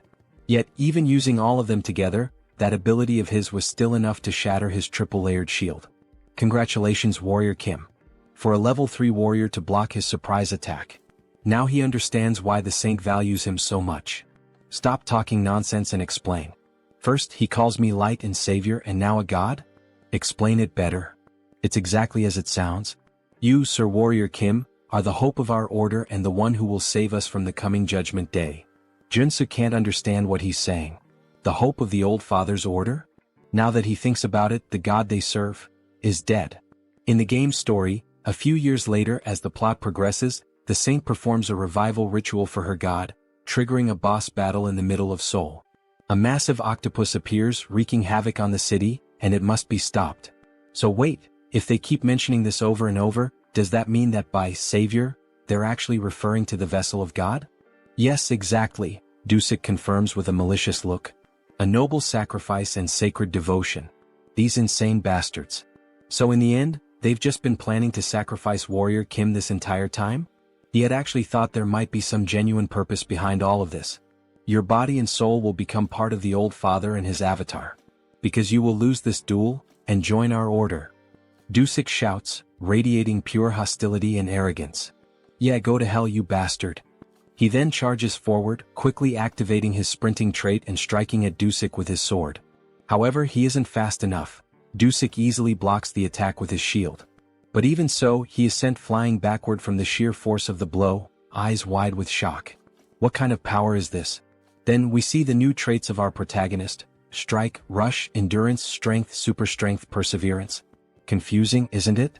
Of course it is. He has swapped out all his traits for those suited to an offensive warrior. Right now he is fully optimized for battle. He lunges at Dusik again, this time fully engaging in the fight. He unleashes a series of swordsman strikes, attacking relentlessly with every warrior trait at his disposal to keep Dusik on the defensive. Then, in an instant he switches traits again: mountain-breaking swordsmanship, smashing strike. With this, he delivers a relentless barrage of consecutive attacks, putting Dusik under immense pressure. Haha! Your swordsmanship is quite the challenge, isn't it? Alright, this is the chance. Now that Dusik is completely focused on defense, Kim grabs the axe he had equipped and quickly switches his traits once again. Strength, super strength, endurance, strike. Dusik is distracted. Taking advantage of the opening, Kim swings the axe and lands a solid hit on Dusik's left rib, cutting through his skin and drawing blood, forcing him to step back. Finally, things are starting to get interesting, aren't they? He says with a laugh. It's working. The 3 days of preparation weren't in vain, Kim thinks to himself. A flashback begins. The reason he trained with Siu Woojin wasn't just to acquire the right traits for this duel, but also to learn how to switch them instinctively in a fraction of a second. We see him training, shifting his traits while attacking Woojin, and when Woojin counterattacks, Kim immediately switches to defensive traits to absorb the hit. Back to the fight. When facing superhumans far stronger than him, he must use defensive traits at the right moment. Just like now, as he swiftly switches to defense to block Dusik's hammer strike. However, the strike is too powerful, shattering the shield and forcing Kim to step back slightly. But within a second he switches his traits once again. Use offensive warrior traits when executing a surprise attack. He dashes forward, aiming another strike at Dusik, who manages to block it. Use other warrior traits when unleashing multiple attacks to keep up the pressure. Dusik struggles to keep up, forced entirely onto the defensive. This is the perfect opportunity. Wielding both his axe and sword, Kim activates his berserker traits, taking full advantage of the opening to push forward. For a level 3 superhuman to fight a level 4, the only thing he can do is continuously switch traits mid-battle. And so, he keeps the pressure on Dusik, driving him further and further back. It feels as if he's fighting 4 different warriors at once. How the hell is this possible? Then, in a brief moment of distraction, Joonsoo seizes the opportunity. With a swift move, he disarms Dusik, knocking the hammer from his hand and sending it flying across the battlefield. All the paladins watching are stunned. Impossible. How could this happen? Even Dusik himself is shocked. He quickly turns to Joonsoo. This kid is actually going to win this duel. But there's no way he will let that happen.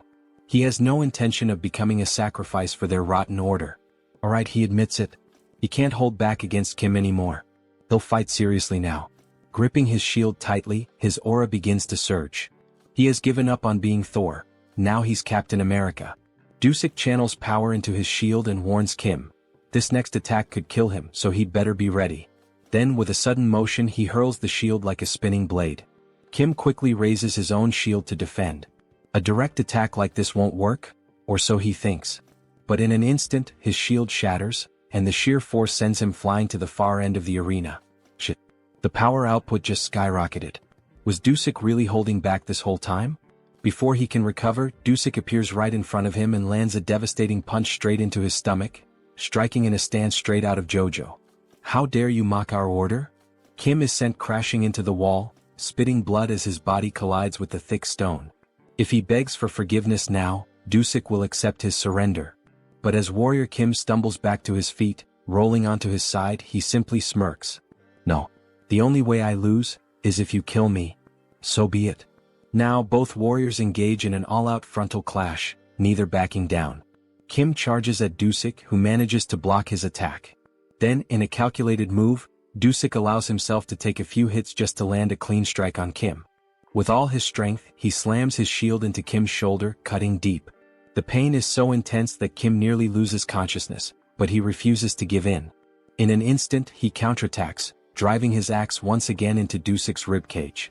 Dusik grits his teeth and retaliates with a powerful kick to Kim's chest, sending him flying across the arena once more. Both fighters lock eyes, exhaustion weighing on them. Their bodies are battered, barely holding together, they are at their absolute limit. Dusik declares that it's time to end this meaningless battle. Oh, great Father! Lord, hear my prayer and fulfill my wish. From heaven bring down the hammer of your wrath. Raising his shield to the sky, he calls upon a massive storm. Dark clouds swirl, and the arena trembles as if about to be swallowed by a raging sea. Kim instantly recognizes the ability, Dusik's ultimate move. Darkness Tsunami. Now that he's seeing it with his own eyes, there's no doubt, this is a catastrophe. If that attack lands, he will lose. 100%. But there is no way to dodge it. If he wants to win this fight, he has to go through it. He stares directly at the approaching tsunami as his sword begins to glow. Suddenly, everything shifts. The colors around him fade to gray, as if time itself is slowing to a stop. He is afraid. But he has to trust in the traits he has built as Warrior Kim. He takes a deep breath, shutting out everything around him as if he exists in another world entirely.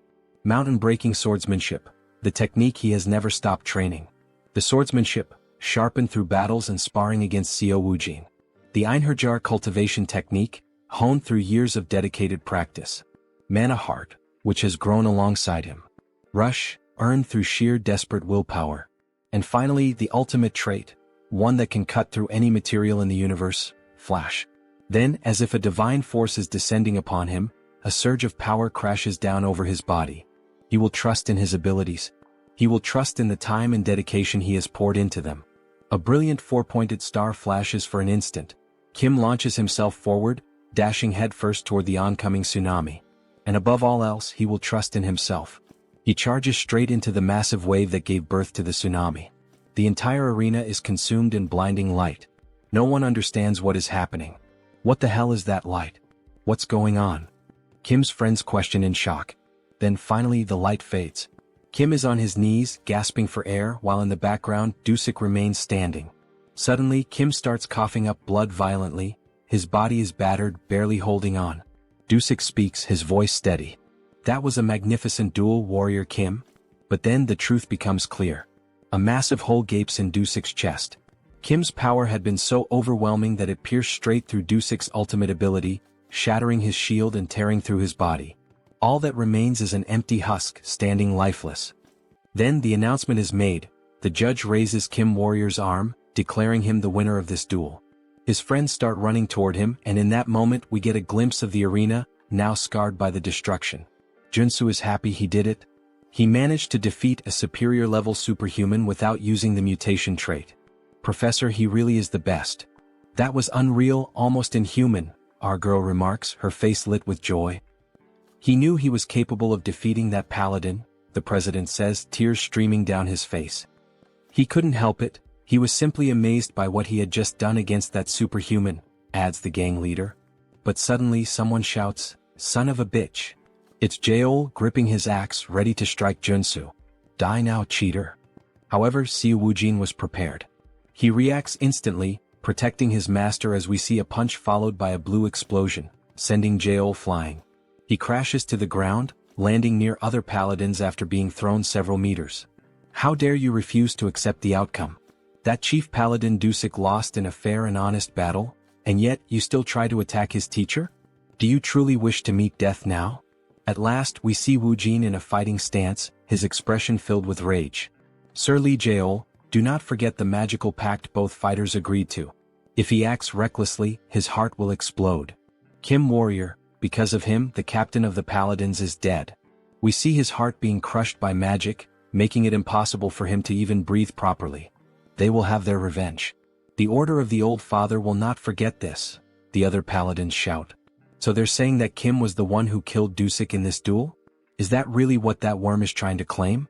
Yes, everyone saw it, he was killed by Kim Warrior's hands. Stop talking nonsense, Joonsoo says in a serious voice.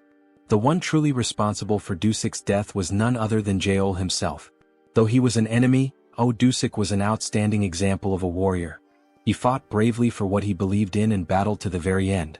Without a doubt, he was not someone whose life should have been lost in an open duel, all because of Jeol's petty assassination plot, driven by his inferiority complex. In the end, he was just a captain trying to protect his battalion, the very battalion Jeol tore apart and led to his death. In the name of Dusik's honor, accept the outcome of this duel and uphold your promise. Jeol begins to cry. Deep down he knows the truth, Dusik died trying to protect his reputation. Captain, forgive me. We need to leave now, sir. The paladins lift Jeol and begin to retreat. Not even the Order of the Old Father would dare seek revenge after he had already gone this far. The next day we find ourselves at Seoul workforce. The president is on a call, bursting with excitement. That's right. He officially hired the superhuman warrior Kim, the one who defeated the captain of the Order of the Old Father. He understands you'd like to make a request. All right, my apologies, I'll call you back in a few minutes. Then we see that Joonsoo has entered the room. He had been worried that master craftsman Jo Chul might have tampered with his armor. But no, he had crafted it just as requested, embedding the giant and extreme traits. Wow, this armor really suits him. Here, why not try this on while we're at it? It's a gift from the president. A gift? Seriously, this is much better. It's a handcrafted luxury training suit. It even has self-cleaning and regeneration magic. Very nice, this is quite to my liking. President Choi knows exactly what I like. Thank you. Haha, wearing this you almost look like a model. Well done. Then our protagonist makes one of those familiar expressions just like Lloyd. In any case, maybe he can ask Joonsoo for something? And what would that be? Thanks to him, our business is thriving now. But since you have a relatively short work history with us, some people are questioning our contractual relationship. If that's the reason, then he should comply. Do you have any decent work for Kim? Yes, he has the perfect job prepared for Warrior Kim. The Sun Magic Tower wanted to study his black flame for research purposes. The Sun Magic Tower, It's one of the 4 great magic towers of Seoul Arcana. If he remembers correctly, this is the place where one can acquire fire-related magic. It's an excellent trait for mages, maybe even for him. They will reward him with membership. Very well, he'll accept. This character is in the Sun Magic Tower, so he knows exactly what rewards he can get from them, Joonsoo says with a sinister grin. Then he heads to the designated location, a place where magic and science intertwine. It truly is a fascinating sight. Superhuman Warrior Kim? The man introducing himself is Park Hyungju, a senior researcher. You must be here because of our request to study your black flame, correct? Park Hyungju, senior researcher, level 5 mage. Yes, that's correct. He had expected him to be much older, but he's actually quite young. There's not much time, so they'll get straight to the point. Please, this way. Then he introduces a capsule surrounded by cables and a computer. First, we'll perform some basic measurements. This machine looks oddly familiar.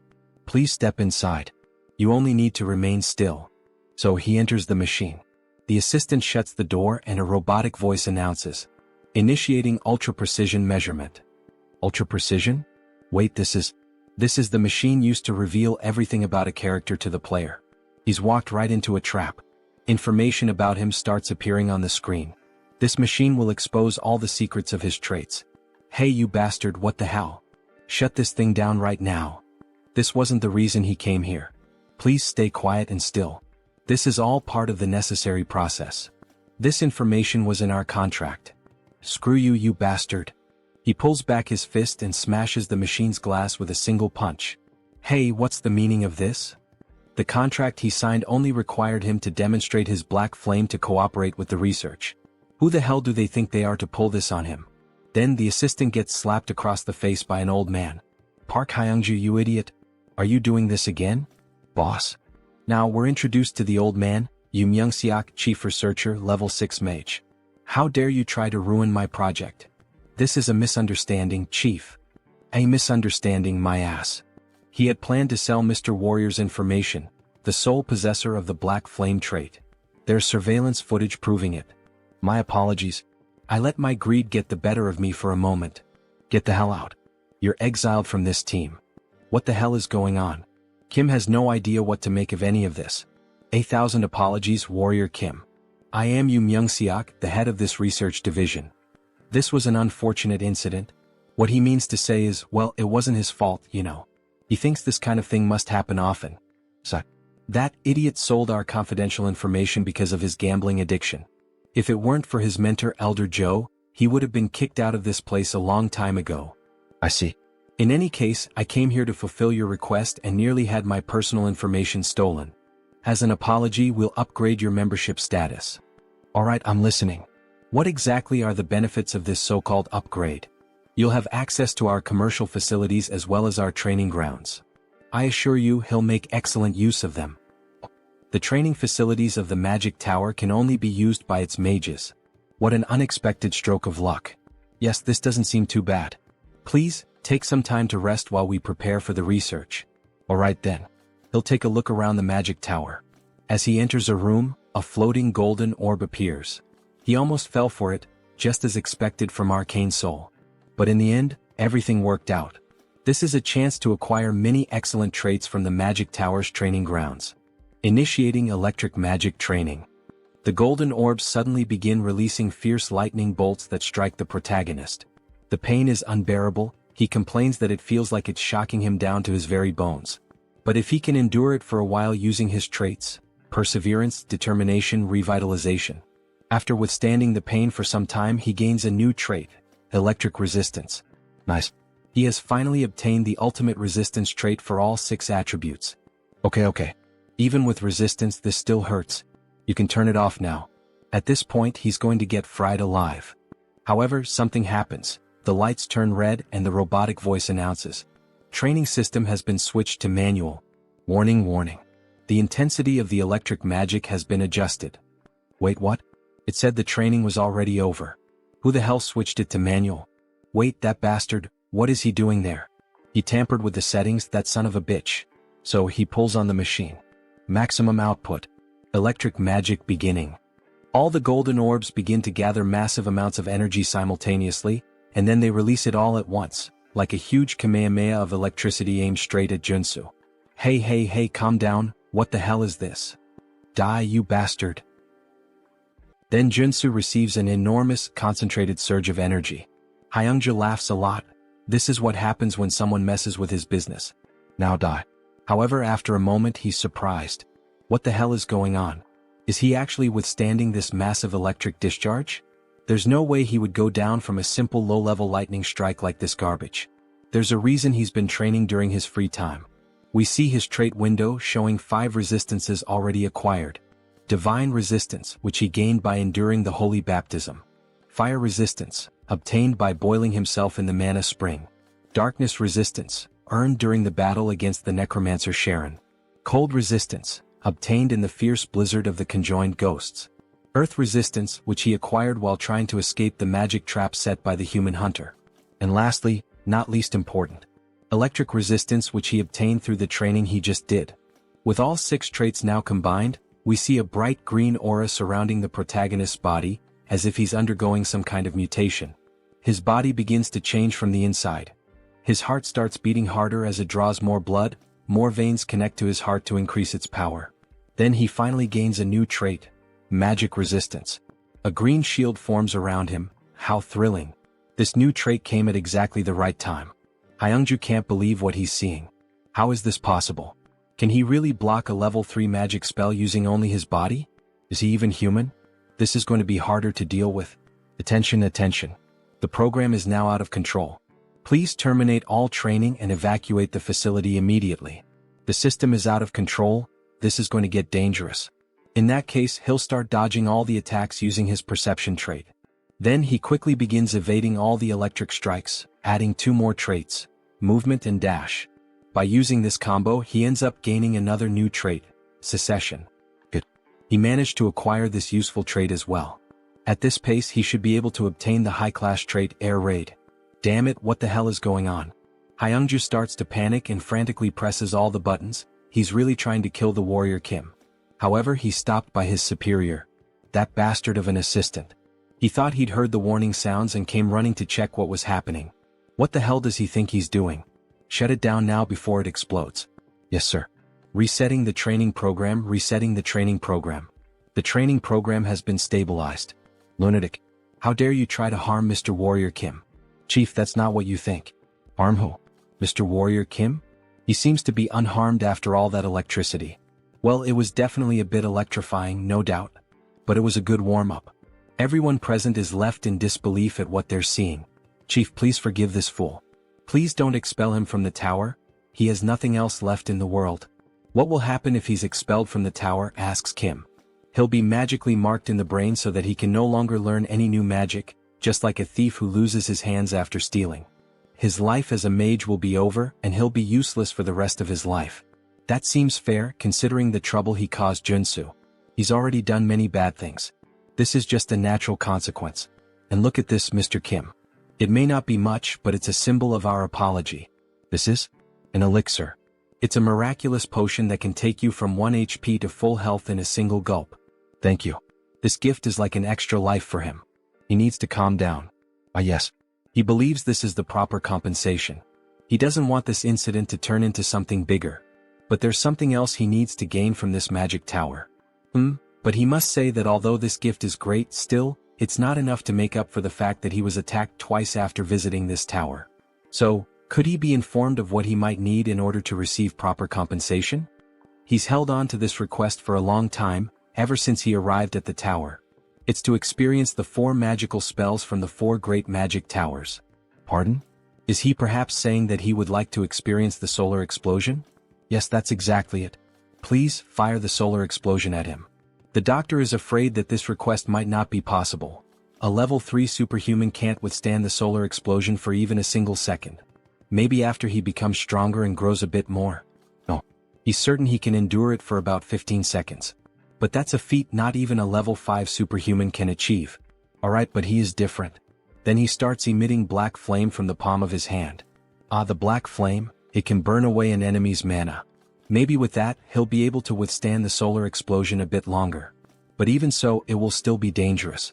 Let's see it, says Kim, excited. And of course, our protagonist clearly has some kind of plan. Then we see a massive cannon being aimed directly at Kim. It's quite terrifying now that he's about to be hit by the solar explosion. But it can't be avoided. There are only 3 ways to obtain the solar explosion trait. First, enter the magic tower as a disciple of a tower master. Second, defeat the tower master in a one-on-one duel. But both of those are only possible for mage-type superhumans, so he can't do either. Alright, pay attention, Warrior Kim. We're about to begin the explosion. Get ready. In any case, there's one reliable way to obtain it. He can use a hidden quest, which is unlocked when he builds enough favorability with the tower master. A man who looks slightly old, dressed like a corporate executive. Then we see the solar explosion starting to activate like a rocket being powered on. In other words, he's putting on a show to prove his worth to him. The solar flare will be activated for 15 seconds. Then, the solar attack is launched. Kim stands with his chest exposed, ready to endure this insane assault. He begins to burn, but he can handle it. Because there's a trait he can obtain, magic armor. Through the trait embedded in his gear. Magic armor. Wait, is he actually withstanding it? So they're telling us that this superhuman isn't level 6? He's only a level 3 warrior and yet he's enduring all 15 seconds of our strongest magic? That bastard is level 3? How is that even possible? It hurts. He prepared so much, acquiring all the necessary traits, but even so, it still hurts a lot. Alright, the 15 seconds are over. Shut it down now. Abort the solar eruption. Finally, the machine stopped. We see smoke rising from it after being used. Damn, it's finally over. He really thought he was going to die. Those were by far the longest 15 seconds of his life. Even longer than when the woman's on top, haha. What was his name again? Warrior Kim? Truly very impressive. Then we see the 2 of them having a cup of tea together. That was truly impressive, Mr. Kim. Using the black flame to endure the solar explosion for so long. He will be a great help to our long-awaited project. It would be a great honor if he could help in any way. Favorability increases at this moment. Haha, he enjoyed the words spoken by Warrior Kim. So, he would like to request a favor from Kim. A request, you say? Yes. It worked. I triggered the secret quest. Grandfather, I came because I got a call. Was it you? Yes, and say hello to Mr. Warrior Kim. He's a level 3 superhuman. Nice to meet you. Nice to meet you too. His name is Mage Kim. Magic Kim is the mage-type tutorial character who appears after Iron Fist Kim and Priest Kim. Apologies, he's late. Was he always this gloomy? He's my grandson. He has the potential to become a high-level superhuman, but his growth was halted at level 1. That's strange. He apologizes for being strange. Forgive me for being the shame of this magic tower. That's not what he meant. What the hell is wrong with this kid? So, how does this work, Mr. Kim? He heard that Kim also healed Director Seo's son. He believes, and hopes, that maybe Kim might have some idea on how to awaken this boy. Awaken him, right? Of course I can help. Would be an honor. Is that true? Please help us. If he somehow succeeds, he will be given anything he desires. Anything you say? And we see the protagonist's famous look, as if he had something in mind from the very beginning. This marks the start of the hidden quest of the solar explosion. And a beautiful shot of the prettiest girl in this manhwa. What? Say that again. Warrior Kim wants what? Solar explosion. Should he spell it out for him again? Right, solar explosion. Of course, he can do that for him, since the future of their tower depends on it, but he's not sure if he would be able to use it. That's why he's going to give it to him in the form of a memory chip, right? So he can learn it instantly. Well, fine. If he can solve the problem with his grandson, then his request won't be a problem. Alright, sorry to interrupt you both, but how is Warrior Kim planning to train him and make him awaken? Alright, let's begin. First, we need to figure out what the cause of the problem is. His biggest issue is that he's stupid. The grandfather says harsh words. He needs to become a mage, but he barely knows any math. Meanwhile, the depressed grandson starts tormenting himself. Sorry for being so terrible at math. Alright, of course Joonsoo already understood Mage Kim's problem very well. He's smart enough to have graduated in business administration from Seoul University. However, he gave up on mathematics, which makes him unsuitable for magical research. No matter how hard he tries, he just can't grasp magic. He's just making excuses at this point. Sorry?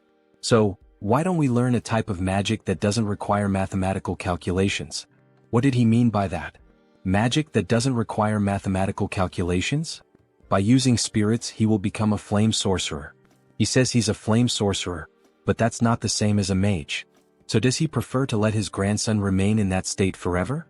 Or would he rather train him as a flame sorcerer, so that he can unlock his potential? Alright, for now, explain your theory in detail. The problem is the magical enchantment, isn't it? Since he can't perform the calculations for the formula, he can't cast spells. So, just leave that difficult task to the spirit that will assist him. In exchange, he only needs to supply mana directly to the spirit. That's not possible, he has no familiarity with spirits. How is he going to deal with one? He just needs to make a contract with a spirit like he already explained. The boy will only be using the spirit's strength. He inscribes just a single spell into the mana circuit. That way the user handles the mana, and the mana circuit handles the spell itself. Incredible, he's right to suggest that we capture a spirit and use it as a mana circuit. Or better yet, we could simply transplant it into his circuit. That's right. Truly amazing. An incredible theory. He thought he was a warrior. How does he come up with something like this? Of course, he knows, after all, the guys thought of this in the future of the game. He didn't just come up with this now. And honestly, he doesn't even know what the hell he just said. He just repeated what he saw in the game. But there's a problem. The gate to the spiritual realm is closed at the moment. We can't summon any spirits. So instead, we can use spiritual animals. Spiritual animals? Like a phoenix? That sounds difficult. How are we going to find a legendary creature? Don't worry about that. Warrior Kim has a way. Then we see several phoenixes gathered, flying. Wow. There really is a phoenix valley in a place like this. Even high-level superhumans have difficulty finding places like this, so how? Contrary to the rumors, it was hidden in the alleys. He also found it by accident. My god, he really is one of the luckiest. So, about the promised solar explosion. Yes, he'll make sure to give him one. This mission can only be completed with the knowledge of a sweet spot. By the way, how do you plan to use the solar flame as a warrior? You would like to enhance it? So, he begins producing the black flames. His goal is to create his own polarization. Polarization, he says? That's not an easy task, not by any means. We've spent a whole decade working on it. This won't be easy, but approaching it as a mage and approaching it as a warrior might produce different results, you know? Who knows? Maybe his polarization is better than yours. Really? Then how about we make a 2-year bet? Let's compare the magical tower's polarization with yours and see which one is better. That sounds fun. How much are we betting? If Warrior Kim wins, the director will grant him one wish. But if the director wins, Warrior Kim will join the magical tower's security team. Alright, that sounds like a fair bet. Don't forget this promise. Another chance to benefit from the magical tower of the sun, hee. Alright, now it's time for the verification. Then we see Kim waiting near the operating room. That was incredible, superhuman Kim. And to think that he paved the way for flame sorcery in our magical tower. Hello, boss. Yes, that's what happened. But first, we need to hope that the operation is successful. Indeed. But about that mage who was expelled earlier. That failure? He did a thorough investigation on him after he was expelled from the tower. And it became clear that he received money from the Humo Group. The Kumo Group. One of the 5 largest conglomerates, known for their highly aggressive and predatory commercial expansion. They are mafias, politicians, criminals, and all kinds of bad people gathered in one place, represented by a black crow. They were basically the villains in the game. The problem is not that they stole information from our magical tower. It's that they specifically demanded only your information. Perhaps they are trying to recruit you? You wouldn't want to have to participate in this. You would never join villains like Kumo. Damn, another thing to avoid again. Suddenly the silence is broken. That was a huge success, all thanks to him. Superhuman Kim. Your grandson is now a mage, no, a superhuman. Ugh, it's good to hear that, but that slap really hurt. Incredible, so this is the power of an 8th level mage. Seriously, really thank you, Mr. Kim. We see the boy surrounded by flames. Mr. Mage Kim. What the hell is this? Is he already as strong as Joonsoo? Starting at level 3? This is the power of genetics. Joonsoo took so long to reach this level. He feels so strange while being able to use magic so easily. From now on, he suggests he drinks fire attribute elixirs to accumulate more mana. He's even telling him how to get stronger. Thank you. Good work, Kim. Here's what was promised, your reward. That didn't take too long. Yes, solar eruption. But what the hell is this? Open it and see for yourself. He placed an allowance for him in this bag, enchanted with space expansion magic. I like you, Master of the Tower. Your favorability is off the charts. Moments later, we see the protagonist back at his boss's side. You received a bonus reward of 5 billion? That's incredible. He thinks it's time for you to get used to his greatness, Director Choi. Anyway, he thinks it might be time for him to take that nectar he's been saving for a while. Nectar, he says? It hasn't even been a month since he reached level 3. Doesn't he think it's a bit early? He might suffer side effects. So, can you refine the nectar, Director Choi? Refine, huh? You can count on me. Then he opens a cupboard with several items ready to start the process. Yes, Director Choi. He just needs the main ingredients. These are the most popular ones. He will gain different resistances depending on the ingredients used, so it's done. We see some items on the screen that grant different attributes. Super resistance, steel, regeneration. He already has super strength and regeneration, and he has steel armor on his shield. He will choose the heart of the horned tiger. Oh, this one? Does it have to be the horned tiger? What's the problem? It's an endangered species, so it's hard to find these days. Endangered? Well, in the next scene we see a car speeding down the road. If that's the case, then he will search for it himself. The problem is how he will find the horned tiger in such a vast area. He is in a wide forest looking like the safaris in Africa. He didn't want to resort to this, but he would rather smell a durian. Surströmming is too much. It's a smell that many YouTubers make videos reacting to and vomiting. Fermented herring from the Baltic Sea. So after vomiting he gains a new trait. Dog nose. God, it still smells like rotten shit in his lungs. But thanks to this trait he can now smell all kinds of things. Like this. He smells a lot of blood here. Was there a predator nearby? That means yes. Here it is. He spots a car with hunters in it. They're chasing some animal. Shoot, guys, over there. Get that damn thing. Shit, other competitors? Wow, that's Scar. It's not an ordinary horned tiger. King of the mountain. It's the most famous mystical creature of the Chulwan Plains. And it also has 6 full traits. The monster charges toward our protagonist. He will die if he lowers his guard and doesn't take this fight seriously.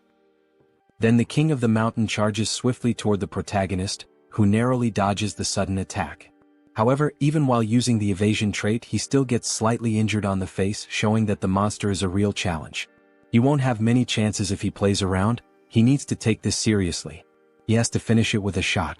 A lethal shot, fast, and preferably one that doesn't damage the heart. He needs to trust his own senses and instincts. The tiger charges quickly to strike him, but he dodges by leaping over the tiger, equipping all the perfect traits to execute the shot perfectly. Gun shooting. Focus. Resolve. Shooting technique. Rapid reloading. Then, with steady composure, he pulls the trigger. However, he misses the target, hitting only part of the face. Alright, so even after using all those traits, that monster still managed to easily dodge the perfect shot. But he's not done yet. He has one last trick up his sleeve. Face to face with the king of the mountain, he unequips the rifle and draws his pistol, while wielding a sword and a shield. He's feeling confident in his shooting techniques even while fighting as a warrior. So he switches his trait, resolute for black flame. Then he manages to land the shot. The black flames, which primarily target the enemy's mana, begin to consume the body of the Tiger King. However, even with Kim thinking it was over, the king keeps advancing toward him, as if the flames weren't affecting him as severely as Kim had expected. He narrowly dodges the brutal attack from the king. This thing can still move like that even after being hit by the black flames? What an insane monster. If the black flames aren't enough, then he'll have to engage in close combat. After all, he is a warrior. The tiger notices the shift in Kim the warrior's stance and prepares as well. With all its strength in its legs, it charges swiftly at the protagonist using the trait Rush. There it is, the strongest ability of the King of the Mountains. Rush. He accelerates his massive body, weighing over 1.5 tons, and pierces straight through his target. Compared to its infamous reputation that has frustrated countless users, the strategy to defeat it is ridiculously simple. So, with a leap to the right, he narrowly avoids the explosive attack. The key is to use the tiger's own strength against him. Surprised? With that speed and mass, there's no way he can dodge in time. Alright, he already knows he can't evade this attack. So, with a precise, swift, and incredibly powerful and skillful strike of his sword, he cuts the body of the king of the mountain in two. At sunset, in front of the monster exchange shop, several people are stunned by what they're witnessing. What the hell is that? Someone says. The king of the mountain, I think, says another guy. Hell yeah, that's right, that's the king of the mountain. Look at his heart right here, living proof. Wow, impressive, say the onlookers. He handled it himself because he was worried a contractor might try to scam him, and he ended up gaining a trait in the process. The trait, Butcher. It's a 1+1 event. He only needs the heart of the king of the mountains, so he's planning to sell off the rest of the body. Anyone interested in buying? Let's see how much the king of the mountain is going to go for. 1 billion. Someone wants to buy the Tiger King's carcass for that amount. Another man raises the bid to 2 billion, then 2,200 million, and then 2,500 million. Good. Then suddenly, a woman announces an offer of 5 billion. Everyone is left speechless by the outrageous amount she offered. Joonsoo quickly accepts the offer. 5 billion, it will be sold for 5 billion, it's hers. Alright, she's going to transfer the money right away. We see Warrior Kim holding up a sign with his bank account number, like a ring girl during a match. Here's your bank account number. The other bidders walk off, grumbling, whatever. That offer was rude. Alright, one question. By the way, did he actually hunt the king of the mountain by himself? Yes, he did. Kim was just lucky that day. There's no such thing as luck when it comes to hunting monsters, especially not the king of the mountain, who has been a challenge to countless hunters for years. All of this was earned thanks to his hunting skills. Here, this is her business card. She would appreciate it if he could give her a call later. Then we see who she is, Young Jin Young. Hunter Association. So, she's from the Hunter Association? That look in her eyes feels familiar to Joonsoo. Until next time, bring us an even bigger monster. Alright, thank you. Maybe she's just a very wealthy character from the game's story. Then a notification pops up on his phone confirming the completed transfer. 5 billion won, which would be roughly $3.7 million in the real world. The king's heart and 5 billion won. This was certainly quite a fortune. So, 2 days later we see Warrior Kim holding something in his hands. Just by looking at it and analyzing its color, he can tell the nectar was well processed. A shade of yellow that's almost golden. Director Choi added the king's heart into the nectar mix, so there won't be any side effects. He seems so confident in his own skills when producing this nectar that Kim feels he can trust the quality of a product made by the director's hands. Still, he feels a bit nervous. After all, this nectar was extremely difficult to obtain, and the benefits it offers are incredible. Even so, he equips a few traits in advance just in case something goes wrong. Then finally he drinks the nectar in a single gulp. Smoke begins to rise from his mouth and from all over his body. It's extremely hot, hot like lava. It burns from the inside all throughout his body. Then we see the nectar entering his lungs, passing through his heart, and beginning to circulate throughout his entire body. His body is evolving. A hormonal shift is being detected. Adrenaline secretion is accelerating. The activation of his body is increasing efficiency. The effect is working. Mana circuits are being restructured. We see his entire body being transformed from the inside. He leveled up. Level 4. His stats increased significantly. Awakened. Level 4. Superhuman, Warrior Kim. Now that he's at level 4, he definitely feels completely different. It's as if his soul has ascended to another plane, to another level. He is, quite literally, a new person now. Audacity, he's gained a new trait. And just as he said, the nectar was successfully processed. Thank you, Director Choi. There's a reason why he went out on his own, hunted the monster himself, and even sold the items by himself. With the 3 traits he gained in battle, strength, super strength, and pressure, and if he can also acquire traits through his equipment using this diamond which he runs along his clothing, he ends up obtaining 2 more traits. Robust and giant, the same ones he had requested from the blacksmith. The preparation work is complete. Now it's time for the final stage. We see all 6 traits equipped at the same time. Then he begins to grow in size by activating the giant trait. However, the system reports, status condition. Significant damage detected in muscle fibers. We see all his muscle fibers tearing apart as he becomes stronger. His skeletal structure is being readjusted. Then, with all 6 traits equipped, the system begins merging them to create a new trait. The traits are resonating, fusing into something new. Then a new trait is acquired. Giant strength has been obtained. He finally achieved this trait. We see Warrior Kim completely pumped up, his body muscular and massive, looking like those strong anime characters with small heads. Giant strength. It's a high-level ability for a warrior, a legitimate S-rank ability. Holy shit. He's the size of a mutant. Let's see how strong he really is. Then, with just a single punch in the air, testing his body's movement and strength, he crushes it with nothing but the shockwave. What insane power. However, we notice his face looks quite exhausted. The system notifies, significant damage detected in muscle fibers. Recovery is required. But he's clearly experiencing some side effects.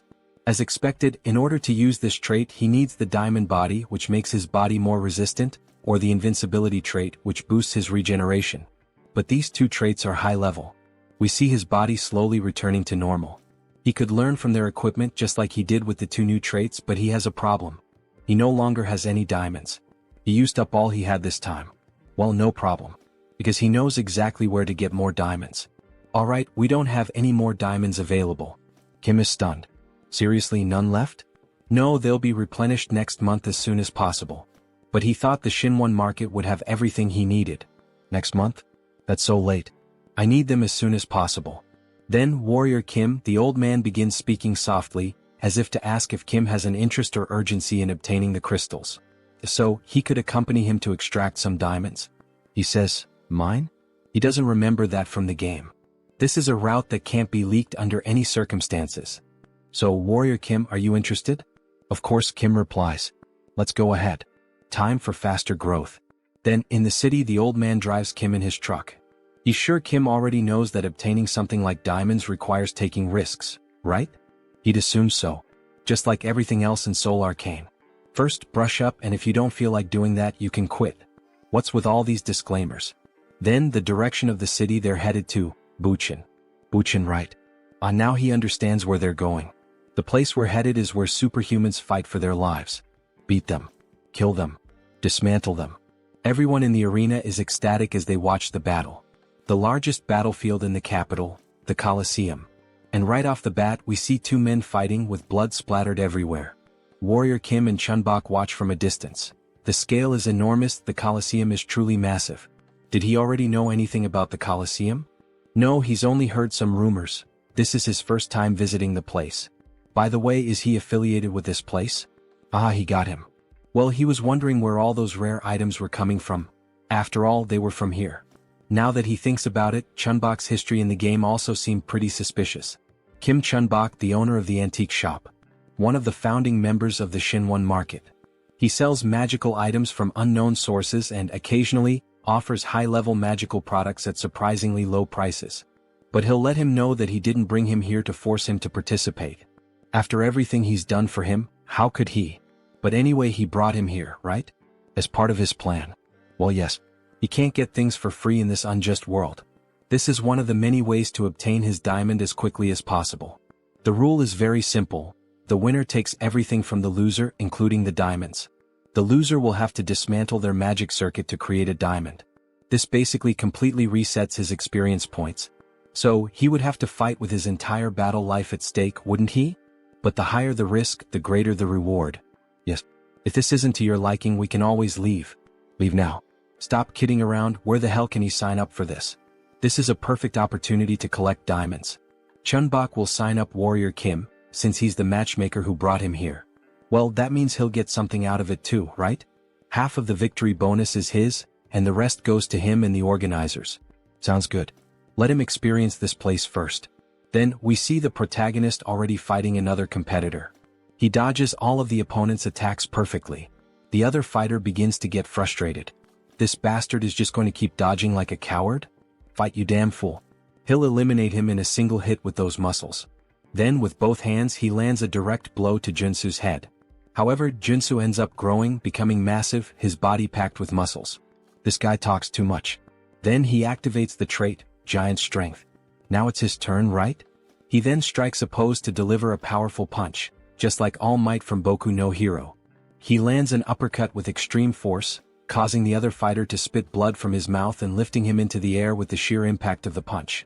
The fighter then crashes to the ground without any sign of resistance. It was just one punch again. the excited announcer declares Kim the winner. This marks the birth of a super rookie. He is on a 5-win streak. Wow, that's incredible. 5 consecutive wins. He bets he has a lot of diamonds now thanks to him. Not only that, he also made a lot of money from all these fights. So, what does he plan to do with all this money he earned today? Well, Joonsoo is thinking about getting some better equipment. He needs new weapons and armor, maybe a new tactical set. Wow, even with all that money, he only thinks about ways to get stronger. Amazing. Maybe that's why he's so strong. He's a fanatic in search of power. Yes, of course. After all, strength defines a person's capability in Arcane Seoul. The world is unfair and only the strongest survive. You wouldn't want to live like a failure, deceived in this rotten world. Suddenly, Chunbok receives a notification on his phone.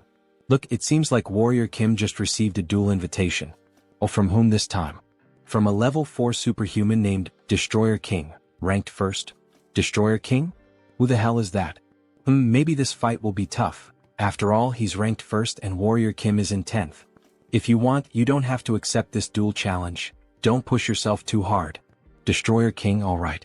That name is even somewhat familiar to him, maybe he can manage. Then a ring girl appears, announcing the start of the first fight between Warrior Kim and, of course, with the huge crowd shouting, Destroyer King, kill this rookie, we've bet a lot of money on his defeat. Destroy that growing sprout of a rookie. Then he finally appears, the king of the Colosseum. Wearing a characteristic WWE outfit, he introduces himself as the Destroyer King. And while laughing, he shows off 2 silver teeth with diamonds embedded in them. He then begins speaking to Kim. He didn't expect him to accept the duel challenge, maybe he's out of his mind. After all, no one would accept a duel against the top-ranked fighter of the Colosseum. Alright, this Destroyer King. He's certainly someone hard to deal with. He's a character with 3 rank S attributes. Practical combat, giant strength, fighting technique. He is the strongest when it comes to unloved fighting, possessing these 3 top-level traits. But it is possible to beat him. Difficult, yes, but there's a chance. Back in the game he was level 5. However, at this moment he's still level 4. So, there is a chance to take advantage of the level difference. Besides, he was starting to think that diamonds weren't a good enough reward after all. Let me wipe that smile off his face. Then the king rushes forward, attempting to strike Kim, who quickly dodges. He will beat Kim into a bloody pulp and watch him cry on the ground. Kim would like to say the same to the king. Don't make a mistake, he will defeat him. Then the king finally manages to grab Kim. Look at those arms. Our protagonist really must have taken those forbidden poisons that bodybuilders use. However, it was all part of his plan. As expected, he knew the king would target the joints first. After all, the Destroyer King is a wrestler. The moment he lifts his opponent, he will slam him to the ground. But you know, that's exactly what Warrior Kim wants him to do. So, as the king attempts to take him to the ground, Kim quickly manages to break free from the king's grasp. By adding strength, super strength, and the giant strength along with counterstrike, and activating the counterattack at the perfect moment, combining all these traits, he manages to dodge the king's attack and counter perfectly. He lands a precise elbow strike to the king's chest. He is able to surpass his incredible technique by combining these characteristics. The king suffers the impact, spitting blood. However, he quickly reacts by grabbing Kim's hand and using the arm lock technique, pressing his fists against Kim's neck. But it was already expected that his next move would be this. Kim saw the attack coming from a mile away, so he is able to break free from the king's grip again. Then he grabs the king's clothing and with immense strength, he lifts the king as if he were nothing, throwing him to the ground with tremendous force. He obtained a new trait, suppression. Suppression is a trait acquired by repeatedly predicting the opponent's movements. Now he's mine. This bastard, it seems like he's predicting every single one of my strikes. He's wondering how the hell Kim is predicting and dodging all his attacks. Well, unfortunately for him, Warrior Kim is just starting to warm up and will finish him off quickly. By obtaining the suppression trait, he has collected all 6 basic combat traits. Strike, combo, counter-strike, protect, evasion, suppression. And when combining all these 6 traits, we see the 6 traits merging and evolving into a single trait, practical combat. He has obtained a new characteristic. Alright, let's put this bad boy to the test, shall we? Then we see him assuming a new fighting stance, emitting an intense aura. What the hell is that? What the hell is he trying to do now? Then he advances with a classic boxing stance to strike the king. What the hell is this? What did he do to completely change the atmosphere of the fight? He even changed his fighting stance. It's like another person is fighting. He's sharp. No wonder he's ranked so high. He's right. When he first entered the ring he was just a big newbie. Now he's a complete fighter. Now that he has gained practical combat experience. Those blue eyes with that fighting expression remind me of Satoru Gojo. Then he lands a precise blow to the king's stomach. Even though the king blocked with both hands, the impact is still so strong that it forces him to retreat. By equipping the new trait, Practical Combat, his basic attacks now always have the combo trait active, in addition to adding all types of bonuses to all of his combat moves. So now he can use 6 traits at the same time, taking up only 1 slot, leaving 5 more free slots to add more damage or defense. However, the king gets angry and tries to return the punch, but Kim easily dodges the attack. And while using Practical Combat, if he combines other lower-level traits once again, even the Destroyer King won't be able to stand against him. Then he grabs the king's arm and applies an arm lock, pressing with all his strength as the king groans in pain. Touch the ground if you don't want him to break your arm. Surrender now. Shit. Fine, he gives up, he surrenders and taps the ground 3 times. And the winner of this historic match is Warrior Kim, announces the announcer. To the surprise of everyone in the Coliseum, he has risen to first place in the Superhuman Level 4 Division rankings. He's really in great shape with a muscular body. Then, everyone in the Coliseum begins to clap for his performance. This is crazy Warrior Kim. He arrived today and has already become the new king. No, now he will be known as the Warrior King. Warrior King, Warrior King. Everyone starts cheering, calling him Warrior King. Joonsoo feels shy about the current situation. What kind of humiliating name is this? Stop calling him that. However, we know he likes it, he's just embarrassed. Alright, now let's begin, announces the announcer. Let's start the process of creating diamonds, here we go. Will he accept and lose all the strength he has gained so far? After all, the diamond creation system resets all the experience earned. Or maybe he will use the other option. Then he requests to use the special contract. Exactly what Joonsoo wanted him to request. Alright, are you really sure you want to use the special contract? The announcer asks. The special contract is an agreement made with the organizers when the Destroyer King became the level 1 fighter. The condition is that, if the Destroyer King is defeated, the organizers will provide the diamonds in his place. However, this is only possible with the winner's consent. Will Warrior Kim accept these conditions? If he accepts these terms, they promise to give him 10 diamonds. Even the announcer gets excited. Wow, this is an unprecedented deal. Considering that it is expected to extract 3 or 4 golds from the Destroyer King, it's a good deal. He suggests that Warrior Kim should accept the offer. However, Joonsoo doesn't think it's enough, he wants more. Both the former king and the announcer are surprised by Warrior Kim's audacity in refusing the offer. The mana and experience points of a level 4 superhuman are at stake. He can demand more and take advantage of this unique opportunity. Alright, in order to accept this agreement he would like to add one more term. But this does not involve diamonds in the discussion. So what would he like to add to the contract? He wants the item he was using when he first appeared in the game. If he gives him the Steel Fist, the item he has been hiding all this time, he will accept the conditions presented. Give me that damn SS level magic weapon. He is perplexed by the proposal. What did he just ask for? Steel Fist? He has no idea what that is. It's too late to act as if he doesn't know anything. He saw the look of surprise and suspicion on his face. He will accept nothing less than the 10 diamonds and the Steel Fist. If he doesn't accept, he will lose all his mana and experience points. Damn, how does he know about that? This bastard is very suspicious. So what will be done? He can't refuse Kim's proposal. If he breaks his magical circuit to create diamonds, he will lose all his abilities. Alright, he will give the Steel Fist as part of the offer, however, he will have to accept a rematch against him in this Coliseum, betting the Steel Fist again. Fine, that sounds good. They can decide later when the day will be.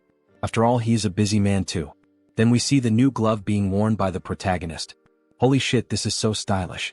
So clean and fresh. Then a system notification appears to explain the item a bit better. Steel Fist.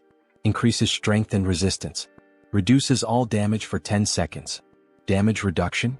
That's totally a scam, Kiki. And of course he also got several diamonds as a reward. Now he could create a high-level characteristic and even have some left over. This was a win, a victory. So he equips some characteristics. Regeneration. Revival. Wound recovery. Vigor. Energy. If he applies the healing characteristic from the necklace that Father Kim gave him a few months ago during the mission to drink gold, what should happen is, Then suddenly, a blue aura begins to consume his body, even his eyes turning white. He then obtains a new characteristic, immortality. Perfect, it worked exactly how he wanted. Now that he has giant strength and immortality, he just needs one more characteristic to complete the warrior's build. He is a true RPG player. Alright. For now, these diamonds will be kept until their usefulness arrives. Then the phone starts ringing on the table. Jeong Jin-young, who is it? Isn't that the hunter who bought the Mountain King? I think that was her name. Then the next day we see the Hunters Association. Thank you very much for accepting the invitation. The guild leader would really like to meet Warrior Kim. Oh yes, he would also like to meet the guild leader. Since the leader of the Hunter Guild is an NPC who often gives many missions with good rewards, it might be a good idea to build a friendship with him early on. Warrior Kim has arrived. Superhuman Kim, it's an honor to meet him. Kim was slightly startled. Something seems wrong. He is the leader of the Hunter Guild, Yoon Byungjin. We see a classic older man wearing a black suit and red tie, but what stands out are his vampire-like teeth. What the hell is this? This isn't the guild leader, at least not the one he knew from the game. He is the head of the assassin organization. Why the hell is a guy like this here? Something is off. Oh, it's an honor to meet you. I'm known as Warrior Kim. Haha, the honor is mine. Right. There were some rumors that after an incident at the Hunter Guild, he was expelled, but the details were vague. Suddenly, someone opens the door, a chubby man panting. Huff. Apologies, he's late. Director Kong, what's going on? What's all this fuss about? Haha, he heard that the person who defeated and tamed the Mountain King was here, so he rushed over as quickly as he couldn't miss this opportunity. This is the real guild leader, the one introduced in the game. Besides, the united competition is today. How could he miss that? What the hell is going on here? Joonsoo is lost with all this information. Hello, he is Director Kong, a pleasure to meet you. You can call him Kiziak, haha. No, how could he dare to call him by his first name? Apparently he likes to joke around, Director Kong? As expected, he has a good personality just like in the game. Alright, if the introductions are over, let's get to the main topic for which Mr. Kim was invited. Mr. Superhuman, we would like to invite you to become a full member of our guild. He's talking about the Hunters Guild? He'll have to think a bit more about this. Becoming a member with full access for free is a good deal. But he's hesitant because of the current guild leader. To be honest, the guild is in the process of creating an exclusive hunting ground in Yonkian. An exclusive hunting ground? Yes, to be honest, the position of our guild is unstable. At the moment, we can only hunt with the permission of the two armies, the Western Army and the Eastern Army. But if that permission is revoked, we risk being dissolved. Therefore, our goal is to create a territory where only we can hunt without the need for things like this. A territory between the two armies that allows us freedom. We need someone skilled like Superhuman Kim to establish this. Alright, that sounds very reasonable, but there's one detail. Well, guild leader, this isn't actually our real goal anyway. Our guild leader isn't just trying to stabilize a hunting territory for us. He wants the guild to be recognized as a force, an army, and thus, be acknowledged as a military power in order to create a military kingdom in Yonkian. Wow, and something of this scale can really be created with just the guild? Aren't the generals of the two armed forces people with great influence due to their history of independence and militarism? That's true, so it's impossible, says Director Kong. However, the guild leader interrupts. It's possible. Superhuman Kim, if you lend us your strength, you might even be given the position of guild leader in the future. The position of guild leader?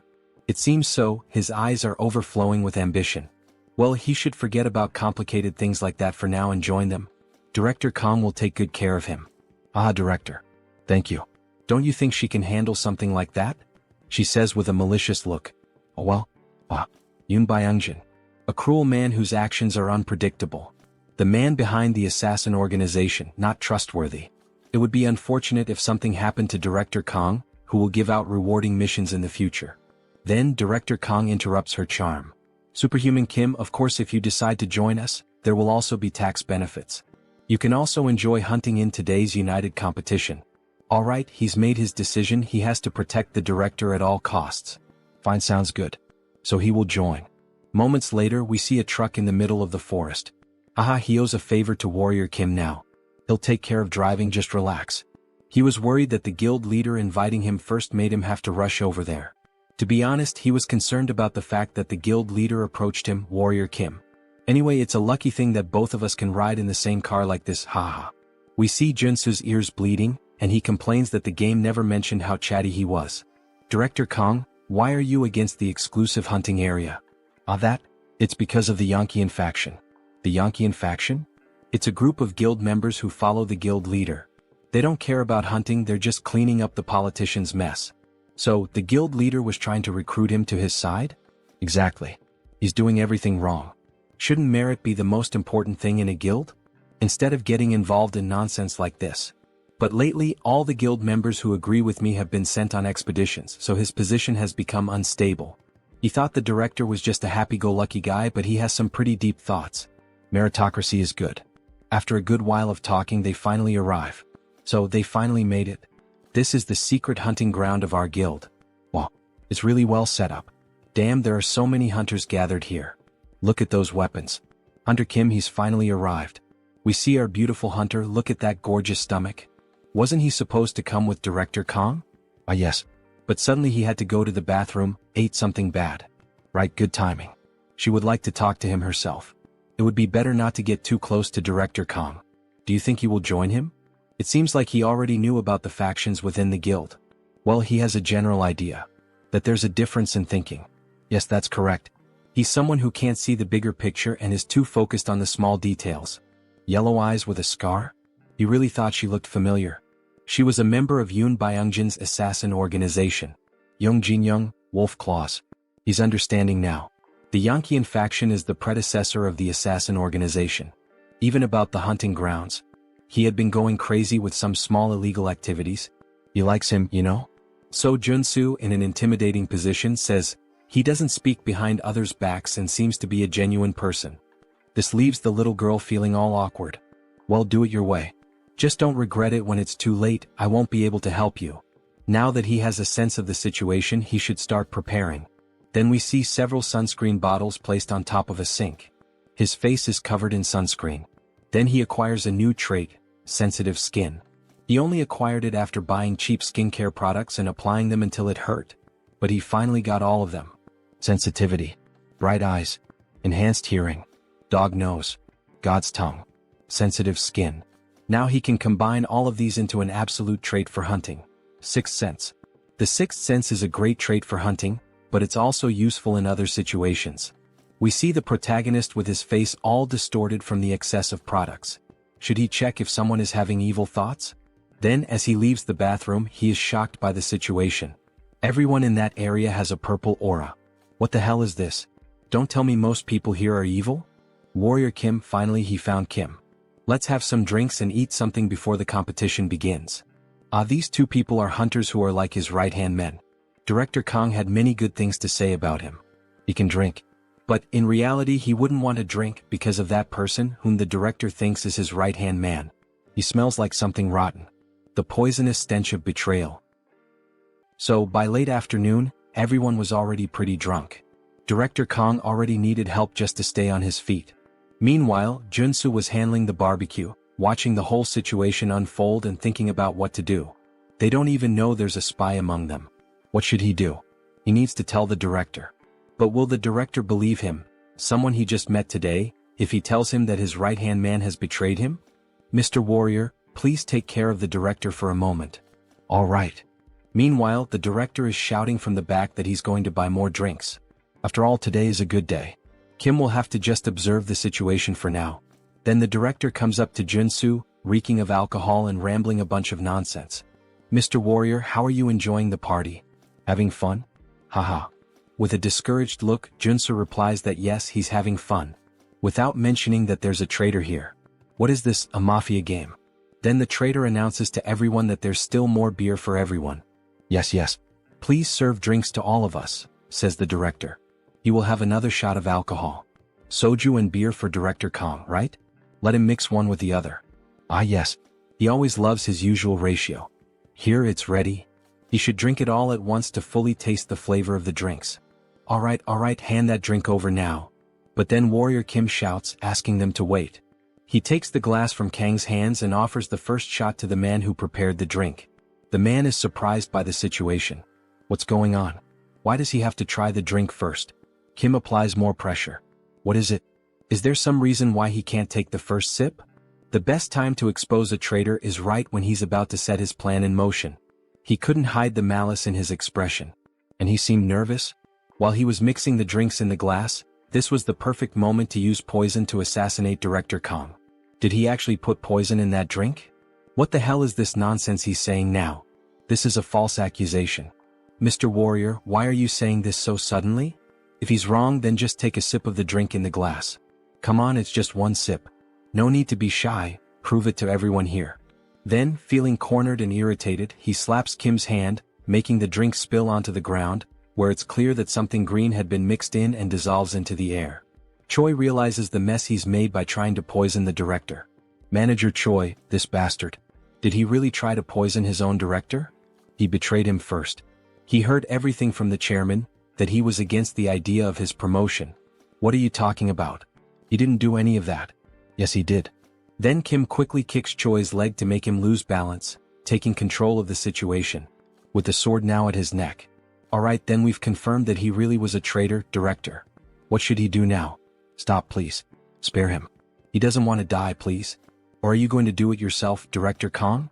The chairman manipulated him into doing this. Please don't do it. Then we see the director picking up an axe that was lying nearby, and with a swift motion, he cuts off the traitor's head without a second thought. I have to admit, as a reader, I didn't expect that reaction from the director. He seems so soft. Leave a comment on the video if you agree with me that the director didn't seem like the kind of person who would kill someone so easily. We see the director covered in blood, with an angry expression on his face, still holding the axe. He always knew his right-hand man was greedy from the start, but he never thought it would reach the point where he would try to kill him just to take the position of director. In the next scene we see them driving at high speed. They need to get out of there as quickly as possible. If anyone finds out they killed the spy, they will come seeking revenge. Yoon Byung-jin, that bastard. He thinks he can get away with this? That's why he got rid of all his men. That cunning bastard. Then the sound of a car horn breaks through. The hunter Young Jin-young is on their tail. Director Kong, did he get anything? She heard a rumor that he found the grand prize. No, they didn't find anything special at the camp. No, she insists she heard news about it. That they killed and decapitated Manager Choi. She pulls out a sniper rifle and fires at them. Kim activates all defensive features. Sensitive. Night vision. Enhanced hearing. Insight. Intuition. Focus. To avoid the rain of bullets chasing them, they swerve through the road. After all, an entire fleet of cars is pursuing them. All the vehicles begin firing at the pickup truck of our protagonist. Director Kong leans out of the vehicle and points a magical item toward them. Damn Yankeean group. Those filthy bastards. How dare they shoot at Director Kang's car? Then we see some of the pursuing cars being destroyed in a powerful explosion. However, there are still many more cars and trucks continuing the chase. Director Kong tells Kim to slow down a little because at this speed he can't hit them properly.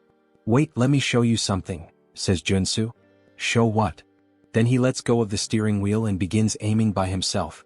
He equips the perfect traits for perfect shots. Gun shooting. Focus. Resolute. Shooting technique. Rapid reloading. Trait set effect activated, stabilization is applied. With this set effect active, he's able to read every movement. And since he's using my intuition trait, his aim becomes even more precise. Then, with a perfect shot, in true American sniper style, he hits the tire of one of the cars. This causes it to lose control and crash into other vehicles at the same time, triggering a massive chain reaction. Holy shit, what a shot. He's like a god of shooting. Hunter Kim, he's like a monster, isn't he? Even so, the hunter still doesn't give up. Now she takes the wheel herself, trying to run them down. She charges full force, using the truck to try to smash their car. Kim, completely calm, begins acquiring new traits while performing evasive maneuvers. Crisis detection. He manages to dodge at the very last moment, causing the enemy truck to nearly crash into another enemy vehicle. That way they manage to escape the chaos safely. However, this only makes Young Jin-young even more furious. Follow them now. We're going to kill those bastards right here. In the rearview mirror we see more cars joining the chase. Kim acquires 2 more traits. Driving and boarding. He remains completely at ease with the situation, while one of the others is nearly throwing up in the seat. At last they arrive at the military zone. This is Warrior Kim, a level 4 superhuman, affiliated with the Hunter Association. Full report submitted. Alright, very well, Warrior Kim. But he has one question. What the hell happened on the way here? We see the director's car completely wrecked, with a few other vehicles trailing behind him. Put your weapons away. We're not going to start trouble here. If they cause a disturbance in this area, it will be considered a challenge to the authority of the Corps commanders. Yes, they're aware of that. They won't cause any trouble here. Please wait. You can't let them into the city. They're criminals. They kidnapped and killed one of his men. We don't get involved in disputes that take place in hunting zones. He should already know that, Mr. President. But what if we... Then the guard's aura changes completely. He slowly begins to draw his sword. Are you trying to challenge the authority of the commander of the Eastern Army? The president just swallows hard. He knows there's nothing he can do. Kang Kiziak was running away like a rat. Did he hire a professional driver or something? All thanks to our hunter Kim here. He's good at driving, hunting, and shooting. Thank you for taking down a guy like that. If I had a daughter, I'd let you marry her. Marrying into that guy's family? What a horrible thought. Damn it. He didn't think Warrior Kim would take the side of that fat bastard. Director Kang, come over here for a moment. We don't want to see any blood spilled. No. He must not forget, this isn't his territory.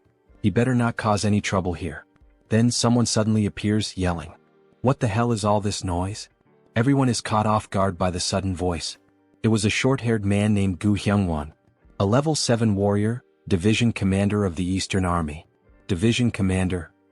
My apologies. We were just trying to talk. There he is. One of the 4 division commanders of the Eastern Army. A level 7 superhuman, Gu Hyungwon. He couldn't care less about other hunters fighting among themselves or even killing each other.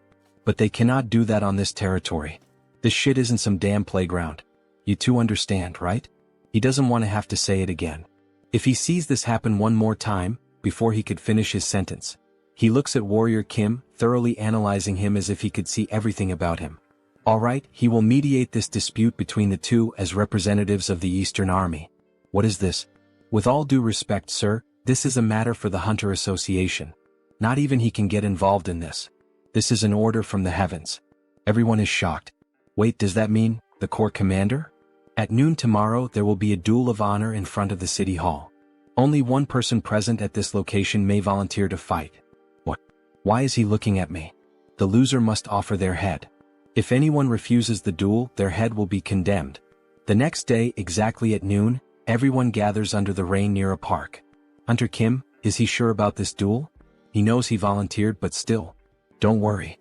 This duel of honor was prepared to test me from the very beginning. He must be behind this sudden challenge. Then we see Gu Hyungwon approaching the duel scene, followed by greetings from several members. The level 8 superhuman, the one who stands in the tower called Heaven. The commander of the Eastern Army Corps, the Tiger King Kyujigam. Alright then, let's begin. Judge me as much as he wishes. We see that Warrior Kim's opponent is the president of the Hunter Association. Kim is wielding a shield and sword. It's a shame, Warrior Kim. If only he were on our side, we could have had something wonderful. But he refuses to work with their dirty group. Well, if that's his choice, then he just has to kill him. We see the president transform into what we suspected from the start. He's a vampire. Wow, that bastard is a vampire. He was a shapeshifter? It's understandable that everyone is shocked. Vampires are known as extinct monsters. But Kim has known his true identity from the beginning. And he knows all the countermeasures. The night before, just a few hours before the duel, we see Kim holding a diamond. He went through every exchange house to gather as many as possible. Are you sure that will help him fight this vampire? Just wait and see, Manager Park. Then he begins acquiring new traits to finally reach the Trinity. Endurance, Perseverance, Iron Armor, Acropolis, Resolute, Extreme. Mixing the 6 traits, he obtains a new one, Diamond Body. He will soon reveal it in the duel. He now has the Trinity build. Then the vampire attacks first. With his claws extended, he tries to strike Warrior Kim. However, Kim easily blocks the blow with his shield. How can a mere level 4 block his attack so easily? Because he isn't at a level where a monster could kill him. Then Kim uses the trait, Giant Strength, counterattacking with a sword strike that forces the president to retreat several meters. What the hell kind of power is that? He is utterly shocked. Did you fake your level? The correct answer is this, Giant Strength, Diamond Body, Immortal. It's the synergy of the 3 most powerful traits in the game, combining Diamond Body and Immortal to withstand the full force of Giant Strength. He can exert power that surpasses that of a level 4 superhuman. He then continues attacking the president with full force until he finally breaks his extended claws, his steel claws. Now that it has reached this point, there is no avoiding it. Red eyes and veins appear on his face. He is beginning the transformation. His body starts to change. His face takes on a more vampiric look with huge fangs. His claws grow again. He begins to sprout new arms. Director Kong, what the hell is this? Oh my god. Is he a mutant? This is the secondary awakening of a shapeshifter, using the mutant trait. There is a risk the user will lose consciousness and become enraged, but he gains enough power to annihilate an entire group of level 5 superhumans. That's why the highest priority is to suppress him before this transformation fully develops. Then Kim quickly tries to strike him with black flames. However, the mutant manages to block the sudden attack. He resisted the black flame. He could possibly become a level 7 if he completes his transformation 100%. While Kim was thinking of a solution, one of the vampire's wings hits him in a blind spot, leaving him badly injured. So much power in a single strike. Then the vampire advances, attacking with all his wings at once against Warrior Kim. He finds it truly regrettable, Warrior Kim, thinking he would have to kill such a talented individual. Then he hits him with a powerful blow, attempting to pierce his heart. We see debris on the ground and some black flames around the vampire's body. Wait, why is he still alive? Damn, he was almost screwed this time, he nearly died. Then we see him using the new item he acquired from the tournament, Steel Fists. Effect: reduces all damage for 10 seconds. But what the hell is this? With his awakened power he should have died right there with no chance of survival. Yes, he's right. If his black flames hadn't slowly halted the mutant's growth. Had your fun? Now it's his turn. Now that the transformation has stopped, there's only one thing left to do. He begins to gather golden energy in his sword. Kill this before he reaches 100% transformation. Then he unleashes a pure energy slash, the same one he used to defeat the president of the staff while using the mutation. Say goodbye, hideous monster. What the fuck? We only see a trail of golden light on the vampire. Even the sky started to clear after the heavy rain. He actually defeated the level 5 vampire. He still can't believe it even after witnessing it with his own eyes. Phew. It was a fierce battle. He knew from the beginning that he would win. He defeated the president of the association. We're screwed. Screwed, he says. Hunter Young, say something, what are we going to do? But she remains silent, showing no reaction, only a look of sadness in her eyes. What is Director Kong planning to do with the association now that the president is dead and there's a vacancy? He's not sure what to do, but what if Hunter Kim were to take the position of president? It would be great to have him as president. No, thank you. The director knows the association better than Joonsoo could ever imagine. So he wants to believe the director will do a good job. Kong is pleased to receive the praise. Of course, all of this is driven by interest. After all, he can only obtain his mandatory quest once Kong becomes president. Then we see Gu Hyungwon approaching after the duel has ended. Warrior Kim, follow him. The Corps commander wishes to see you. As expected, that man had been watching the entire time. Kyujigum. Night falls and we see the moon above a brightly lit tower. The Tiger King's palace. Inside, for people are in the room, 3 servants and possibly the master. Hello, his name is Warrior Kim. He thought Kim was over 100 years old, but he doesn't seem to have that age. He's heard that from level 8 onwards they transcend human limitations.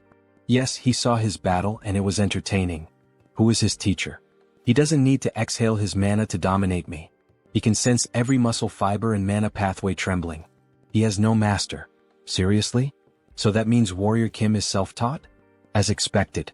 Their movements are still unrefined. His sword skills were basic and his combinations weren't very smooth. They are being overly critical of him. Interesting, my child. Tell me, would he like to become your student? Joonsoo had anticipated this situation because he makes the same offer in the game as well. When he becomes your student, his rapid growth is guaranteed. And as a reward he will receive the Corps Commander's technique, the Tiger King's sword. But unfortunately, it is a great honor to receive such an offer, yet he would prefer to follow his own path. He dares to refuse the father's offer. Has he gone mad? If he accepts the offer he will face many restrictions. Taking the easier path is not always the answer. He should be bowing his head at this moment. He is going to discipline this young man. Quiet. He explodes with rage, emitting an aura that leaves everyone in the room frozen. That killing intent. Just feeling it is like being stabbed by millions of blades all over the body. But somehow he will endure it. Then he activates defensive and morale-boosting traits. Oh, so this kid managed to hold out? He is genuinely a little surprised. After all, not even his own subjects could. Even with so much talent, why does he still refuse to become his student? It's as if he has to face a tiger bigger than a mountain. He almost fainted. Because he has a dream he wants to fulfill. That is to reach level 9. It's to reach the constellation that only 4 have attained so far. But to reach level 9 as a warrior, he would need a high-level swordsman, mana cultivation techniques, and most importantly, enlightenment. However, he worries that his bad habits might hold him back when he reaches level 7. Even so, he wants to follow his own path, whether it's right or wrong. Because that is his resolution. Understood. He values his courage highly. Then he begins to pick up a sword. Here, boy, take this with you. The servants are stunned by what they just witnessed. Wait, is that the Black Tiger sword of rank SSR? He unsheathes the sword, which emits a golden aura. Is it really the SSR rank Black Tiger's sword? Even his hand trembles with nervousness. Yes, boy. Now come over here and take this. I have another gift to give you. The elders present are stunned by the situation. Then Joonsoo approaches Kyujigum, who places something in his hand. We see a flash drive. It contains the Tiger King's secret technique. The Tiger King with the sword. From what he's heard, the sword you use, the one that shatters mountains, is known for symbolizing dominion. The Tiger King's swordsmanship is similar. As dominance and speed blend together in perfect harmony, it will suit you well. Thank you, Commander of the Army Corps. But why would Kyujigum give such great gifts to someone like Joonsoo, a complete stranger? He's not going to refuse them, of course, he's not insane. But still, it's a heavy burden. Answering the child's question, he saw both passion and talent in him. His eyes lit up as he spoke about the ambition to follow his own path. If he reaches level 9 within 10 years, no, even if he reaches at least level 8 within that time, the Eastern Army will be his. And he will be free to lead it however he wants. Everyone is shocked by his controversial statement. One of the elders stands up, showing clear outrage at the announcement. Commander of the Army Corps, this is utter nonsense. That was nothing but an empty bluff. Then he turns his attention to the other elders. You all listen closely as well. The moment anyone here reaches level 8, that person will take his position. That damn Tiger King, he can't be allowed to act like this. 10 years. He can follow his own path during that time, but if he fails to reach level 8, he will have to return the Black Tiger's sword. Gripping the sword tightly, he makes a promise. That's fine, he'll remember it well. Kneeling down, he makes his declaration. He promises to show results within 10 years. No, in just 5 years he will bring results. He has no real interest in succeeding the Eastern Army, but it doesn't hurt to have another option. Besides, turning down a favor isn't exactly polite. He says this while hiding a sly smile. Oh yeah. The next day he is at the Hunter Association's tower. Now they should be calling him the owner of the Black Tiger's sword. By the way, why did he refuse to become his disciple? Because his dream is to be independent and free. But of course there is a hidden reason behind it.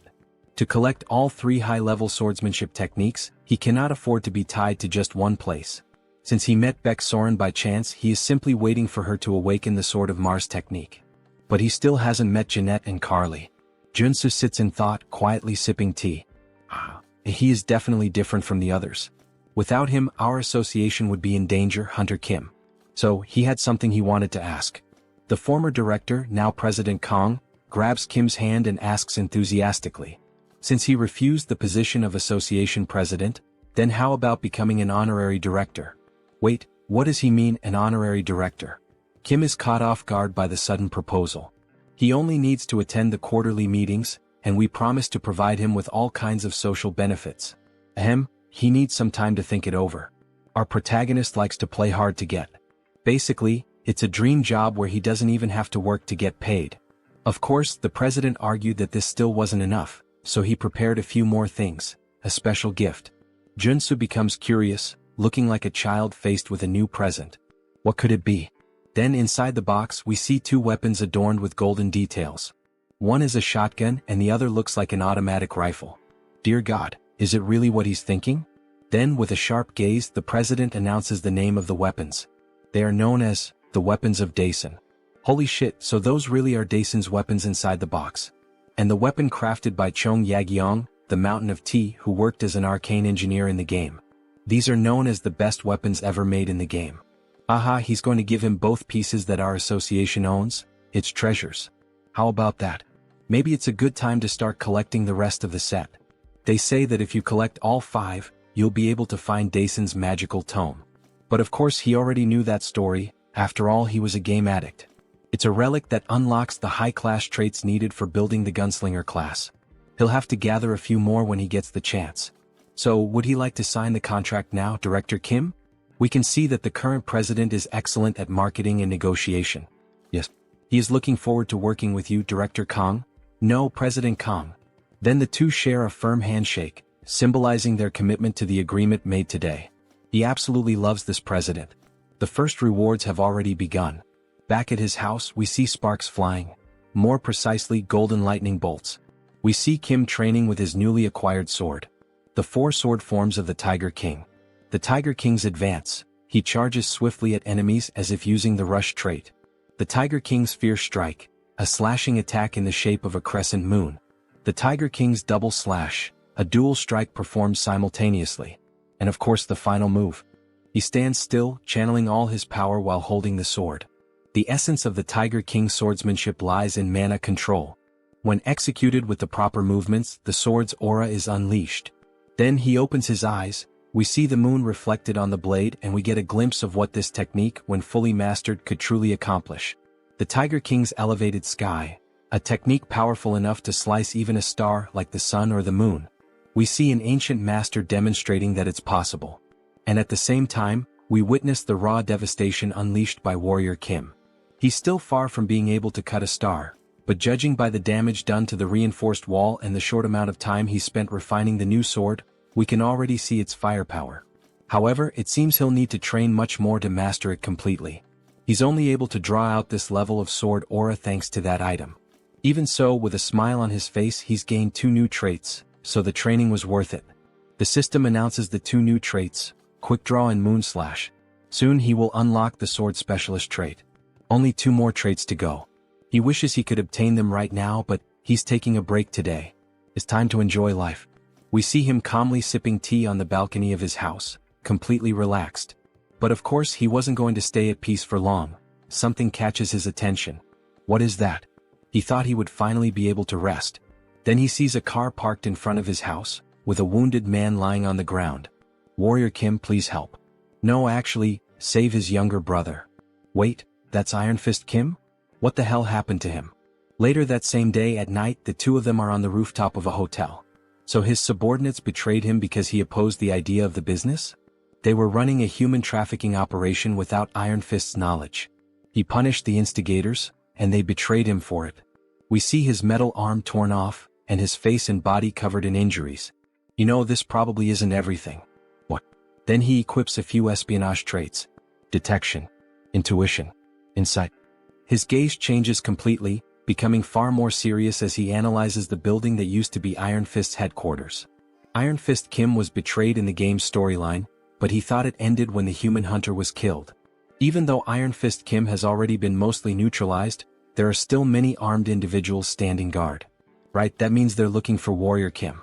After all, he's the one who killed the human hunter when a bounty was placed on his head. The other 2 brothers, the bomber and the demolition specialist, are probably involved in this. He's going to enter through the main entrance. In the meantime, the others should find his younger brother. The main entrance? Is he insane? He's sure there will be traps there. Why would he? Just trust him. After all, he's a level 4 superhuman now.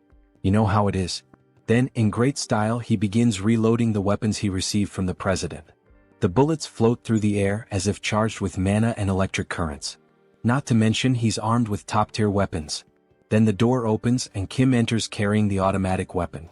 It even looks like an AK-47. That idiot really went in through the main entrance, huh? We see several guards waiting for Kim, armed with pistols fitted with silencers and armored shields. They look like a SWAT team. So this is him, right? The man who betrayed Iron Fist Kim. He didn't betray him. He opposed the business plan meant for the organization. But still, human trafficking is a bit too much. Don't you think? Then he draws his weapon. What are you doing? The guard laughs. This is a bulletproof shield. Go ahead, shoot me. He doubts Kim has that kind of audacity. Unfortunately, it's the worst mistake that random guy has ever made in his life. Alright, since he asked for it himself. With a huge smile on his face, mana channels at the tip of the weapon. He finally fires a shot that easily pierces the shield, hitting the enemy directly. How did he penetrate the bulletproof shield with a single shot? Because the weapon he's using is the superpowered weapon that surpasses all defensive abilities, the Daisen weapon. Why are you just standing there? Shoot him and kill him now. Then a gunfight begins straight out of an action movie. As he runs and dodges bullets, he modifies the weapon's mechanism, extending its magazine. The first weapon he received from the Hunters Association was the Daisen shotgun. The skill this weapon possesses is devastating. It's a powerful trait that shreds and pushes back everything the bullet touches. We see multiple shots fired at once, hitting the entire front line of enemies. He keeps running while using his mana shield to deflect attacks. He equips 6 traits for this combat. Einherjar cultivation technique, mana heart, mana shield, gun shooting, insight, rapid reloading. And if he adds more traits that have synergy with these, we see him reloading the weapon with incredible speed as he rushes toward the enemies. He could obtain the final piece needed to complete the gunslinger build. With a single shot, he hits several enemies at once again. He gains a new trait, Spitfire. Then he quickly switches to new traits, shooting technique, gun shooting, rapid reloading, Spitfire, snipe. Now he's going to take down all these guys and uncover the true culprits behind everything. Post-credit scenes. We see a funny image of Iron Fist Kim smoking a cigar, and in the background Warrior Kim sucking on a lollipop. Until the next chapter. If you watched all the way to the end, leave a comment and subscribe to the channel as well as like the video. Then he starts gunning down all the guards who try to shield themselves behind ballistic shields. However, they don't work. At least not against those special bullets which completely bypass all forms of defense. One by one they begin to fall to the ground. They look just like the zombies from Resident Evil 4 when they're hit by a submachine gun. If you got that reference, leave a comment on the video. When the storm of bullets finally ends, only one soldier is left alive. It's the same one who, at the beginning of the invasion, was confident and laughing, thinking that Warrior Kim was a fool for entering through the front. What the hell? How did he manage to pull all of this off on his own? This guy is literally a one-man army. There's no way he came up with this entire plan by himself. Where are the others? As he interrogates the last remaining soldier, a phone on the ground begins to ring. Kikik, very well done, Warrior Kim, for getting past those worthless soldiers. Alright then, Warrior Kim, let him give you a little farewell gift. Wait, what does he mean, a gift? Suddenly, he hears a deafening sound coming from above. No way, that can't be. We see a massive explosion heading straight toward him. The noise he heard was the bombs detonating inside the building he had just invaded. The building is shown in ruins. Columns shattered by the force of the blast, chunks of concrete falling from the sky. Pieces of metal torn in half and collapsing. Anyone left inside wouldn't stand a chance of surviving. However, that's not the case for Warrior Kim. By using the trait known as dash, he managed to run fast enough and leap through a window, narrowly escaping being consumed by the flames or crushed by the building's debris. We get a clearer view of the building's condition. These lunatics. They used the entire structure as a trap. He's going to have to teach them a lesson. He activates the trait, trace, to locate the two brothers. We then see a red line extend from the protagonist's hand and spread across the floor, moving as if it had a life of its own, something that wouldn't stop until it had tracked down whoever he was looking for. Eventually, it reaches a new building, stopping on the 25th floor. So that's the way then. They can try to hide all they want. With his traits, he can find people like them with his eyes closed. However, before he even finishes that thought, he's suddenly caught off guard by a ballistic missile flying straight at him, which he narrowly manages to dodge. A massive explosion erupts behind him, showing that the brothers aren't playing around, they're actually trying to kill Kim. Alright then, so that's how they want to play, huh? Fine. He's going to settle this long-standing feud once and for all today. We then see Kim equipped with a powerful sniper rifle, one from the Daisen collection. A beautiful sniper with electric blue lines running along its frame, giving it the appearance of being charged with energy. He then activates the 6 core traits of a sniper. Gunner. Sniper. Focus. Insight. Intuition. Alright, let's see what these bastards are up to. He brings his eye to the scope and begins aiming. The visual effect makes it feel like he's inside a first-person shooter game. In fact, it almost looks like he's using wall hack, that infamous cheat that lets players see through walls. A glowing purple line marks the direction of the enemies. Alright, target acquired. Time to eliminate. He begins to channel the shot with mana swirling around it. A beautiful effect forms around the weapon. Fire. As the brothers attempt to escape, one of them takes a perfectly guided headshot straight to the skull. If he ever pursued a career as a professional FPS player, he'd definitely make it big. Hey, what the hell just happened, brother? We hit ourselves intentionally between the buildings, so how? You'd better find a good place to hide. Because the shots he's firing now can't be blocked by walls. That's because these are special bullets that pierce the tangible to strike the intangible. Then we see another shot fired in their direction. They're known as soul bullets. The bullet flies straight between the buildings and hits the second brother directly in the head, making it a double kill. Warrior is the MVP. He didn't finish them off completely because these bullets strike the soul instead of the physical body. But that's even better, because others will take care of the rest. He then grabs the brothers and throws them to the ground like gifts, dropping them in front of Iron Fist Kim. As he assesses the situation, he hears someone calling out, "Brother. Everyone's alive and well. We've been protecting your younger brother, boss." You have no idea how worried he was. Worried both for his brother and for the rest of the team who had been taken hostage. Wait, where are the other members? All the captured members escaped safely. They're currently hunting down the traitors. What are you going to do now? We'll have to start erasing all traces of the human trafficking operation. But of course, before that, he's going to punish those who dared to mess with our organization. Iron Fist Kim is taking longer than he expected. Finally, the wait is over. Warrior Kim, please listen to what he has to say. He then bows deeply before the protagonist. What happened? Tell me everything that happened. Please, he begs. Teach him how he can become as strong as Joonsoo. He's learned from this incident that he needs to become stronger to protect his people. And that right now he doesn't have the strength to do that. If you teach him how to become stronger, he will serve as your slave. So please. How annoying. If he's that grateful, then give him a reward that's actually useful. He doesn't want him as a slave. But still, he starts analyzing Iron Fist's body. Maybe with that method, Kim can definitely turn him into a stronger enhanced soldier. They can even perform a magical oath right away. He'll swear his loyalty. Wait, he's seriously willing to take a magical oath? Yes, of course he is. Alright then. He's going to train him like he's going to die starting tomorrow. Thank you. He swears he'll serve him well, sir. Maybe it's finally time for him to have a loyal subordinate. The next day, we see an abandoned area with several destroyed buildings surrounding it. Warrior Kim and Iron Fist are walking through the deserted place. Wait a minute, wasn't this place? Yes, this is where the body modification facility is located, the one we took from the Caretakers Association. That's right. And it's probably the place where those traitors continued their human trafficking operation. Wait, this place? He told those guys to use this facility only for enhancement purposes. Wait then. He finally realizes the reason they're here. You brought him here to modify his body? Yes. This place is the best for enhancing a reinforced superhuman soldier.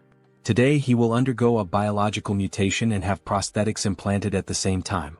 At the same time? But isn't that dangerous? Many people suffered mana overload attempting that. Don't worry. You just need to make sure the combination of the mutation factors and the prosthetic components is correct. We see a massive metal door like the entrance to a secret hideout once controlled by the former organization that ruled this territory. Inside we see Warrior Kim working at a computer, programming the correct combination of mutation factors and prosthetic components. Meanwhile, Iron Fist is inside a green capsule. There are fewer ingredients than he expected. But it should be enough for a level 3 superhuman. Maybe those bastard soldiers of his stole some of the ingredients. The process of creating reinforced soldiers requires a method that is both standardized and unorthodox. Mutation factor plus prosthetic component. Just so he knows, this is going to hurt like hell. It's fine. He's ready. Let's do it. Alright then. Time to get this party started. He clicks the mouse. The capsule begins to emit a strong green radiation, lighting up the entire room. We see his body fully exposed to the blast. Then, looking inside the capsule, we see a high-speed spinning blade. He stares at it in fear, trying to imagine what's about to happen. Then, more blades appear and start slicing through his entire body, especially his mechanical arm, from which metal fragments go flying inside the capsule. He screams in pain. After all, his whole body is being torn apart. Iron Fist Kim from Arcane Seoul. His combat style relies on a prosthetic arm used as a melee weapon and a submachine gun for mid-range attacks, making him a versatile attacker. So, instead of choosing materials specialized for either short or long-range combat, he chose the trait of versatility, keeping open the possibility of transformation. And finally, if he manages to incorporate this mana core, then he inserts it into the machine, causing the green liquid to flow into a syringe, which is injected directly into his neck. Iron Fist begins to undergo a mutation. His entire body starts to bulge with glowing green veins, his eyes shine intensely, and he screams in agony with a deafening roar. It almost looks like he's turning into the Hulk. The protagonist looks a bit uneasy at the start of the transformation, but then a sly smile creeps across his face, as if everything he had planned was going perfectly. A huge success. Ah. He starts laughing like a mad scientist. We see the capsule slowly opening with thick steam pouring out. And then Iron Fist Kim. We see the foot of a beast.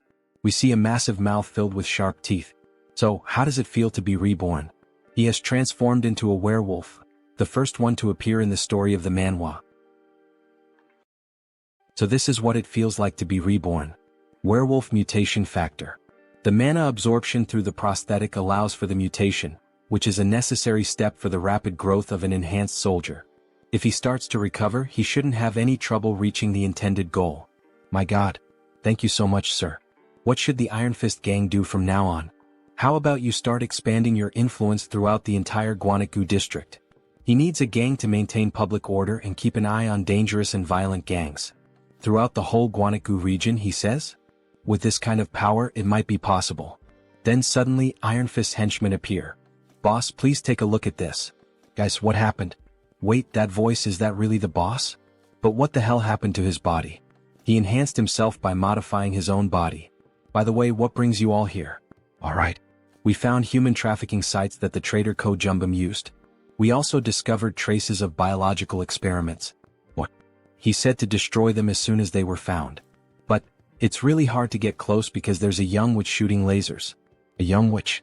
A young witch who underwent a biological experiment? Wait, could it be her? Then they rush over to an abandoned building. The walls are being blasted apart by lasers, or at least by bursts of something powerful. Look over there. Inside that cage.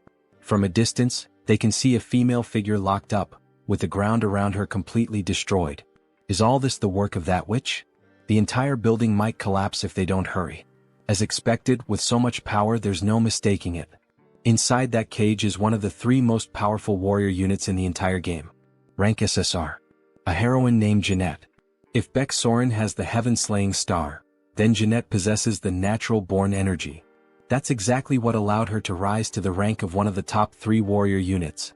But the fact that she's using such a precious ability non-stop means she's currently fighting to stay alive because her mana is almost completely drained. She's instinctively using her power to protect herself. She keeps launching a relentless barrage of arrows made of pure energy toward the protagonist and Iron Fist. The wolf barely dodges her attack. Damn it. At this rate, they won't even be able to get close to her.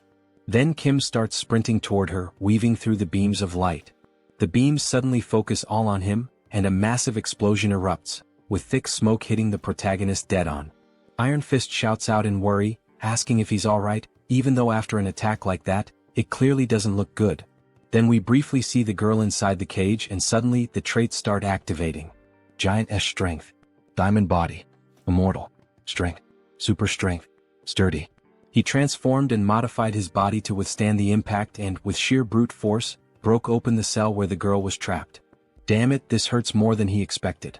Then all of a sudden she starts conjuring an energy beam at point-blank range, which hits Kim directly, causing a massive explosion that leaves even Iron Fist panicking about what just happened. Holy shit, is he okay? All they can see is thick smoke rising, unable to make out what's underneath it. But then a mana potion is quickly used, leaving the werewolf stunned. Like he almost died burned alive. They see him carrying the girl in his arms, completely wounded, while she rests quietly against him. Sir, are you alright? Sure. He calmed her down with a potion for now. They need to get out of there before the effect wears off. Should he order his men to take her to a hospital? No, he will take her to his own house. He will take responsibility for healing this child himself. Then later that same day at sunset, Beck Soren appears in front of her master's house. Ah, so she's already at level 3? Congratulations. Haha, she knew he would notice, thank you so much. By the way, what kind of training did you want to do to call me over to your house? The situation is a bit uncertain, but his second disciple candidate is a bit unwell at the moment. They see her sleeping on the armchair hooked up to an 4 drip. My God, what did this child go through? She still can't even control her power properly, but he plans to make her his disciple and awaken her true talent. And he thought that you as a senior could help her a bit. Can you take good care of her? If that's what being a senior means, of course. She will do anything. A few days later, they can be seen deflecting the beams of light with their swords, while the girl remains seated in the chair, completely unconscious. Master, how much longer do we have to keep dodging these things? Soren is showing clear signs of exhaustion. It's been an entire week of non-stop dodging and blocking all these attacks. Kim receives a notification from the system. You have obtained a trait. Deflect. Her mana should be fully replenished by now. She will regain consciousness soon, so hang in there. Suddenly the attacks stop. Energy begins to float and swirl around her body. Then she finally wakes up. With a weak look in her eyes, her face very thin, still confused about what's happening. What's going on? Where is she? Hello, so she's finally awake. Soren grabs her hand. She was so worried that you would never wake up. Is she hurt anywhere? No, she thinks so, but where is this place? And why is she here? It's because that man over there rescued you. He also helped you recover. She says thank you very much, bowing deeply to them. They saved her. Her name is Jeanette. You're welcome. It's good to see you're all right. By the way, how did you end up trapped in that place? Now that she's regained consciousness, she looks like an angel, haha. He was getting tired of the laser beams. Her parents died while fleeing from the Iliang magic tower. She was captured and then... My god. Just as expected. It's exactly like the game's story. Jeanette, you are more than welcome to stay here if you have nowhere else to go. Actually, he would like to accept you as his disciple. Wait, her. Why her? Yes, so that she can avenge her parents' deaths. He will teach her to become a superhuman. But she has nothing to offer in return. It's all right. She can repay him when she's strong enough in the future. She gets emotional at Warrior Kim's words, fire burning in her eyes, and Soren finds her so adorable. Okay then, make her into a superhuman, please. And she promises she will repay him in the future. Alright, then he looks forward to working with her. Alright, it's a deal. Welcome, Jeanette. She is an extremely precious talent who will teach him one of the 3 most powerful swordsmanship skills in the game. Then all of a sudden she releases a massive burst of pure energy right at Kim, which barely misses hitting him square in the face, leaving his pants soaked in crap. Sorry. She didn't mean to do that, it was involuntary. Soren tries to calm her down. It's okay, no one got hurt or injured, just relax. Kim is left stunned and shaken by what just happened, since he could have been seriously hurt. Jeanette, let's start by practicing your mana control first, alright? Okay, he thought she had already entered her rebellious phase. My god. Jeanette, the name of your trait is natural energy. Do you know what energy means? Do you understand what energy means here? No. Oh, she does know. It's like the aura of a sword, right? Yes. This trait is similar to Soren's Heaven-Slaying Star trait. However, you need to train your body to handle the power of the aura you wield. Because with a small vessel, the water will inevitably overflow. Although this trait gives you terrifying attack power, Jeanette is a tank. So it's important to focus on this first. You really think she can build up physical strength? Of course. He's going to teach you one of his own traits, Diamond Body. And it'll be even better if you can learn Mana Soul as well. He's going to use this chance to test the transmission system. She will help too, so don't worry. Thank you. Thank you, Senior. So cute. This will be the system he'll use in the future to learn swordsmanship skills from Beck, Soren, and Jeanette. He should start practicing right now. The Diamond Body trait hardens the user's body and mind at the same time. That's probably exactly what Jeanette, who has endured so much physical and mental damage, needs the most right now, isn't it? Eat as much as you can. The training will be tough, so eat plenty. Alright. They can be seen devouring a lot of food together. Eggs, salads, chicken, pork. A whole feast has been served. It's hard to believe that at the beginning of the manhwa, Kim was so poor he couldn't even afford medical expenses. She will need all this for her training. 2 weeks later, on a foggy night, we see Jeanette and Soren dueling, the classic 1 versus 1. Leona versus Fiora. Anyone who plays League of Legends will get the reference. Jeanette is playing defensively but tries to counterattack. Soren dodges gracefully, showing off her well-trained physique as she evades and tries to counter Jeanette's moves. To think they would reach this level in just 2 weeks. Both are truly natural talents. Beck Soren has already mastered the sword skill. You can stop now. You will take over from here. Pardon? You master? Now that her body is strong enough, she needs to train to control her mana with more precision. Yes. This is crucial, so try to block his attack. Both get ready, he's wielding the tiger sword he received. Using a legendary sword against a poor little girl. Then he charges straight at her. She raises her shield to defend herself. Even though she blocked it, she feels the strong impact and gets pushed back a bit. Kim starts delivering a series of quick strikes, forcing her to retreat even more and focus entirely on defense. She starts blocking his strikes more precisely, even using her natural-born energy to her advantage. You can sense it now. Her refined movements give off a solid presence. Her natural-born energy. Natural-born energy. Diamond body. Shield technique. Mana soul. And Jeanette's mana circuit. He then puts more power into a heavy sword strike and can feel her form clearly. Now he's the one who has to step back from the impact of her shield. Finally he lets out a laugh. She's controlling her trait with precision now. Cesar Jeanette has finally awakened. Soren congratulates her. She finally managed to awaken, such happiness, while hugging her almost like she were her own daughter. A daughter of Kim and Soren in a way. Then he congratulates her too. Good job. Congratulations on awakening. Thank you so much. It's all thanks to the two of you. An SSR rank really is on another level. To think she would reach level 3 as soon as she woke up. Good girl. Well, considering the others, maybe she shouldn't be so surprised. After all, I'm the only one still low-ranked. She can't let her junior surpass her. She's going back to training. Wait for me. Great. Make sure to grow fast and master the art of the sword. That way I can learn from both of you. He's literally planting the seeds now so he can reap the fruits later, and maybe in more ways than one. Alright, he can't afford to fall behind either. Before his two disciples' personal missions begin, he'd better take care of a few things. We see on his phone screen a plane ticket that he bought. There's a beautiful view of the airplane flying over a large remote island surrounded by the sea. There are various buildings on it and one of them stands out, releasing green winds almost like forming a cyclone. Finally he feels that he's truly abroad. This is the city where the Divine Annihilation War took place, a hen. Beneath that hollow structure of the building, which emits a strong green light, lies the extra-dimensional space known as the Great Labyrinth. It's a troublesome place where ghosts of forgotten gods constantly launch attacks. But there's no need to worry because the most powerful organization of humanity, the Guardians League, protects a hen. The true reason he came to a hen is right here. Diana Bar. Because here he can inherit the Einherjar cultivation technique from this place. Then he walks into the bar and sees the receptionist with two horns looking startled. First time here? Looking for a specific drink? We get a better look at her, an older woman with two horns and a cigarette in her hand. He's not here to drink. He's here to get some information. Information, he says? What is he looking for? He's looking for a man named Sigmund Sigurdsson. He will make sure to pay her very well for the right information. I see. She's afraid that won't be enough.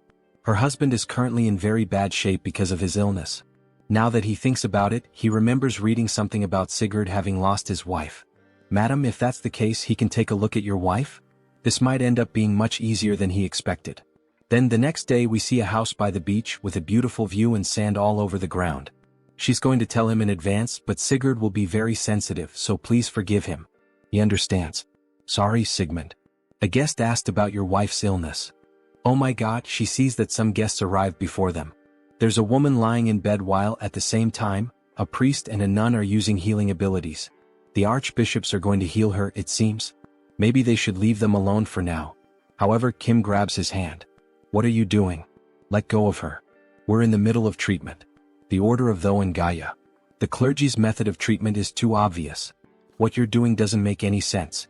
The holy light will only make her wound worse. Sorry, but what the hell is he talking about? And how would you know that? Stop this nonsense and get out of here. He doesn't believe that a mere superhuman would know anything about this. Then he's introduced, Sigmund Sigurdsson. He looks just like a Viking. Sigmund, this guest here says he knows how to treat Jordy's condition. Maybe you should hear him out. Jordy's is in a situation where every second counts. She should be receiving holy light, not this nonsense. Then her body starts levitating as if she's being possessed by a demon. Jordy's. No, let's resume the treatment. This can't go on like this, it will only lead to disaster. Then the nun starts using holy magic again. However, the woman just levitates even higher, leaving everyone terrified. Jordy's? Her eyes open, and a dark aura begins to emanate from her body as she screams in pain. What's happening to her? Resume the treatment immediately. It's too late. We can't stop this anymore with just light. What? Are you saying she has no treatment left? He starts to panic. But Kim answers him. No, she still does. Your wife's illness comes from the fact that she received the stigma of the demon god of the pitch-black Simmeries, right? How do you know that? Do you really know how to cure her? Yes, he's been telling the truth since the moment he stepped into this room.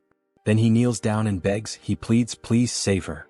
If he saves his wife, he swears in his own name that he will do anything Kim wants. And with that familiar sly smile, Kim accepts. All right, he will save his wife. But he will have to keep his promise to do anything. Kim then begins the treatment, equipping 6 traits. Einherjar cultivation technique, mana soul, mana amplification, focus, mana focus, and mana stabilization. Then he starts the treatment. Stigma. It's a disease contracted from the demons of the labyrinth. It's one of the worst debuffs where a decaying deity marks the soul. The demon's soul gradually drains the victim's life force. Her convulsions stop. He just put her to sleep with his mana. Do not wake her up. Sir, we brought the materials you requested. Great. Let's start immediately. Then we see the entire room in darkness with candles lit and a mark drawn in blood. It looks like a satanic ritual. He begins creating potions using his best traits for this purpose. Formulation, crafting, modification, intuition, insight, and focus. We lit all the candles, sir. Are you sure we can cure her with this treatment? It's more of a hope that she can overcome the disease than an actual cure. This debuff can't be easily removed even in the game. Because the more healing you apply, the more vitality this thing gains. You'd basically be trolling if you did that. Therefore, to overcome the stigma, he forces her to drink the potion he made, and after that, she starts vomiting blood and something begins to come out of her mouth. You have to draw out the hidden sprout that's causing this debuff. Black flames start pouring out of her body, and the symbol drawn under the bed begins to glow too. She starts levitating again and little by little she begins to transform. 2 horns start growing on her head. Bat wings begin to appear on her body. Why is Jordy's turning into a demon? Are you sure this is the right treatment? Yes, he is. It's going very well. And while holding a cross in a hand blessed with holy water, he says, because demons must be punished personally. Then he punches her right in the stomach with the cross. Begone, demon. Our protagonist, besides having the ability to possess countless traits, has now turned into a priest. A strong light begins to fill the room, all the black light drains out of her body, leaving only a golden glow. She finally falls back onto the bed. Darling, are you alright? Can you hear me? Can you see me? Sigmund? What happened? Why is he crying? Darling, you had been asleep for almost a year. Of course he was sad. You really would have died if it hadn't been for him. Now it's your turn, archbishops. He leaves the rest of the treatment in their hands. After all the commotion, Sigmund thanks Mr. Kim. By the way, what brought you here all the way from Korea? To meet you, of course. Me? You said you would do anything, right? He needs you to teach him the Sigurd cultivation technique. Sigmund's ancestor is Sigurd, the most famous mortal hero in Norse mythology. The Sigurd cultivation technique, passed down through his bloodline for generations, is a superior trait of the Einherjar cultivation technique. They sit down and Sigmund begins gathering energy and places his hand on Kim's back. He starts transferring the Sigurd cultivation technique. Every cell in Kim's body starts awakening. His mana attribute is changing, stronger, more resilient, more durable. His heart is undergoing a transformation infused with mana and the new technique. Then a new system notification appears. Sigurd cultivation technique. You have obtained a trait. His total mana just increased by 30% or more. With this growth, he shouldn't have any problem learning more sword techniques. Then they are interrupted by the priest and the nun. Sigmund, we've finished Jordy's treatment. She should fully recover at any moment now. Really? Thank you so much. You truly are incredible for curing the stigma. By any chance, do you know how to treat other stigmata as well? Well, actually, he does know a few methods. Really? Could you please teach us how to help our patients overcome their stigmata? We'll pay the proper price, of course. They really want to learn what Kim did. Maybe he can use this chance to become more familiar with the 2 orders. But of course he's going to teach you. Both of your orders and the Guardians League work so hard to keep the Great Labyrinth under control, right? Oh my god, is he really going to help us? Even though the game only gives 2 options, he knows a different path, He absolutely cannot accept any payment from you too. He's going to teach you the methods for free. He says it with an angelic face. You truly are the esteemed saint of this era. Where is he? All I can see is light. He's too radiant. Are the 2 orders really going to get this information for free? Of course not. You really are an angel. How generous of you. Because this is the beginning of a hidden quest. Now his usual devilish face returns. always taking advantage of others. Then, when night finally falls, the villagers begin to celebrate in the village. A toast to Lord Kim. They start drinking from large wooden barrels, the kind that resemble those used by the Vikings. Lord Kim. He's now the hero of our village. Drink it all. Down to the last drop. Ah. Their faces are already red from drinking so much. Kim says he'll drink within his limits. Oh really? Our hero isn't as strong with alcohol as he looks, huh? Dear, you can still drink more, can't you? Ho ho ho, of course. Then they raise their mugs full of beer once more, making a toast to life. Just how much do these people drink, anyway? Meanwhile, he is passing out from exhaustion after working so much. Then we see a flashback to 1 week earlier. Kim is in an auditorium with several priests, nuns and members of the church. A man is chained up around the torso, possibly suffering from the same illness as Jordy's. The foundation is demonic blood, but the method changes depending on which demon granted the soul mark. He spread the method to overcome it to both orders and to the League of Guardians, and began traveling to save warriors who were suffering from demonic stigmas. So, at the very moment the mark takes over the body, he once again exorcises another demon. Driving a stake into the body can expel the demon possessing it. Wah! Long live the superhuman. He performed a miracle. He changed Akin's fate just like that, so I guess the grand festival makes sense. But what he really needs now is rest. A good rest and a vacation. Phew, he barely made it through. The Nordics really do know how to party. Ichem? Ah, superhuman, there you are. He was worried he wouldn't get the chance to thank you. Then we are finally introduced to who that man is. Director of the League of Guardians. A director. He came rushing over as soon as he recovered. Do you have a moment now? Ah, he's a bit tired at the moment. He thinks it's better if they talk later. Ah, what a shame. Our league president really wanted to meet you at least once. If he's not available, there's nothing we can do. He'll explain everything properly to the president. No. Suddenly, all his exhaustion vanishes. Please show the way immediately. If it's the president of the League of Guardians, he knows who that is. The youngest disciple of the heavenly demon. The Blood King SSR. It's an honor to meet you. He is Warrior Kim. Nice to meet you. He is Chin Wei, president of the League of Guardians. Blood King / Chin Wei. The president who protects the labyrinth and the dedication of the League of Guardians, he knows it well. Thank you for your words. It's simple, but please have a seat. They said you spread the cure for the soul mark in Akin? He's truly impressive, just as they had heard. Does he know Warrior Kim? In this world, there's no information that doesn't reach the League of Guardians. He heard you were called a rising star of Korea. Would you consider becoming his disciple? What? What do you mean by that? You happen to resemble his master quite a lot in temperament. Like someone with a vision that sees beyond. You mean, the heavenly demon? Yes, the heavenly demon. The greatest martial artist of all time, his skills reached the heavens. Although he has been in closed-door training and hasn't been seen for over a decade. The disciples of the heavenly demon, Divine Lord, Demon Marquis, Blood King. All of them are SSR rank in level 8, but the heavenly demon is on an entirely different level, level 0. And the reason for that is the heavenly demon's divine art.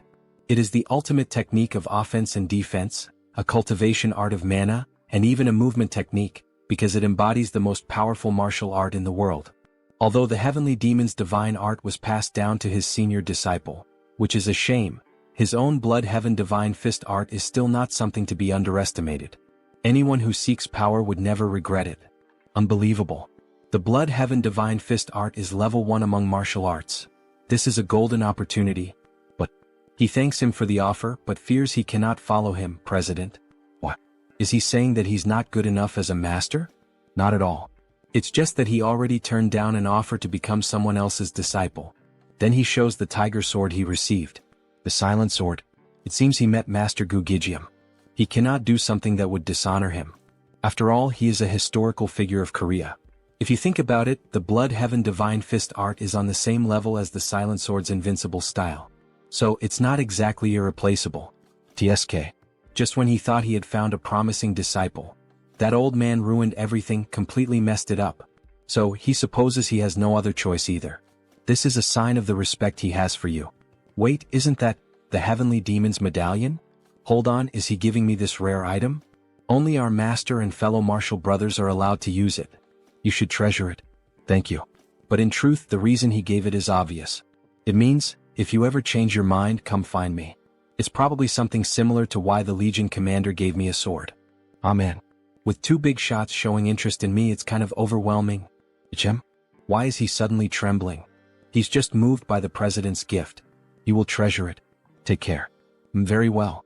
I hope we meet again as master and disciple. Well then. Time to go claim that hard-earned mission reward. The next day in a massive building. We see the priest and the nun speaking with Kim. Transcendent One, we've prepared a modest gift for you. Here, please open it. You really didn't have to go through the trouble? You didn't do any of this expecting thanks. Good heavens. To think that someone this humble still exists. No wonder they call you the saint of our era. But eternal grace deserves an expression of gratitude worthy of it, and what is worldly also deserves its own form of appreciation, don't you agree? Please accept it. Grazie. That's exactly what he was saying. He opens the chest, which shines brightly. Inside we see nothing less than a massive axe, the same one from Thor in the Avengers movie. This is a gift from the Order of Thor, Mjolnir. If he doesn't recognize Thor's hammer, he must be a spy. Just like a sacred sword, it is especially powerful against dark-type monsters. It's an SSR-grade weapon that unleashes even greater power. Please take a look as well at the gift from our Order of Gaia. It's a shield, of course, Athena's Aegis. An invincible shield that can freely shape magical force fields. Did you like it, Transcendent? You're really giving me all these over-the-top gifts? It would be a bit disappointing to stop here. Of course there's more. Come on, hand it over already. He's already getting dizzy. 10 bottles of IAS nectar, 7 diamonds, even the tears of an angel. What's this? Isn't that a demon heart? Exactly. We prepared it to be refined together with the nectar when you consume it. Maybe he should try to get a little more? So, by any chance do you have a flame demon dragon heart? Isn't that something used by fire-type mages? Yes, he can use black flame, so he needs it. The trait of the flame demon dragon is hellfire. If he's going to face the Lord of the Sun Tower, he's going to need it. Oh, understood. We will gladly deliver the heart of the flame demon dragon to you. This is our final gift to you, Transcendent. Wow, thank you so much. Secret mission reward, jackpot. And by direct order of the Pope, he will be named an honorary Holy Knight of the Order of Thor. The same goes for the Order of Gaia. It's only honorary, so there's no pressure. All right. It's important that he becomes stronger, but thank you very much. He will gladly become an honorary Holy Knight. One day, if it's necessary to keep the old father's order in check, he might need the power of those two orders. Back to the present, the party continues. This village festival shows no sign of ending. This is exhausting. Maybe he should head home now. Yang. Ichem? That voice sounds familiar. Priest Kim? What? Why are you here, MMPH? Sho. He's being chased by the order of the old father right now. Let's get out of here first. Quickly. Then we see a red-haired girl with short hair, surrounded by a few guards, searching for Priest Kim. He thinks they're already gone. Thought he was going to die. What happened? I thought you were in Levant. At least he found the treasure vault. Thanks to the golden artifacts inside, he even reached level 5. But he was discovered by the Order of the Father. That place is the origin of the order after all. Well, considering that Priest Kim's order is a cult not listed in the Divine Extinction Treaty, it's no surprise they're chasing you. Anyway, he's not sure if the trials are supposed to be that cruel. He needs to reach level 7 quickly so that their god can be resurrected. Well, is there anything I can help with? Actually, yes. That's exactly why he was looking for you. Tell me, what is it? Can you take me to the Great Labyrinth? The Great Labyrinth?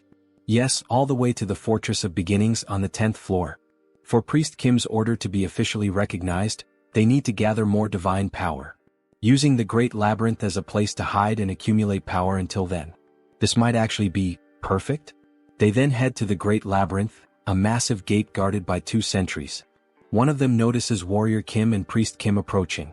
Halt right there. State your purpose. Both of them are wearing masks looking like ninjas. He's trying to enter the Great Labyrinth.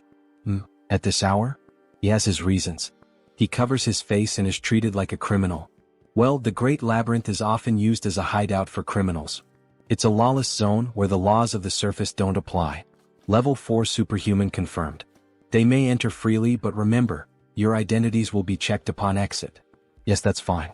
Come to think of it, the suspicion isn't entirely wrong. From a normal point of view, Priest Kim is a cultist criminal, haha. The Great Labyrinth, the seal of the fallen gods. Hey, didn't you say you were famous around here? But earlier you looked like a total nobody. Don't even get me started. If he had been recognized, the news would have spread, and he would have been exposed instantly as well. But it's quieter than he expected. He thought it would be terrifying. So Kim decides to equip his best detection traits.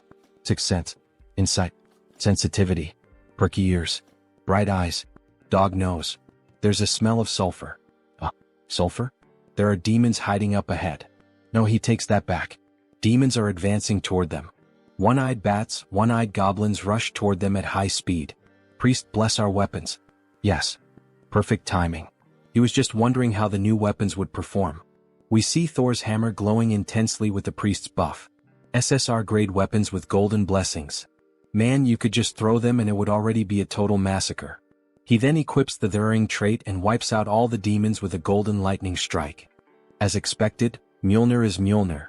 It's incredible to think he wiped out all those demons. His blessing was insane too. It felt like it doubled the power. That's what you'd expect from a level 5 priest. Honestly, he was afraid the old cult of the father would follow him all the way here. But once they pass through that gate, they'll be free from the 9th floor so he can finally relax. But Kim begins to stare intently at the door and the priest asks why. What was with that sudden look? He thinks things aren't going to go as planned. They came in a swarm. They're much later than we expected, Savior. An inquisitor from the old cult of the father. How did they find me? No. Thinking about it now, he realizes it was obvious. They followed Priest Kim here. They must have the same tracking trait he has. No wonder they found us so easily no matter how much we ran. This tiresome pursuit finally ends here. And at last, Savior, he'll join our faith. Join your cult? What the hell are you talking about? The saint has blessed us with a divine message. If the Savior joins our cult, he will be treated as her equal. He will offer both his body and soul to the old father. So they're basically declaring without any pretense that they're going to sacrifice me now. Are you insane? Who gave you permission to decide that? No need to worry so much. Because right here, the ascension ritual for you, Savior, is already prepared. So they want to break me, trap me here, and offer me as a sacrifice. Did you throw the Westphalia Treaty into a soup pot or something? You know that doing things your way could cause absolute chaos, right? Someone so well-informed, why act so surprised? This is the great labyrinth, free from the laws of the surface, a place without restrictions. Then holy knights, kill this wicked cultist who deceives people with a false and twisted god, and bring the Savior here. Yeah, this place is beyond the laws of the surface, which means he can also rip their limbs off without consequences. Young, do you think we can handle this? There are 2 level 5s and the rest are all level 3 or higher. We can do it. Because he has. Priest Kim, bless me. Yes. All the high-level traits he's gathered and the weapons he's earned. He then throws the blessed grenade toward the enemies, which explodes right in the Inquisitor's face, causing a massive blast boosted by the priest's buffs. What a cheap trick you're trying to pull. These little toys won't even scratch my skin. We see the guards taking position to defend her. Then, suddenly, Kim appears above them with a massive missile launcher. He equips his best traits: gunslinger, shooting, aiming, rapid fire, insight, black flame. He fires multiple missiles at the enemies. It's useless. Old father. Protect your children. Then, in the shape of a cross, lightning strikes down from the sky and forms a powerful magical barrier. It precisely deflects all the missiles. This is the true power of the old father, Savior. Well, up until now it's only been friendly punches. But now the real punch is coming. Then he activates the new trait he acquired, Sigurd's combat method. His hand starts crackling with electricity, and the mana overflowing beyond its limit makes his blood boil. My head, it feels like it's burning, blazing like molten fire. A blue lightning slash cuts through all the enemies. His heightened senses pick up every detail of the world. He finds someone with an opening. Then he draws the tiger sword and strikes. Collapse. Multi-strike. And he slices one of the enemies clean in half, as if cutting through a slab of meat. The formation's been broken. Return to your original positions. Wait, something's wrong? He tore through our weakest line. With eyes surging with energy, the soldiers panic. He's going to wipe us all out before we can regroup. Kim activates the technique, Tiger King Twin Striker. With 2 X-shaped slashes, he annihilates several enemy soldiers. Do not retreat. The great old father watches over us. Sword Shadow Knights form a wall. Where do you think you're going? Tiger King Fierce Blow. He quickly slaughters the soldiers before they can form a new defensive position. Inquisitor. The enemy is advancing. What should we do? Please give us an order. Accept a glorious death. Your deaths will please the old father in the divine kingdom. This is his will, you must not avoid it. We can see she's a sadistic bitch who doesn't care about death. A difference in numbers and levels means nothing before the savior. It's utterly overwhelming. Tiger King rising / Meanwhile he keeps slaughtering the weaker enemies. And she, watching such a display of strength, with that golden aura surrounding him. This is. You're so magnificent, savior. It's an honor to witness the true face of light. So, are you finally thinking of sending out the stronger ones? Yes. She'll send some truly loyal ones your way. There's just one thing you must be extremely careful about. You absolutely must not die, alright? Then the first guard charges straight at Kim, who blocks the attack using the newly acquired shield, Aegis of Athena. However, the warrior suffers internal damage reflected back by the shield. Internal damage caused by a single collision against his shield? Then Kim hurls the enemy into the air, sending him crashing into the wall. The second enemy seizes the opportunity and tries to attack from behind. Kim jumps, dodging the surprise attack, and with all his strength, he strikes with Mjolnir, causing lightning to electrify the enemy. With a sadistic grin, the protagonist asks, "Is that all you've got? You can't even get warmed up with this. How the hell is that our savior? This is impossible. He has to be some kind of demonic apostle. Get lost, demon." So that one is still alive. Unfortunately for him, stalling isn't part of Kim's style. With a single swift and clean strike, he cuts off the enemy's head. So she's the only one left out of all of them? Do you still have more new power to show? Just as expected from the prophesied savior of our order, we see Kim massive and muscular. He's equipped several traits for this battle: giant strength, mana soul, smashing strike, Tiger King swordsmanship, Sigurd cultivation technique, moonlash. On top of that, he's receiving multiple buffs from Priest Kim. As he prepares for the final blow, he asks, "Are those your last words?" What else does she need to say? All that's left now is to wait for his soul to reach the divine land. Then a massive explosion erupts, and we see the body of that lunatic lying on the ground, along with her guards. Wow, he really took them all down by himself. It was all thanks to his blessings. Nice work. Did you see how she kept talking until the very end? That's why you don't mess with fanatics. Disgusting. It was almost frightening. Anyway, maybe he overdid it a bit. There's nothing left to loot because he destroyed everything. There's still that shield. It's broken too. That's a shame, but thanks to that battle just now, he gained 3 new traits: destruction, massacre, fierce assault. He managed to gather the necessary materials to create a high-level trait, one capable of facing 1,000 foes. In the end, the loot's not bad at all, huh? Finally, we've reached the 10th floor. Congratulations, mission accomplished. He wouldn't have made it this far if it weren't for you, brother. He'd still be stuck in that Qigong therapy. Hey, at least he admits it, It was all you. He didn't really do much, so that's why, here it is, the Heart of Abundance. Heart of Abundance, SSR. Increases all stats. Possess trait, luck. An SSR level artifact. What a great reward. Kim's eyes practically light up. He found it in Levant's treasure vault, the one he told him about. Apparently, it's an extremely valuable artifact and he thought it would suit him well. Thanks, man. You really know how to pick a gift. By the way, where are you headed now? He's gathered a lot of good stuff, so it's time to return to South Korea. To find the final item he needs to reach level 5. So he finally returns to South Korea. He had missed the fresh air of his beloved hometown so much. South Korea, Gangwon-do. He thinks the place was somewhere around here. Maybe he should go deeper. Then, suddenly, a masked man appears behind Kim with a knife to his throat. What brings a stranger all the way out here? We see a skeletal hand. This guy is hiding his body, but he's the skeletal serpent, a character of SR rank. Looks like Kim has found the mutant's hideout. The man said, "What brings you here?" Kim replies that he has business to attend to. This area is restricted. Turn back. Wait, but Kim thought this was the path to Hope Village, wasn't it? How do you know that name? The place he arrived at is the Village of Monsters. However, the mutants call this place Hope Village. Someone who knows the real name of the village? It's like a password he can use to get in, He'll guide you there. Follow me. Thanks. Good thing the one on patrol today is the skeletal serpent, because for a mutant he's actually a pretty flexible guy. So they walk deeper into the forest, where various plants, roses, and beautiful trees are shown. There are even drawings made in archaic styles. As he approaches the village, the other mutants begin to wonder why the hell a human is there. This place is Monster Village. It's where the item he needs to find is located, Then we see massive feet approaching the area. Skeletal serpent, why did you bring a human to our village? We see that those huge feet belong to a bear wearing clothing and moose antlers. He knew the real name of our village, the skeletal serpent replies. He said he's here to do business with you. But I've never seen him before. What business? Kim becomes slightly nervous in the bear's presence. The challenge is that most mutants, having been ostracized by society, are closed off and hostile. He's here to make a request. A request? Yes, he needs a mutant mana core. Is it really okay to try and get one from them even like this? Before he could finish speaking, the bear attacks him violently.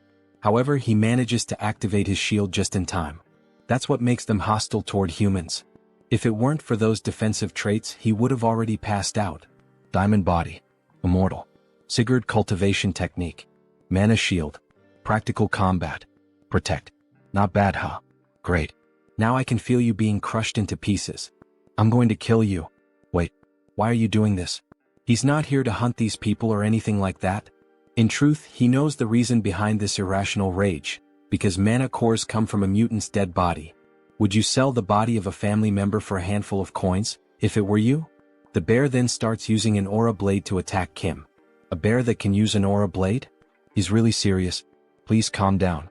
He'll pay the proper price for this request, okay? I already said, I don't need money and I won't accept anything in exchange for selling the dead body of a mutant. No, he's not paying with money. The fastest way to earn their trust is this. The entire area starts glowing intensely.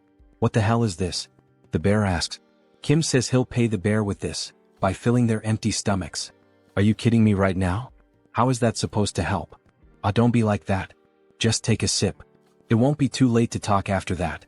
He then begins preparing a cup of instant noodles. By the way, this isn't just some cheap cup of ramen.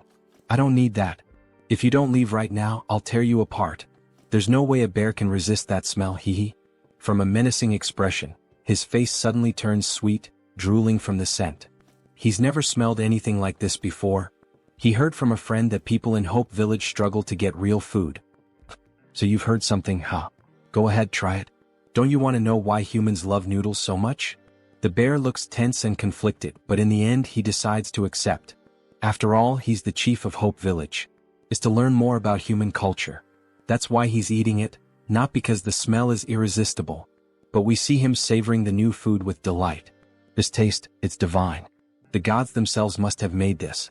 That scene of the noodles wrapping around the bear and him drifting away on a tiny boat really resembles something out of the anime/manga Shokugeki no Soma. If any of you subscribers have read or watched it, let us know in the comments. How can something taste this good? Do you have more? It must be really delicious. What? He's prepared lots of other things. Everyone come try some. Not every mutant has senses as highly developed as the bear's, so he added a bit of mana core powder earlier to help with that. Wow, so sweet. Slurp slurp. Look at that damn bear eating everything by himself. Where's that always serious and responsible chief now? All we see now is just a happy animal enjoying himself, haha. He's a good human. Do you happen to have more of those sweets? Did he just befriend them now? However, the skeleton stood off to the side, simply observing the whole situation, and then he noticed the mana core powder. Wait, is that mana core powder? Can we even eat that? What? Mana core? Shit, he already ate 2 of them. It's understandable that they're cautious. If something goes wrong, a mana core can cause them to go into a berserk state. What the hell are you plotting? But Kim had prepared for that too. If you're that worried, then let's ask your guardian angel. He's talking about the entity with the power of prophecy. The one known as the godmother of the monster village. The tree goddess. The guardian angel of the monster village, the tree goddess. Although the power she possesses is weaker than that of other transcendental beings, she is indeed a divine entity. We see a very ancient tree shaped like a human, almost resembling an old woman. And so, all important decisions are made by her. The bear gathers in front of her along with the other mutants and Kim. Is what this human said really true, Great Mother? Yes. What that child used was level 0 mana core powder, purified by the holy water. He has given you, poor creatures, a great gift of nourishment. The mutant uses some kind of controller, similar to a video game one, to communicate with the tree. Thank the heavens. That means we can eat more. I mean, it won't have any harmful effects on our bodies. The godmother has given her approval. Really? Then we can eat more? Thank you so much for granting us your wisdom, godmother. He kneels down to offer the proper thanks, while the other mutants celebrate, many of them overjoyed to finally eat something good. Then the skeleton approaches Kim. With this, the doubt has been cleared. It seems he made a fuss for nothing. Sorry. It's alright, he understands. There's no need to apologize. Now that the misunderstanding between us has been resolved, how about we have a Korean barbecue party? We see 4 beautiful cuts of meat, even resembling bacon, ready to be cooked. Then he starts grilling the meat and everyone around goes wild. The smell, the look, even the sizzling sound as the meat cooks, everything about it sends the mutants into a frenzy. Meanwhile, Kim is having fun cooking for all of them. The tree begins to laugh, her expression turning joyful. It seems that an honored guest has paid a visit to our Hope Village. As night falls, we see the bear completely drunk. Isn't this a crime? Now he understands why humans love alcohol so much. It's refreshing. I'm glad you enjoyed it. By the way, why do you call me human but don't refer to yourself that way? It's just that he got used to it. To be honest, it hasn't been that long since they started treating us as humans. Back during the Japanese occupation, we were considered nothing more than talking animals. Even hunters used to hunt us in those days. Even so, he's amazing. From what they've heard, he played a major role in the Korean War, and that's why mutants have more rights nowadays. But he couldn't have done it alone. It's been so long since the entire village enjoyed the company of an outsider. Do you want it or not? Just one more, uncle. Try it like this, it tastes better. He always wanted to hear them laugh like that. A classic sentimental drunk. Wow, such an innocent village. He really shouldn't be crying like this. He's just giving them what they want and his reputation keeps skyrocketing. Alright, you said you needed a mana core, right? Here are 4. Go ahead and take them. Reputation quest complete. Come to Papa mana cores, haha. Thank you very much. And with that, he finally wraps up the festivities for the day and starts heading out. He's finally ready to become level 5. Good job, me. Suddenly he hears a voice. Hey, are you leaving? It's the skeleton. He still hasn't properly thanked him. There's no need. He already received valuable gifts from the village. But the skeleton feels that he gave the village something far more precious than that. Understandable, since they hadn't had real food in decades. With a somber tone, he says that if he ever needs more mutant mana cores next time, just let him know. He'll gladly give him his own. What? Please don't say something like that again. He has no intention of taking the heart of someone who's still alive. He's not that kind of person. But he's serious, really. He truly means it. Because he received a prophecy from our godmother. She said that he was destined to give a part of his body to someone who would return my blood and flesh. Okay, Korean barbecue isn't worth that much. He knows the skeletal snake's quest has something to do with this, but he's never heard anything about a mana core being part of it. Maybe it's just a metaphor? She could be talking about something other than her mana core. Of course, he'll find out when the time comes. You can go now. Sorry for taking up your time. Alright. Take care. He's looking forward to the day he sees you again. Obviously, that skeletal snake is hiding something. The next day we see a new house, quite large even with a pool. Yes, finally. What's right in front of me now is the large single-family home that will be mine from now on. The entire property spans over 660 square meters. And there's even a pool. But it's not just those perks. The real reason he came and chose this place. He takes an elevator down to the basement of the house. It leads to the high-quality, high-security secret training center. Yes, he never thought he'd see this day. Kim is truly happy. Enjoying the nice weather, sir? Yes, Director Choi. Thank you so much for suggesting this amazing place to him. Don't mention it.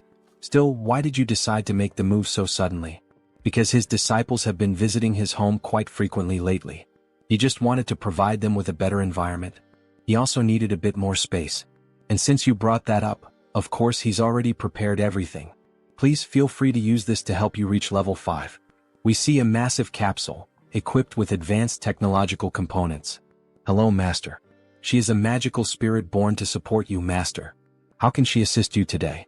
First, precise measurement. From this point on, leveling up requires a more complex process. To achieve the best results, he needs the help of a spirit. Beginning precise measurement. Inside the capsule, all of his attributes, abilities, and powers begin to appear on the screen. Level 4 Warrior Class. Musculoskeletal Class, Giant. Musculoskeletal Class, Diamond. Healing Class, Immortal. Mana Class, Soul. Mana Class, Sigurd. Battle Class, Tiger King Swordsmanship. So that's how it's structured. However, several error messages suddenly start flashing on the screen. He doesn't understand what's going on. Master, there's been an error in reading your mana circuit. That's probably his fault. He's capable of altering his mana circuit in real time. That's actually top secret information, by the way. Is that even possible? That's not recorded in any of his data. She just saw it with her own eyes. So yes, she just witnessed it herself. That's why he'd like to prepare a level 5 elixir that suits him well.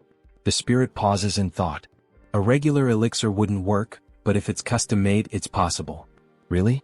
The performance does match the high price, huh? Please tell me all of your abilities. Please tell her all of his abilities. All right. First of all, he possesses 11 high-level traits, successfully registered. The master's abilities total 136.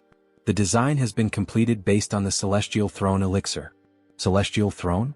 He's referring to that elixir that only exists in theory. Is everything ready for the elixir's production? That's not the elixir he expected, but that's fine. He trusts that the spirit found the right elixir for him. Absolutely. Let's begin. Then, initiating production of the level 5 elixir. We see the mutant's mana cores being used in the process. The full moon night has arrived. The house is lit up from top to bottom. Congratulations on becoming level 5. Congratulations, Master. We brought you some gifts. How did you know? That man over there told us. Great day for a party, don't you think? Congratulations, warrior. You told them, Director Choi? Of course he did. It would have been a waste not to celebrate an occasion like this. Then he hears an explosion. It was fireworks from the first family he helped. The great achievement of Warrior Kim. Congratulations, from security number 1. Wow, unbelievable. He turns red like a strawberry. You too, Woojin? You're making me embarrassed. Oh, and by the way, there's also a flower wreath at your door. Congratulations on reaching level 5, Warrior Kim. From the Order of the Old Father. How far has this news spread? Is this supposed to be a provocation? Now that he's level 5, he'll have to act discreetly. Everyone will be watching his every move. And they send me something like this? He starts tearing apart the flower wreath.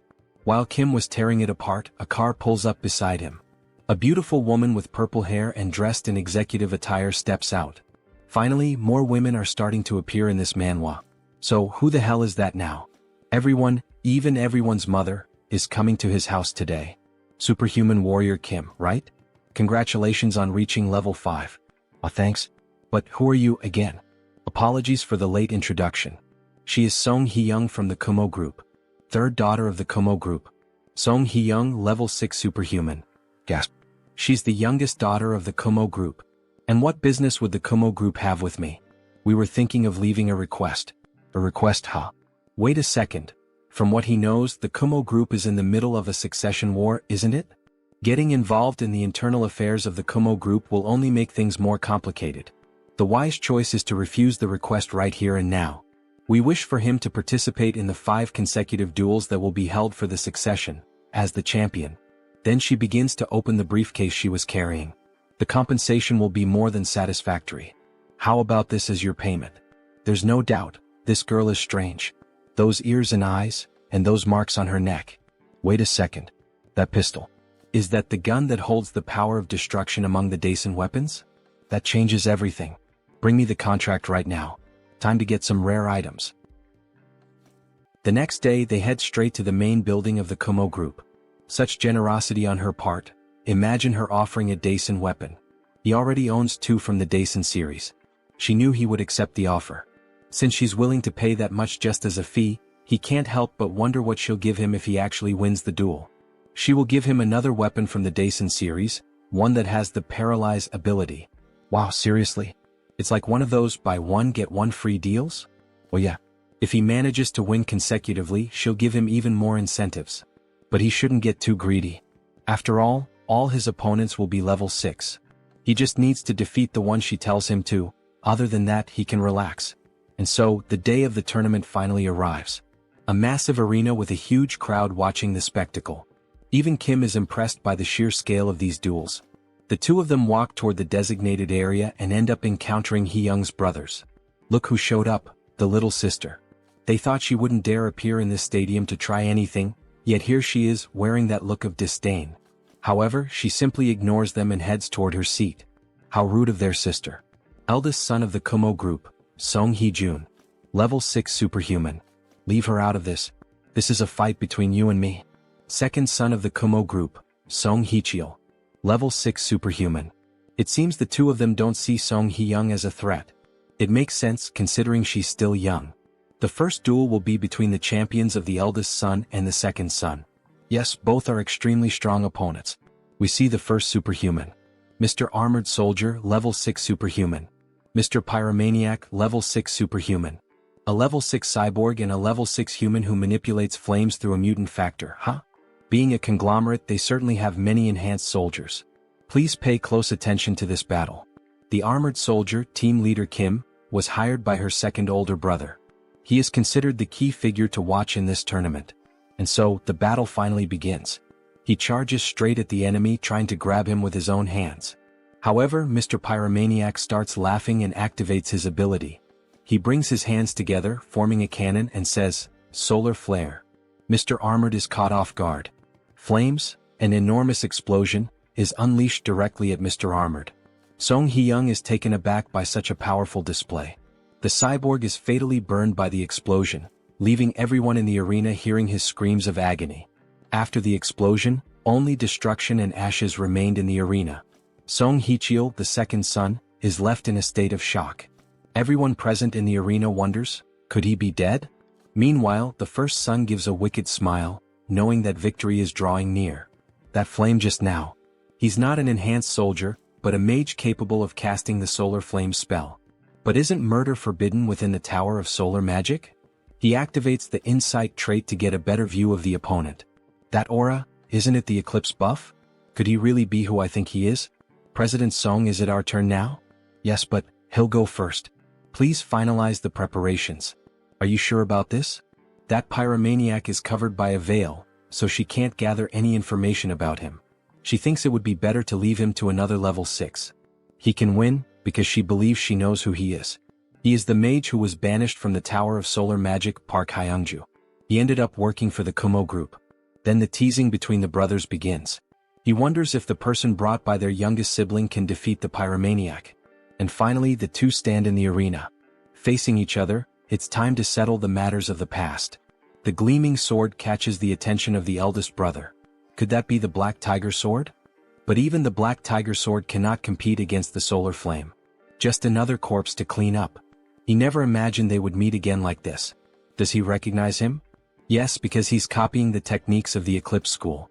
How dare he use the solar flame in such a cruel way? Does his master, Elder Joe, know about this? His master knows everything.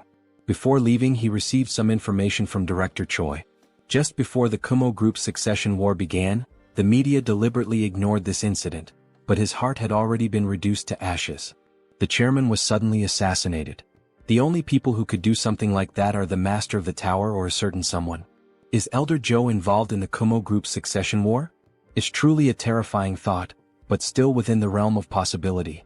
He needs to confirm that later, after dealing with this first. Before he can finish that thought, the enemy is already launching another solar flare. In any case, now that he knows you've recognized him, he can finally carry out his revenge. Consider yourself special because he's going to show you his hidden power. Solar Magic Blast. A massive explosion, 1,000 times greater than the first, almost like a Genkidama. However, Kim, using a shield and with his bare body, withstands the blast. So it's true, you endured a solar flame with your entire body, huh? But a Solar Magic Blast is completely different. Turn to ashes. He enhances the explosion, shaping it into a flaming Kamehameha. Impossible. A level 6 casting a magic blast? How can a level 5 superhuman resist something like that? Before she can finish her sentence, Kim interrupts, asking if he's done with the fireworks. Now it's his turn. Even though he's striking a macho pose, he barely survived that last blast. Good thing he leveled up before coming to the duel. Let me borrow your flames for a moment. Impossible. How did you steal his Solar Magic Blast? Well, you'll see, you'll find out soon enough. He uses the hammer to summon clouds and lightning, all enhanced by his traits. Giant Strength, Diamond Body, Mana Soul, Sigurd Cultivation Technique, Practical Combat, Throw. He channels all the energy gathered into the hammer and unleashes it in a counterattack against his opponent. Once you've had a taste of this. Wait, at this rate he's going to die, he surrenders. And a massive explosion erupts. After all, it was the Solar Magic Blast combined with the power of the Mjolnir hammer. The entire arena is lit up, and in the end, Only the hammer remains on the ground, surrounded by ashes. One less to worry about. All three brothers are shocked, and at the same time furious. What the hell just happened? A mere level 5 human defeating a level 6? Something's not right. Now then, shall we prepare for the next battle? Night falls and they return to the Kumo group building. Thank you for completing the request along with the bonus. This is your reward for the victory.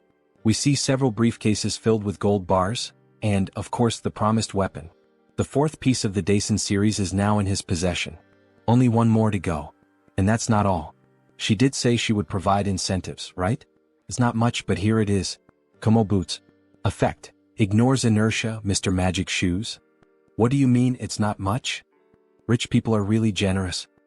He's not so sure if he should accept something this valuable. Please, you've earned it. 3 consecutive victories. That was truly impressive. After that, he won 3 more matches in a row and then withdrew. The remaining champions finished the tournament, and he left with Song Hee-young as the victor. He could have faced more opponents, but he didn't want to reveal everything he had in this tournament. Because the entire world was watching the Kumo group's succession war, across every possible channel. Newspapers, news broadcasts, the internet. So, does that mean she's now the main candidate for succession? Of course not. The duel was merely a pretext to persuade the council. Her brothers were certain they would win, but their plan failed. Still, they won't give up so easily. I see. It's true she's at a disadvantage since she's the youngest. The only thing the Kumo group believes in is not morality or the law, it's overwhelming strength. Yes, but she has no intention of letting them do whatever they want. And that's why she would like to entrust him with a new mission. What kind of mission? She offers such generous rewards, there's no way he could refuse. There is one way to overturn this situation. She then touches her earring and a hologram is projected, of a black raven. The raven chip. This chip contains a mutated gene that responds only to our family's DNA. If we can secure it, she'll be able to reach level 7 and turn everything around. So she's willing to risk the dangers of the mutated gene. Of course he'll give it a try. Really? Obviously. He'd be a fool to turn something like this down. Because, in a place that looks like a shopping mall, a raven with deep black eyes appears. A strange-looking boy is on the phone. President Song.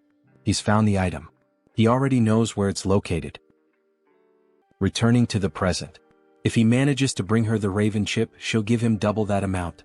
Something around 10 billion won. And if he manages to secure the position of president, she promises to grant him the Kumo helmet and belt that belonged to her brothers. But before she could finish speaking, she asks if the protagonist is okay, since he's completely red. Sorry? His nose itched for a second. Please go on. The Kumo equipment that the 3 of them possess will end up going to the president in the end. That means the full set of Kumo equipment, which has effects comparable to rank SSR gear, will be mine, right? He looks like a cowboy. What insane rewards. Anyway, her brothers can't find out about this, so please keep it confidential. If he needs anything for this request, let her know. Alright then. Can he get some diamonds? Well, he can see the entire Gangnam district from up here. Money really is a great thing, huh? Then the protagonist starts using the diamonds on the items he obtained.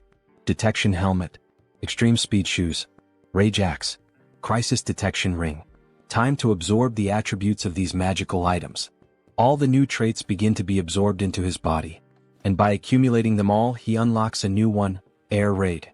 Movement skill acquired. Now that the preparations are complete, it's time to begin. He leaps at high speed toward his target, landing right on top of a raven statue. Now time to report to the client. President Song, he found the item. Already? Where was it?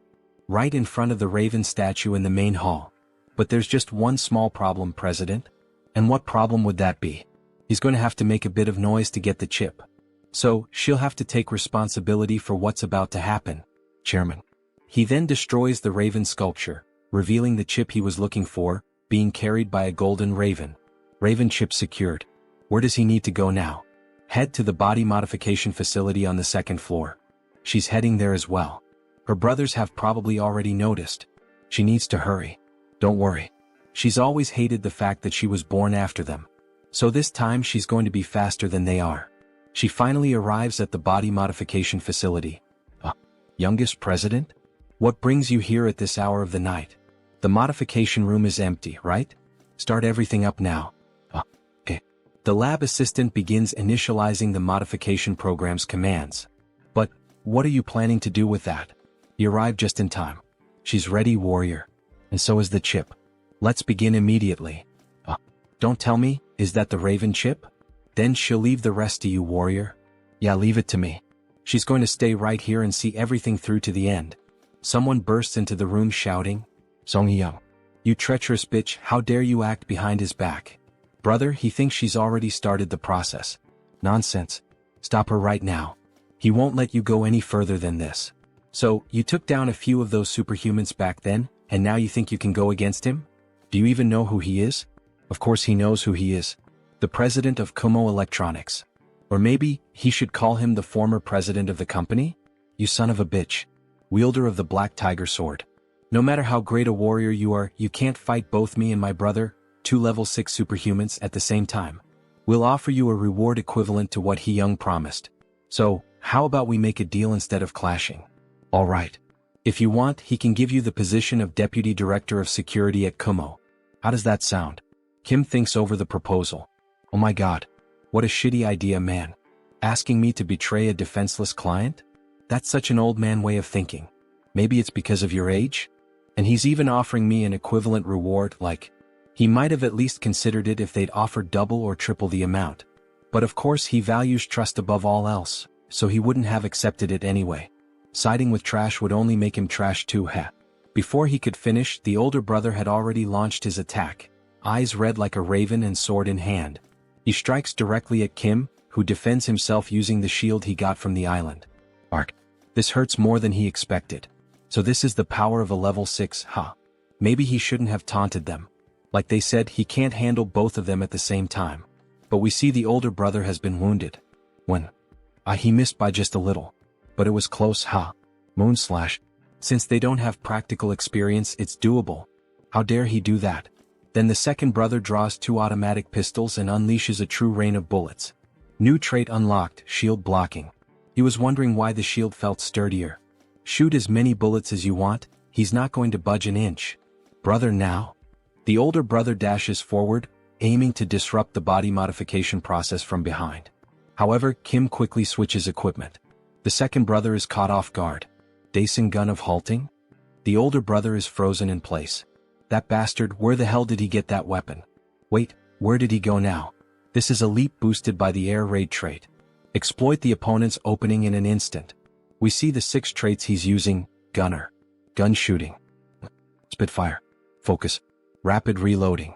And he rains down attacks like an airstrike. Are you thinking of giving up now, Mr. Song Hee-jun? How laughable.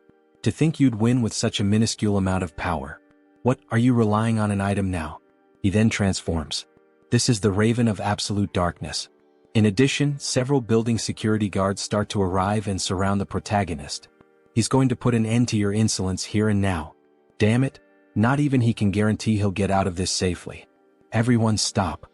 A golden light begins to shine from the body modification capsule. Everyone turns, stunned. Kim is happy it's finally done. The brothers are worried. This time, unfortunately, you arrived too late, my brothers. Third child of the Kumo group. Song Hee-young.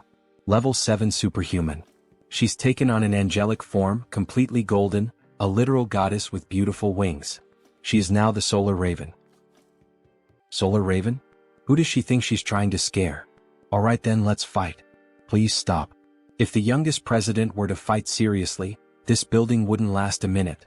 He thought the outcome had already been decided in the last confrontation, and yet he's acting like this. Founding contributor of the Kumo Group, Director Young Kyung-jun. Is he disregarding the procedures decided by the shareholders? Now father-in-law. That's not what he meant. If that's not what he meant, then could he be plotting something beyond the president's death? He gets nervous and decides to back down. At last, we have a better view of the new president. A beautiful angel, or rather, a beautiful raven. Congratulations on reaching level 7, President Song Hee-young. He'll see her at the shareholders' meeting to elect the next president. A few days later, both are on the terrace of a luxurious house. As tradition dictates, her brothers have withdrawn from all their businesses and departed for the United States. Congratulations. She's about to become the next president of the Kumo Group. Fufu. It's all thanks to you. Did he receive the items from her 2 brothers as promised? Kumo helm, Kumo belt, Kumo boots. Ah yes, of course. Thanks to you he's completed the Kumo set. Ah. If you have more requests in the future just call me. While sipping her fine wine she remembered. Now that you mention it she actually has one more proposal for you. What kind of request with a high reward is it this time? Then she offers a different prize. SSS rank ring. A ring? Sir Warrior, would you marry me? Sorry, but he's going to have to refuse. I can't understand this protagonist. He gets so few chances with women and refuses this beautiful level 7 woman? I'm suspicious of this protagonist. Back to the manhwa. What? But why? There's no way you'd be lacking as a partner. And you're right about that. You have both wealth and beauty. Either way she's just not his type. Making that romance anime face. What? That's absurd. Why would such an insignificant factor matter to people like us? In fact, is it significant? She herself is surprised, just like me, the narrator, to have been refused in this way. Yes, the narrator loves women in business attire. Whoever agrees with me, type it in the comments and I'll send you a heart. He would like to marry someone who shows genuine affection. Not someone like you who sees me as a means to consolidate power. Quite romantic, isn't it? Kim Joonsoo, 22 years old, who doesn't want his pure heart to be betrayed, not even in Arcane Seoul. He truly is an unpredictable person. In that case she would like a cooperative relationship, where we can help each other at any time. Would that be alright? Yes, that would be more than welcome. And so, that night, a new alliance was formed with the clinking of glass cups. Then, after finally leaving her house and heading back home, he starts to grow pensive in the car. Kind of feels like he just threw away the chance to live in luxury for no reason. That leaves a bitter taste. After all, he's still in his intense early 20s. Marriage might have been too much, but if it were just dating. Look at this beautiful woman he just lost. Today, the narrator is disappointed with Kim.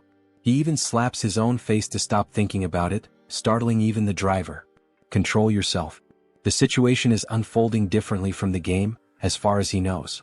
What he should focus on right now is Elder Joe of the Solar Magic Tower. Back at the tournament, that bastard said his master knew everything about what was going on. She's acting suspicious. And just as he was thinking about this matter, he got a call from the Solar Magic Tower. The director's son. What convenient timing. The next scene is in Phoenix Valley. However, it looks deserted. Kim wonders why he doesn't see any phoenixes flying in this area. Well, it's been quite a while, hasn't it, Superhuman Kim? Oh, or should he call you the owner of the Black Tiger Sword? Tower Master. It's been a long time. And of course his grandson is with him as well. He's noticed that you've become a greater person, huh? He'd like his grandson to learn from you. Grandpa, why don't we get straight to the point? Now that Mage Kim has awakened, he's starting to show his true nature, huh? Superhuman Kim. He's sure you already expected this, but we called you here to make a request. Is it because of all the Phoenix disappearances? Correct.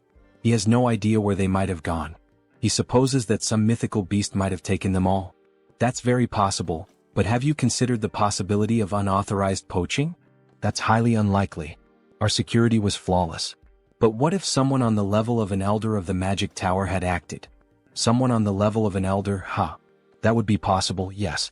But who would dare do something like that? The misuse of a phoenix is a clear violation of the rules. He then starts to get angry and ignites his entire body, showing why he is the tower's director. Of course, he will find every last missing phoenix, and find whoever is responsible for this. But you have to promise me an extra fee. Then we see a car speeding over the water at high speed. What do you think of this red stove? It's an amazing sports car. And it's really fast. If he entrusts the driving system to a spirit, automatic driving is possible. But no speeding. Meh. Asks the spirit with an innocent face. By the way, how did you come up with the idea of getting this car as our advance payment? He could never even dream of driving it because his grandfather really treasures him. Because he needed it for the request. We need a very fast car to catch that thing. A huge bluish-green phoenix flying at high speed. A moment ago. Sir, what the hell is that? Oh, can he recognize what that is, made on the ground? It's a phoenix. Made of steel wires. It definitely doesn't look like one. You only replicated its bone structure. You can save the compliments about the quality. I will. He managed to get some crafting attributes from it, so of course. Alright then, Mr. Mage. Let's take a bit of your blood, shall we? Says Kim with a scary face. What does that mean? To think that that small amount of his blood transformed that wire into an artificial phoenix. His blood contains the essence of the phoenix, so if we can just use its homing instinct, we'll be able to find out where the rest of them are. When night falls, they finally arrive at an island called Ulungdu. So this is where they were, huh? But they don't seem to be in good condition. They look tired and dehydrated. They should have lived for more than 20 years, but they seem drained of energy. Can you check their mana, please? Yes. He begins to check using fire as a sensor. These guys had their mana stolen. From the heart to the blood vessels, everything was burned dry. Wait, this traces. Yes, Mage Kim. He believes you can find out who did this. He then focuses more and finally discovers the Eclipse School? Yes, that's right. How clever. Let's contact the Tower Master immediately. The culprit is none other than Elder Joe from the Eclipse School. Joe Akbun, that crazy bastard. He erupts like a volcano.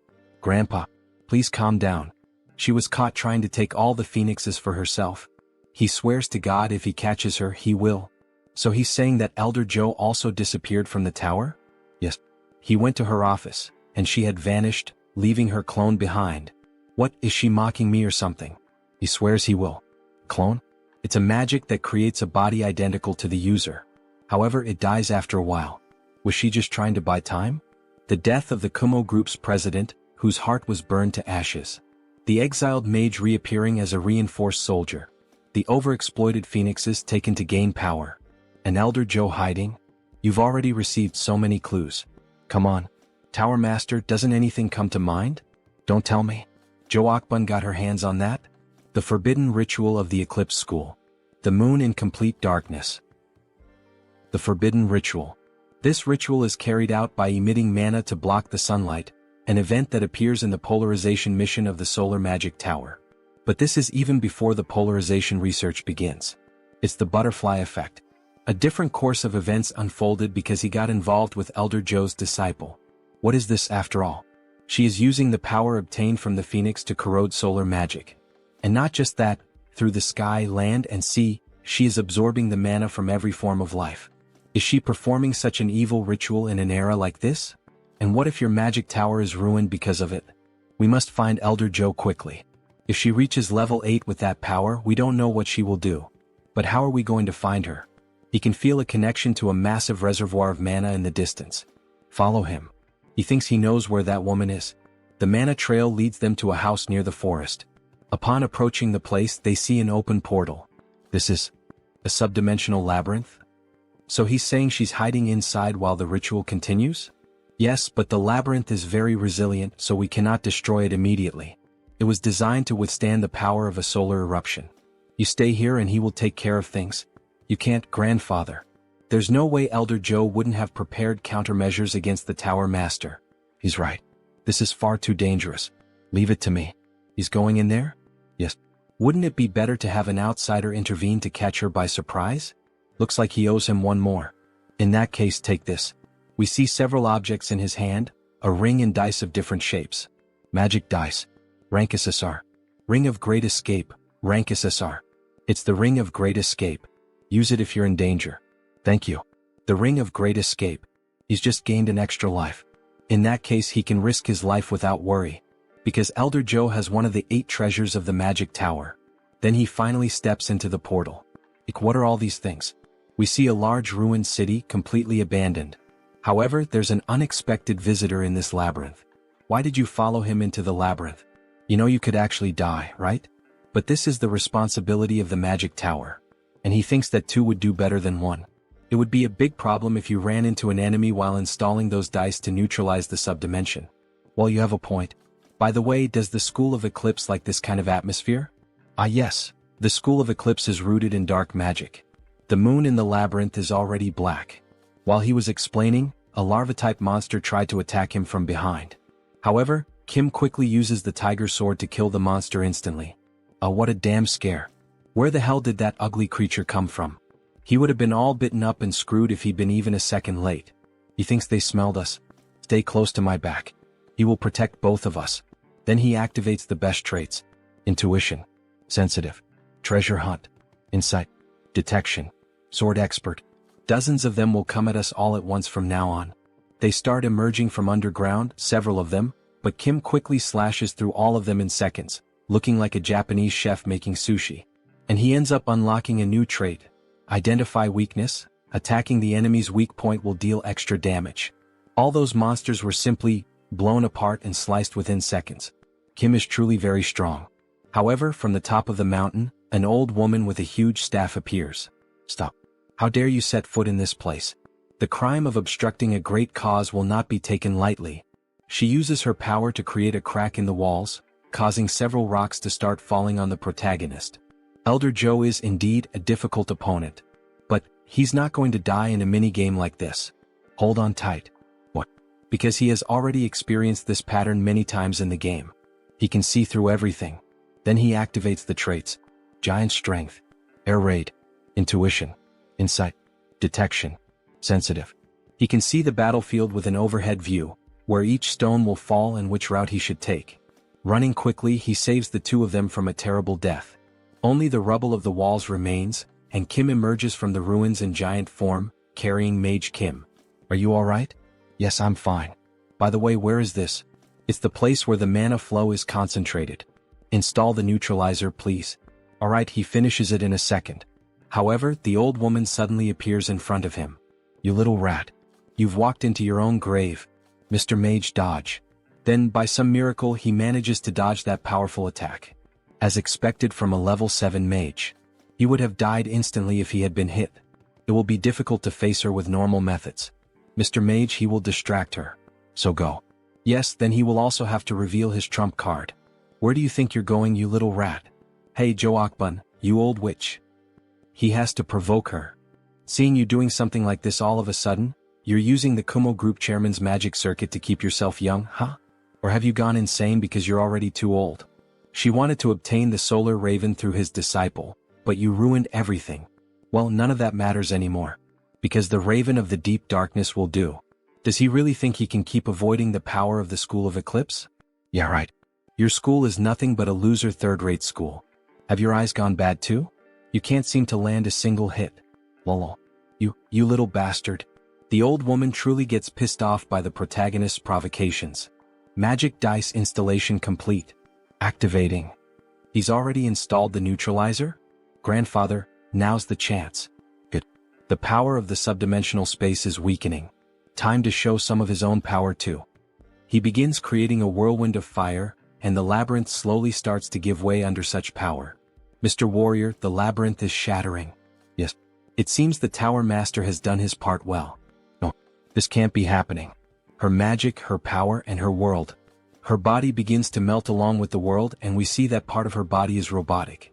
It would have been complete in just a few seconds. It's all because of you, it's all your fault. Filled with rage, she tries to attack the protagonist with a massive burst of dark magic. He quickly manages to withstand the damage with the steel fists. Holy crap. He blocked it with the steel fists, but damn, what power. Even so, he won't fall behind when it comes to speed. Damn it. Why won't her attacks land? He vanished from her sight. Then he activates the new trait he gained, Identify Weakness. He found her weakness. And with a quick strike, he slashes her directly in the back. She falls to the ground like a sack of shit. No. It can't end like this. At the very least, she has to take his life with her own hands. Useless bitch. Time to die. Then the director himself burns her. So after defeating Elder Joe, they return to the tower. Warrior Kim is unbelievable. He thought you were an anti-magic warrior, but today you fought like a practical swordsman. Thank you for the compliment. It makes sense, however. That must be why that old tiger man gave you the black tiger sword. He thinks people call it the Celestial Star. That sounds like something the spirit said. What is the Celestial Star? It refers to those with infinite talent and 1,000 kinds of supernatural abilities. Doesn't that not seem exactly right for him? Anyway, he should reward you for this incident. Ring of Eclipse, SSR. It is a treasure he found from Elder Joe. Understood.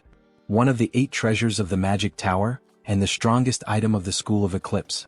The attribute imbued in the ring is Eclipse. The ring begins to display an animation of water and fire, as if there were a fusion of both powers. This is truly incredible. It combines the attributes of mana devouring, absorption, and storage. Says Kim while driving his new Ferrari that literally flies from being so fast. Time passed and autumn arrived. Beck Soren is training her attribute Heavenly Assassin Star, and Jeanette is training her attribute Innate Energy. Beck Soren will reach level 5 very soon. It will not take long until she learns the Mars Sword technique. we also have our werewolf. Having far surpassed level 4, Iron Fist Kim is in the process of expanding his territory throughout the country. And so, Arcane Seoul faced December 24th. Embassy of India in Korea. Wow. So an honorary paladin gathering is happening here? She wonders what it is like inside. This is the first time she spends the day of divine annihilation with other people. Make sure to enjoy today. Because tomorrow she will return to training, says Kim with an evil face, while Soren lightly laughs, seeming almost like a couple taking care of their daughter. She is going to enter first. Ah, Jeanette. Wait for me. December 24th, the day of divine annihilation. It is the day when the old father was officially killed, and the day to celebrate the Treaty of Westphalia. That is why it is commemorated as Christmas all over the world. Because this world does not have Christmas. Inside the Indian embassy it is beautiful. The girls become emotional upon seeing it. So much food and gold. Jeanette, look. It is Paladin Cha De-jun. Wow. He is so handsome. And on every day of divine annihilation, gatherings of paladins are held in several countries. He was invited as an honorary paladin of the orders of Thor and Gaia. But that is not the real reason why he came here. Who if it is not the owner of the Black Tiger Sword? He is Asim Kurat, the ambassador of India. He is Warrior Kim, level 5 superhuman. Thank you for the invitation. He came here because this man is the one organizing this gathering. This is his wife and daughter. His only daughter. Nice to meet you, Superhuman Kim. It is Kali, the last of the 3 most powerful warrior units of the game. SSR rank Kali Kurat. She will be the future owner of the Kalaratri. Let's use these girls as an excuse to talk to her. These are his disciples. And what a coincidence that his second disciple is. Before he could use the excuse to start a conversation with the ambassador's daughter, he is interrupted by strangers. Aren't you the owner of the Black Tiger Sword? What? The owner of the Black Tiger Sword? Really? Well, he is a big fan. He never thought he would see you in real life. Can we talk for a moment? What? Several begin to come forward wanting to meet the wielder of the sword. No, this was the perfect opportunity to become friends with Kali. You look great. He also wants to see you. Just a handshake. He leaves the rest to you girls. Our master was taken away by the crowd. He came out of there alive. He could not talk to Kali even for a second because of those people, but at least the girls made friends with her, so he thinks it is all right. Sometimes he makes this kind of face and, really, they are actually making fun of Kim behind his back, but at least they are making Kali laugh. Returning to Kim, he begins to pay more attention to the weather, since he is finally alone. Seeing the snow really conveys that end-of-year feeling. He wishes life were always this peaceful. However, the silence is interrupted by a girl. Hello.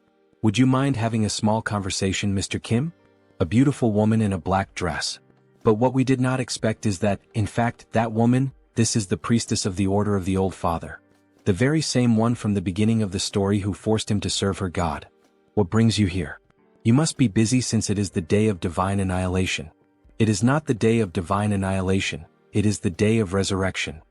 Yes, of course, right? She is sure he already knows that she is showing great consideration.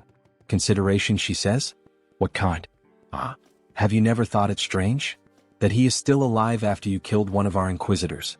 That happened in the labyrinth, but even so she knows about it?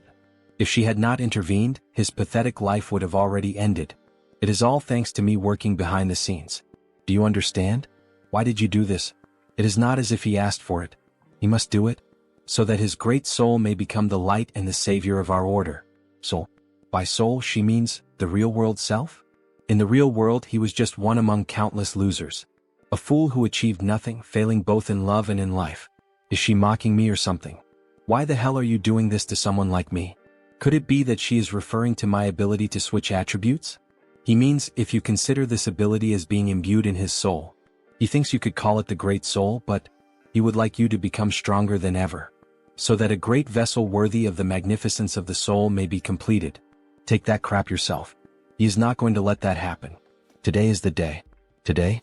Everything starts from today. It is mostly thanks to you, Savior. While you were running everywhere causing trouble and chaos, we managed to accomplish many things. What nonsense are you talking about? You will see soon. A magic circle begins to form beneath her feet.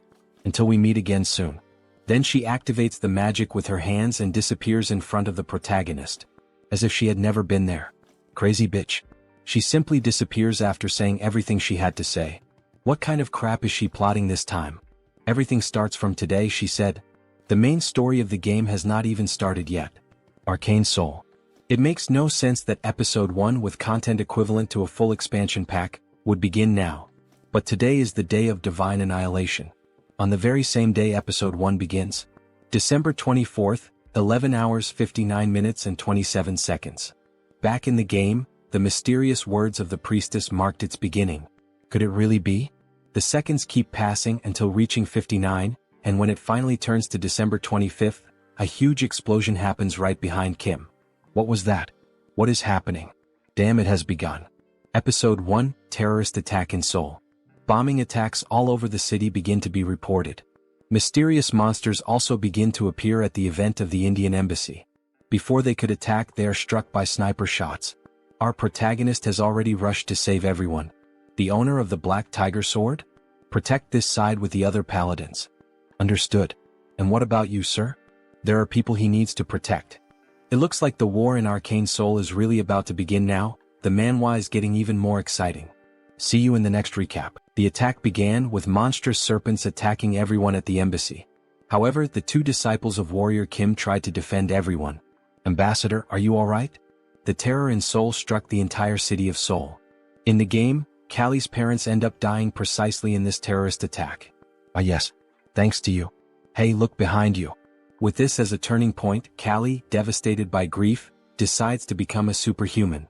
Then, the serpent is quickly sliced into pieces without having a chance to attack the family. The girls already knew whose technique that was, Professor Kim's. Won't he let this happen in this temporal life? Come to me, the rest of you. He is a busy businessman, as you can see. After finishing off the monsters, Kim leaves in the flying car and starts making calls. Hello, Commander? If it isn't the superhuman Kim.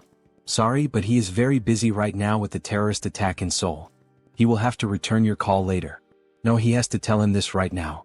This terrorist attack is happening throughout the Seoul region, but there is only one real target. The president is in danger. What? Is that true? But he received a report saying that the Blue House was safe? That is true, but the president is not there. It is obvious where the single president would go on the night of the day of divine annihilation.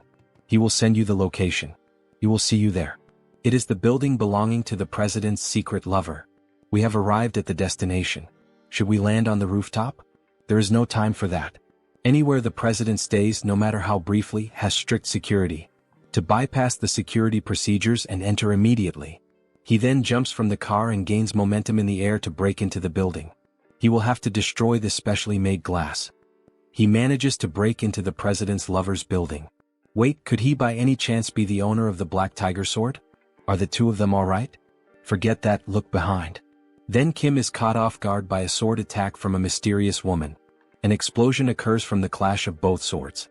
She is going to cut him into pieces and hang him at the Gwanghwamun gate. That old tiger will love this. The Japanese sword, Demonic Blade Masamyun.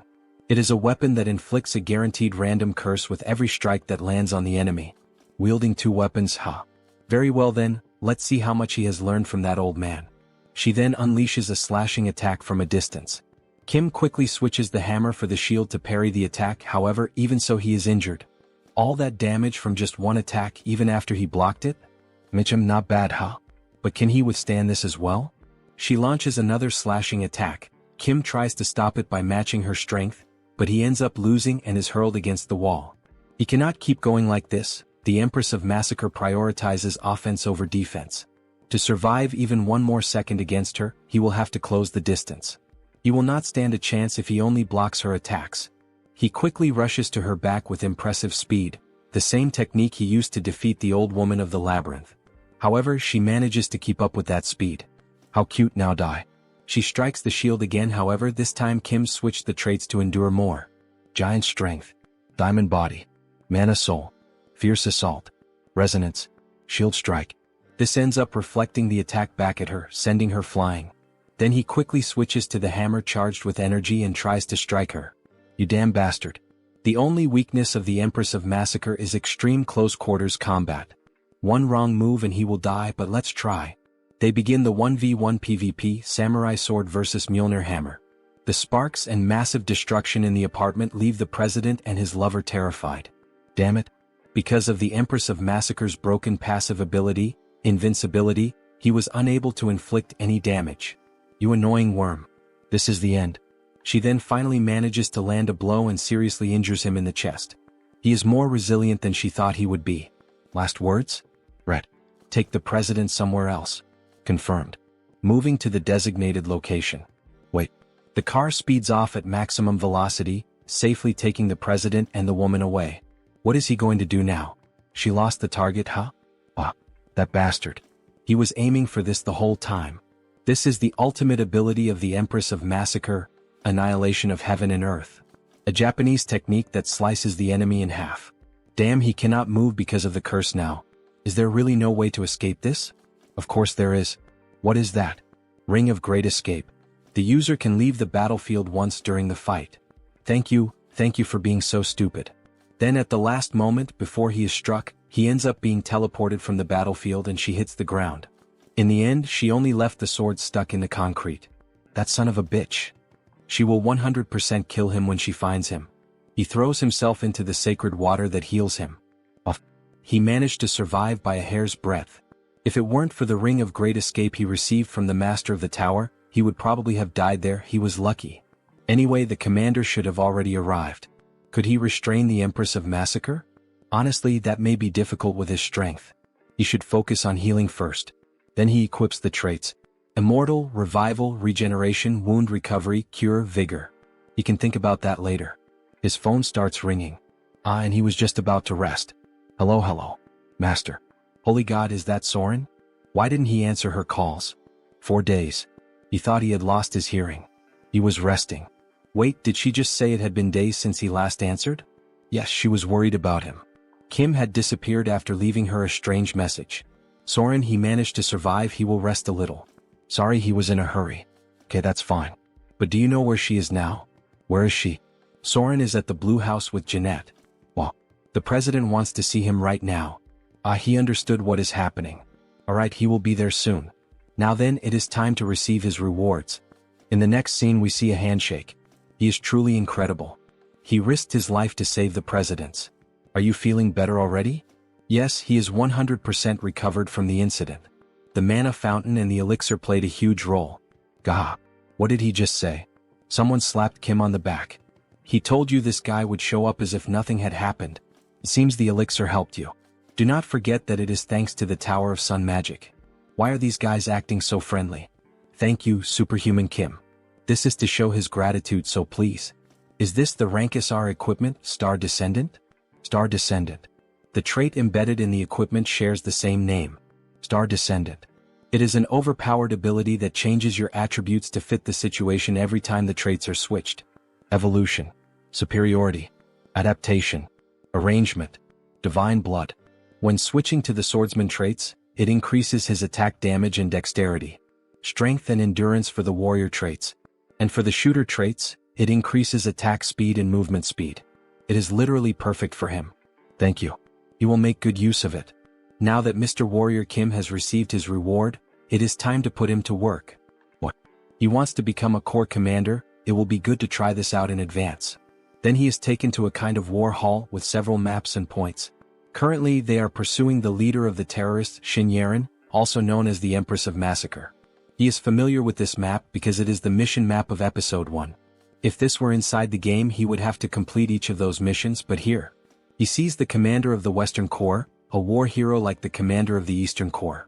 He even sees some executives from other orders and some people from the strike force of the Superhuman Association. The government plays a huge role indeed. That is why the Order of the Old Father was trying to assassinate the president, huh? Everything starts from today. Oh, what are you going to do, priestess? He thinks Episode 1 will end sooner than expected. Wow, we see a photo of Kim and the president together. The entire internet is talking about you, Master. Someone filmed a clip of you fighting at the Indian embassy. It seems Episode 1 will wrap up without too many complications. He will focus on developing his character for a while. When they are approaching home, they notice that someone is already waiting for them. Is that the ambassador and Callie? Right, Callie. He had forgotten about her.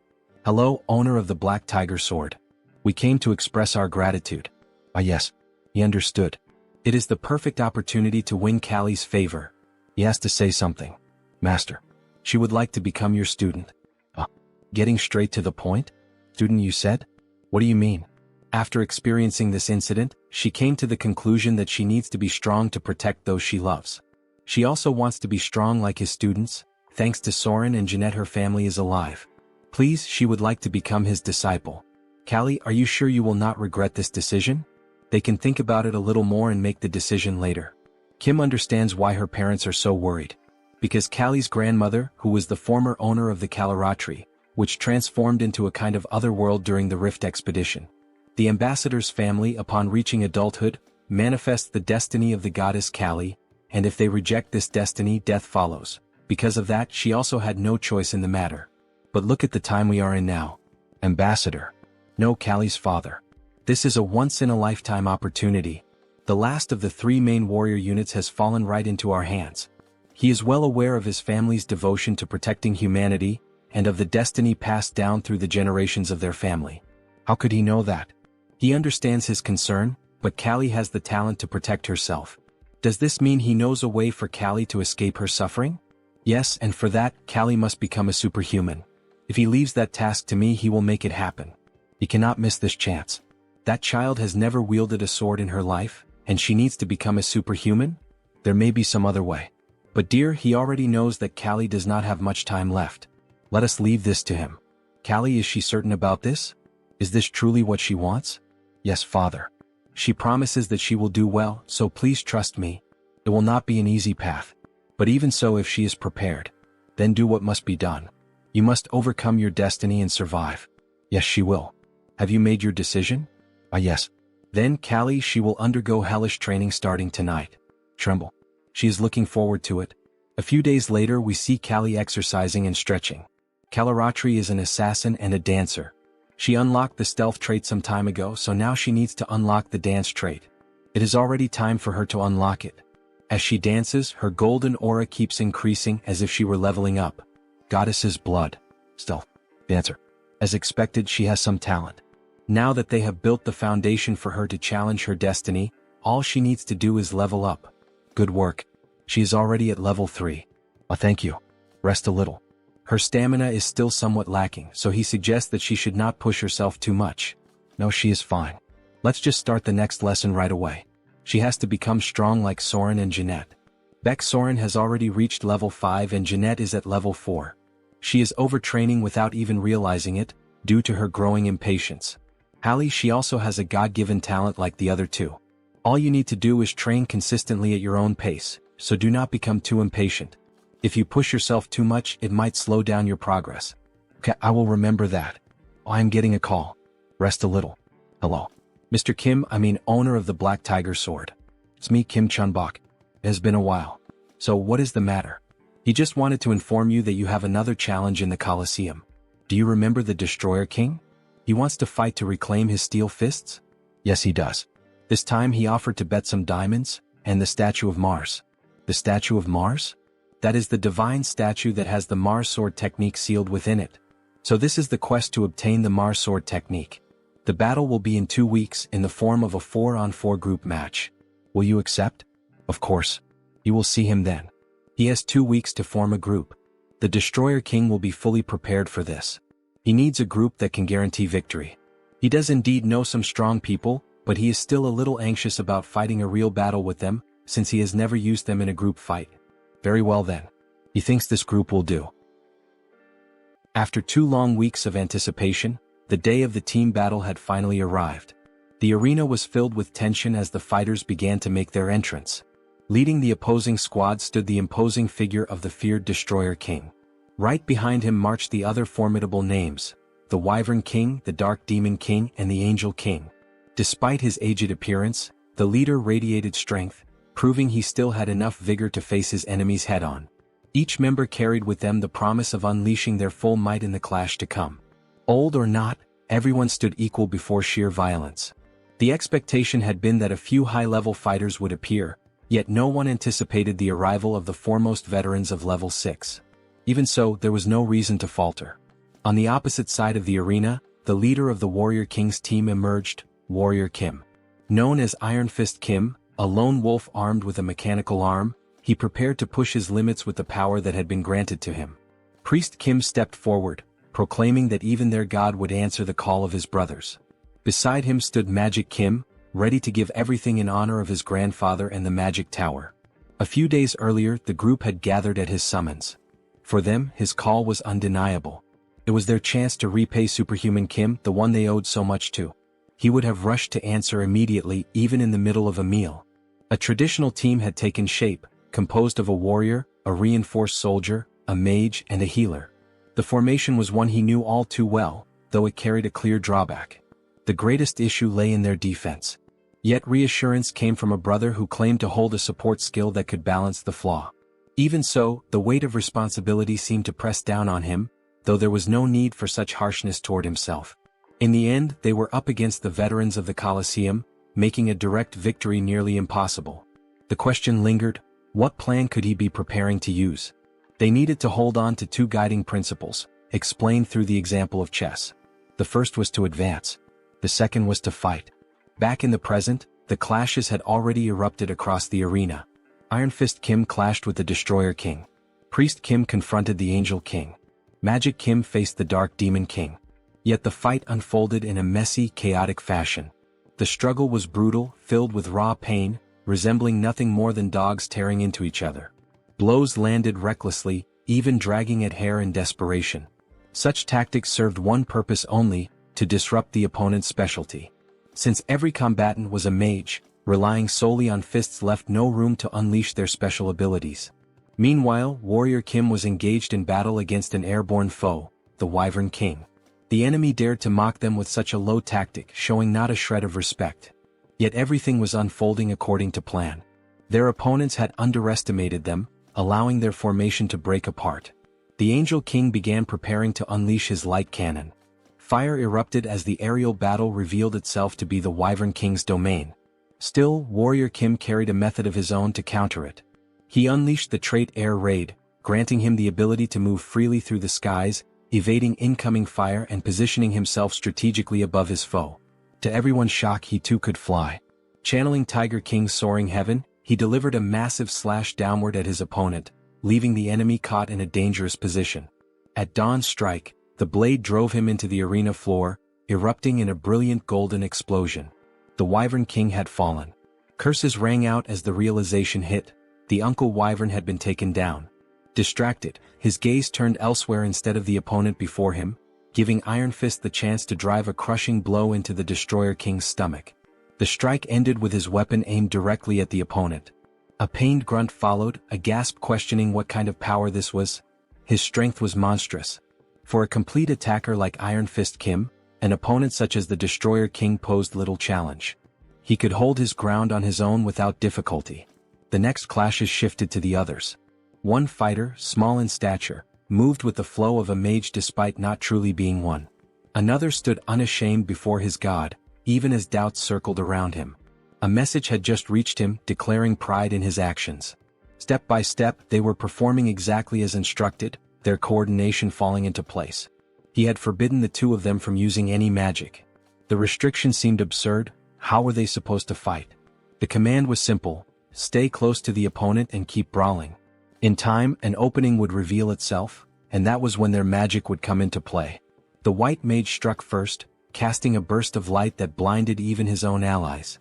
The chaos escalated as the black mage began conjuring an immense sphere of dark energy, while the white mage lent his strength, feeding more power into the growing spell. The moment of death had arrived as the attack was unleashed straight at Mage Kim and Priest Kim. Yet Warrior Kim intervened, raising the shield he had earned to block the devastating strike. The priest was called upon to act, channeling every defensive enchantment and blessing at his disposal. The force of the assault grew heavier with each passing second, but the shield endured, holding firm against the overwhelming power. In that clash, the protagonist awakened a new trait, Wall of Shields. Laughter echoed, mocking the idea that these youngsters would do nothing more than block his attack. But then the white mage noticed something unusual. A warning rose. Dark Demon King had sensed a threatening presence. When the dust finally settled, only the protagonist remained standing with his shield, and behind him stood Mage Kim. The question lingered: should this be the end? The decision was made. Kim wielded the Mjolnir hammer, charged with the last spell he had carried, while Mage Kim stood ready with the flames of the phoenix. The time had come to finish it. Together they unleashed a combined strike, shaping a magnificent phoenix, as the protagonist's barbarian strength surged forward with everything he had. It was a victory for the Kim family team. A massive explosion erupted at the center of the arena, sending the crowd into a frenzy over what had just unfolded. The battle was over. The winner was declared to be the Warrior King's team. Cheers rose higher as the announcement followed. He had obtained the peerless trait. The condition had been to defeat 3 high-level opponents consecutively, and he had accomplished it. With this achievement, he now possessed all the necessary components for the fusion against 1,000 traits. Laughter echoed as the opponents conceded, admitting their defeat. It had been a worthy fight. The promised reward was delivered to him without delay, with the assurance that the others would also receive what was owed. At last he had obtained the statue of Mars, the artifact destined to awaken Baek-Soren along with her sword technique. A challenge for revenge was offered at any time, but the response was firm. Such a rematch would never come. Their time had passed. It was clear a new era had already begun. Days later, the scene shifted to the protagonist's residence, where a duel unfolded between Warrior Kim and Baek-Soren. The clash, however, leaned in her favor as she pressed the attack and forced him onto the defensive. Kim began to tire, sweat marking the strain of the fight. Yet his opponent showed no sign of slowing. She advanced again with unrelenting force, driving forward with the power of her charged trait. In that moment, the overwhelming might of the heaven-slaying star revealed itself. A few hours earlier. Pardon? He is giving this to me? Yes. The statue of Mars is somewhat useless to him. It is an item that only responds to her, the star that slays the heavens. No wonder that the moment she merely touched the statue, it began to shine intensely. But it gives off a strange feeling just to look at that thing. Her eyes slowly start filling with power little by little. It is all right, she does not need to resist it. She only needs to let her instincts handle the mana. The 3 main sword techniques are martial arts, but they are also techniques for cultivating mana. The reason he never taught the disciples a special mana cultivation technique was precisely because of this. At last she understood and grasped it. With her eyes glowing red, she swiftly draws her sword and unleashes a red tornado of pure mana, something tremendously brutal. This is the true power of the star that slays the heavens. The power of Mars, the god of war, and the star that slays the heavens. Using the traits, heaven-slaying star, indomitable, runaway train, sword expert, narrow escape. And now she has finally awakened the supreme trait, Mars sword technique. This is incredible, but she cannot help imagining dark thoughts in her mind. That is only natural since it is the power of the star that slays the heavens. She just needs to accept it and focus on fighting, and she will become even more extraordinary. Thank you. She does not know how to repay him for this. After she made such a mischievous face, one could imagine how she might repay it. Right then she could start paying now, says the protagonist as he draws his sword. Could it be that he is finally going to take his payment? Of course not. Warrior Kim only cares about becoming stronger. Giving and receiving. Teach him the war sword technique. Returning to the present, they continue fighting for hours. She is fast and strong. Not only that, but she is also recovering her health and mana rapidly. He keeps being pushed back by her, as the one-on-one clashes are not favorable for Warrior Kim. As expected of such a powerful sword technique. If the dance of Kali was a dazzling sword dance, then Baek-Soren's sword dance is the dance of a wild warrior. He can begin to feel it little by little. At that very moment, she realizes that something has changed. Kim's eyes have shifted and turned red. The world itself begins to appear in a blood-red hue. At last, he starts fighting on equal ground against her, no longer at a disadvantage, and the battle has only just begun. With a display of power, he hurls his disciple far away, slamming her violently against the wall. Surely that must have hurt. Trait. Mars sword technique. You have obtained a trait. So, this is the star that slays the heavens. The red energy courses through the entire body.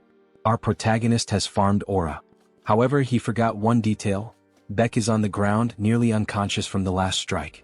Baek-Soren, are you alright? Do I look alright to you? I'm sorry. Phew. He is so close to reaching level 6 now, but still just a little short. He feels that he can reach it if he only accumulates a little more experience. And he has someone perfect for a moment like this. The next day. Joonsoo workforce. Well, look who we have here. If it isn't the pride of our association in person. The best result of our association. The savior of Seoul, Hunter Kim, the owner of the Black Tiger Sword. Oh, he's here, the superhuman Kim. He's just the same as always, President. Anyway, he heard there is a major request pending? Warrior Kim called at the perfect time. Let him explain, since he was the one who arranged the commission. He heard that the Terror Federation has fallen, right? Episode 1, The Terror Federation. They acted under the instigation of the Order of the Old Father. Unlike in the game, they were annihilated by the incursion carried out by the government. From now on, it will be very difficult for them to rebuild the organization. At present, the Empress of Massacre, Shin Yaren, and her subordinates are scattered. So, at the request of the National Army, the Hunter Association, specialists in tracking, was pursuing the terrorists, but one of them decided to hide in a strange place we cannot handle. A strange place? The Monster Village. There was a mutant among the terrorists there. Right, because any mutant is considered family in the Monster Village. But a terrorist is still an extremely dangerous individual. It has been difficult because that bear mutant has been protecting him. But to think that he has a connection with the Monster Village. That is almost like fate. So that is what happened. But he cannot simply accept this request. To reach level 6, he cannot go against the Monster Village. Yet refusing this request outright is a bit. Here is his photo. A chameleon mutant who hid in the Monster Village. Look at him. This guy is basically screaming that he is a terrorist. This guy is a mutant? Yes, is there a problem? That guy is not a mutant. Sub-boss of Episode 1, Mr. Chameleon. He is a bio-enhanced soldier. The terrorist deceived the bear. He will accept this request. And so, the protagonist dashes off toward the forest. As soon as he uncovers the truth, he will cooperate. He does not know if the man will listen to him, but he will have to try persuading him. As he was approaching, an explosion suddenly burst from the sky. An explosion in the Monster Village. Chameleon. He is beginning to take action. The fire starts spreading quickly through the forest. Some mutants collapse on the ground, unable to breathe as if they had been poisoned by something. But what just happened? It is a magic burst bomb. Owner of the Black Tiger Sword? Why are you here? He heard that a chameleon from the Terror Federation came to this place. It must be him. He is a criminal pretending to be a mutant. What, pretending? Chief. Skeleton Snake has disappeared. The chameleon who was with Skeleton Snake has also vanished. Skeleton Snake? This is not the time for panic. At this rate, everyone will turn into a bomb and explode. Quickly raise the barrier now. Just obey me. Okay, fine. Oh Godmother, please protect us. Then the sacred tree begins to channel energy and form a barrier around the mutant city. He is still alive and all the other mutants start breathing again. Please maintain the barrier. He will find the terrorist and Skeleton Snake. Are you sure he will be fine on his own? Then Warrior Kim equips the hunting traits, Phantom Eyes, Intuition, Insight, Detection, Clairvoyance, Trace. He will find them quickly and return. Kim arrives at a cave and around it there is something strange in the air. He knows they must be somewhere around here. Master. Baeksoren? Why are you here? You called me saying you needed her help. Did I do that? Alright. He sees that she has come to help. He ends up collapsing. Teacher, are you alright? Yes, everything should be fine. That is strange. Why does his body feel so exhausted? She thinks he needs to rest for a while. She will continue searching from here on. HM, are you sure you can handle that? Of course. Leave the rest to me and take a break. Give me a break forever? Don't make me laugh. Who would be fooled by a hallucination like that? Is this holy water? But it's already too late.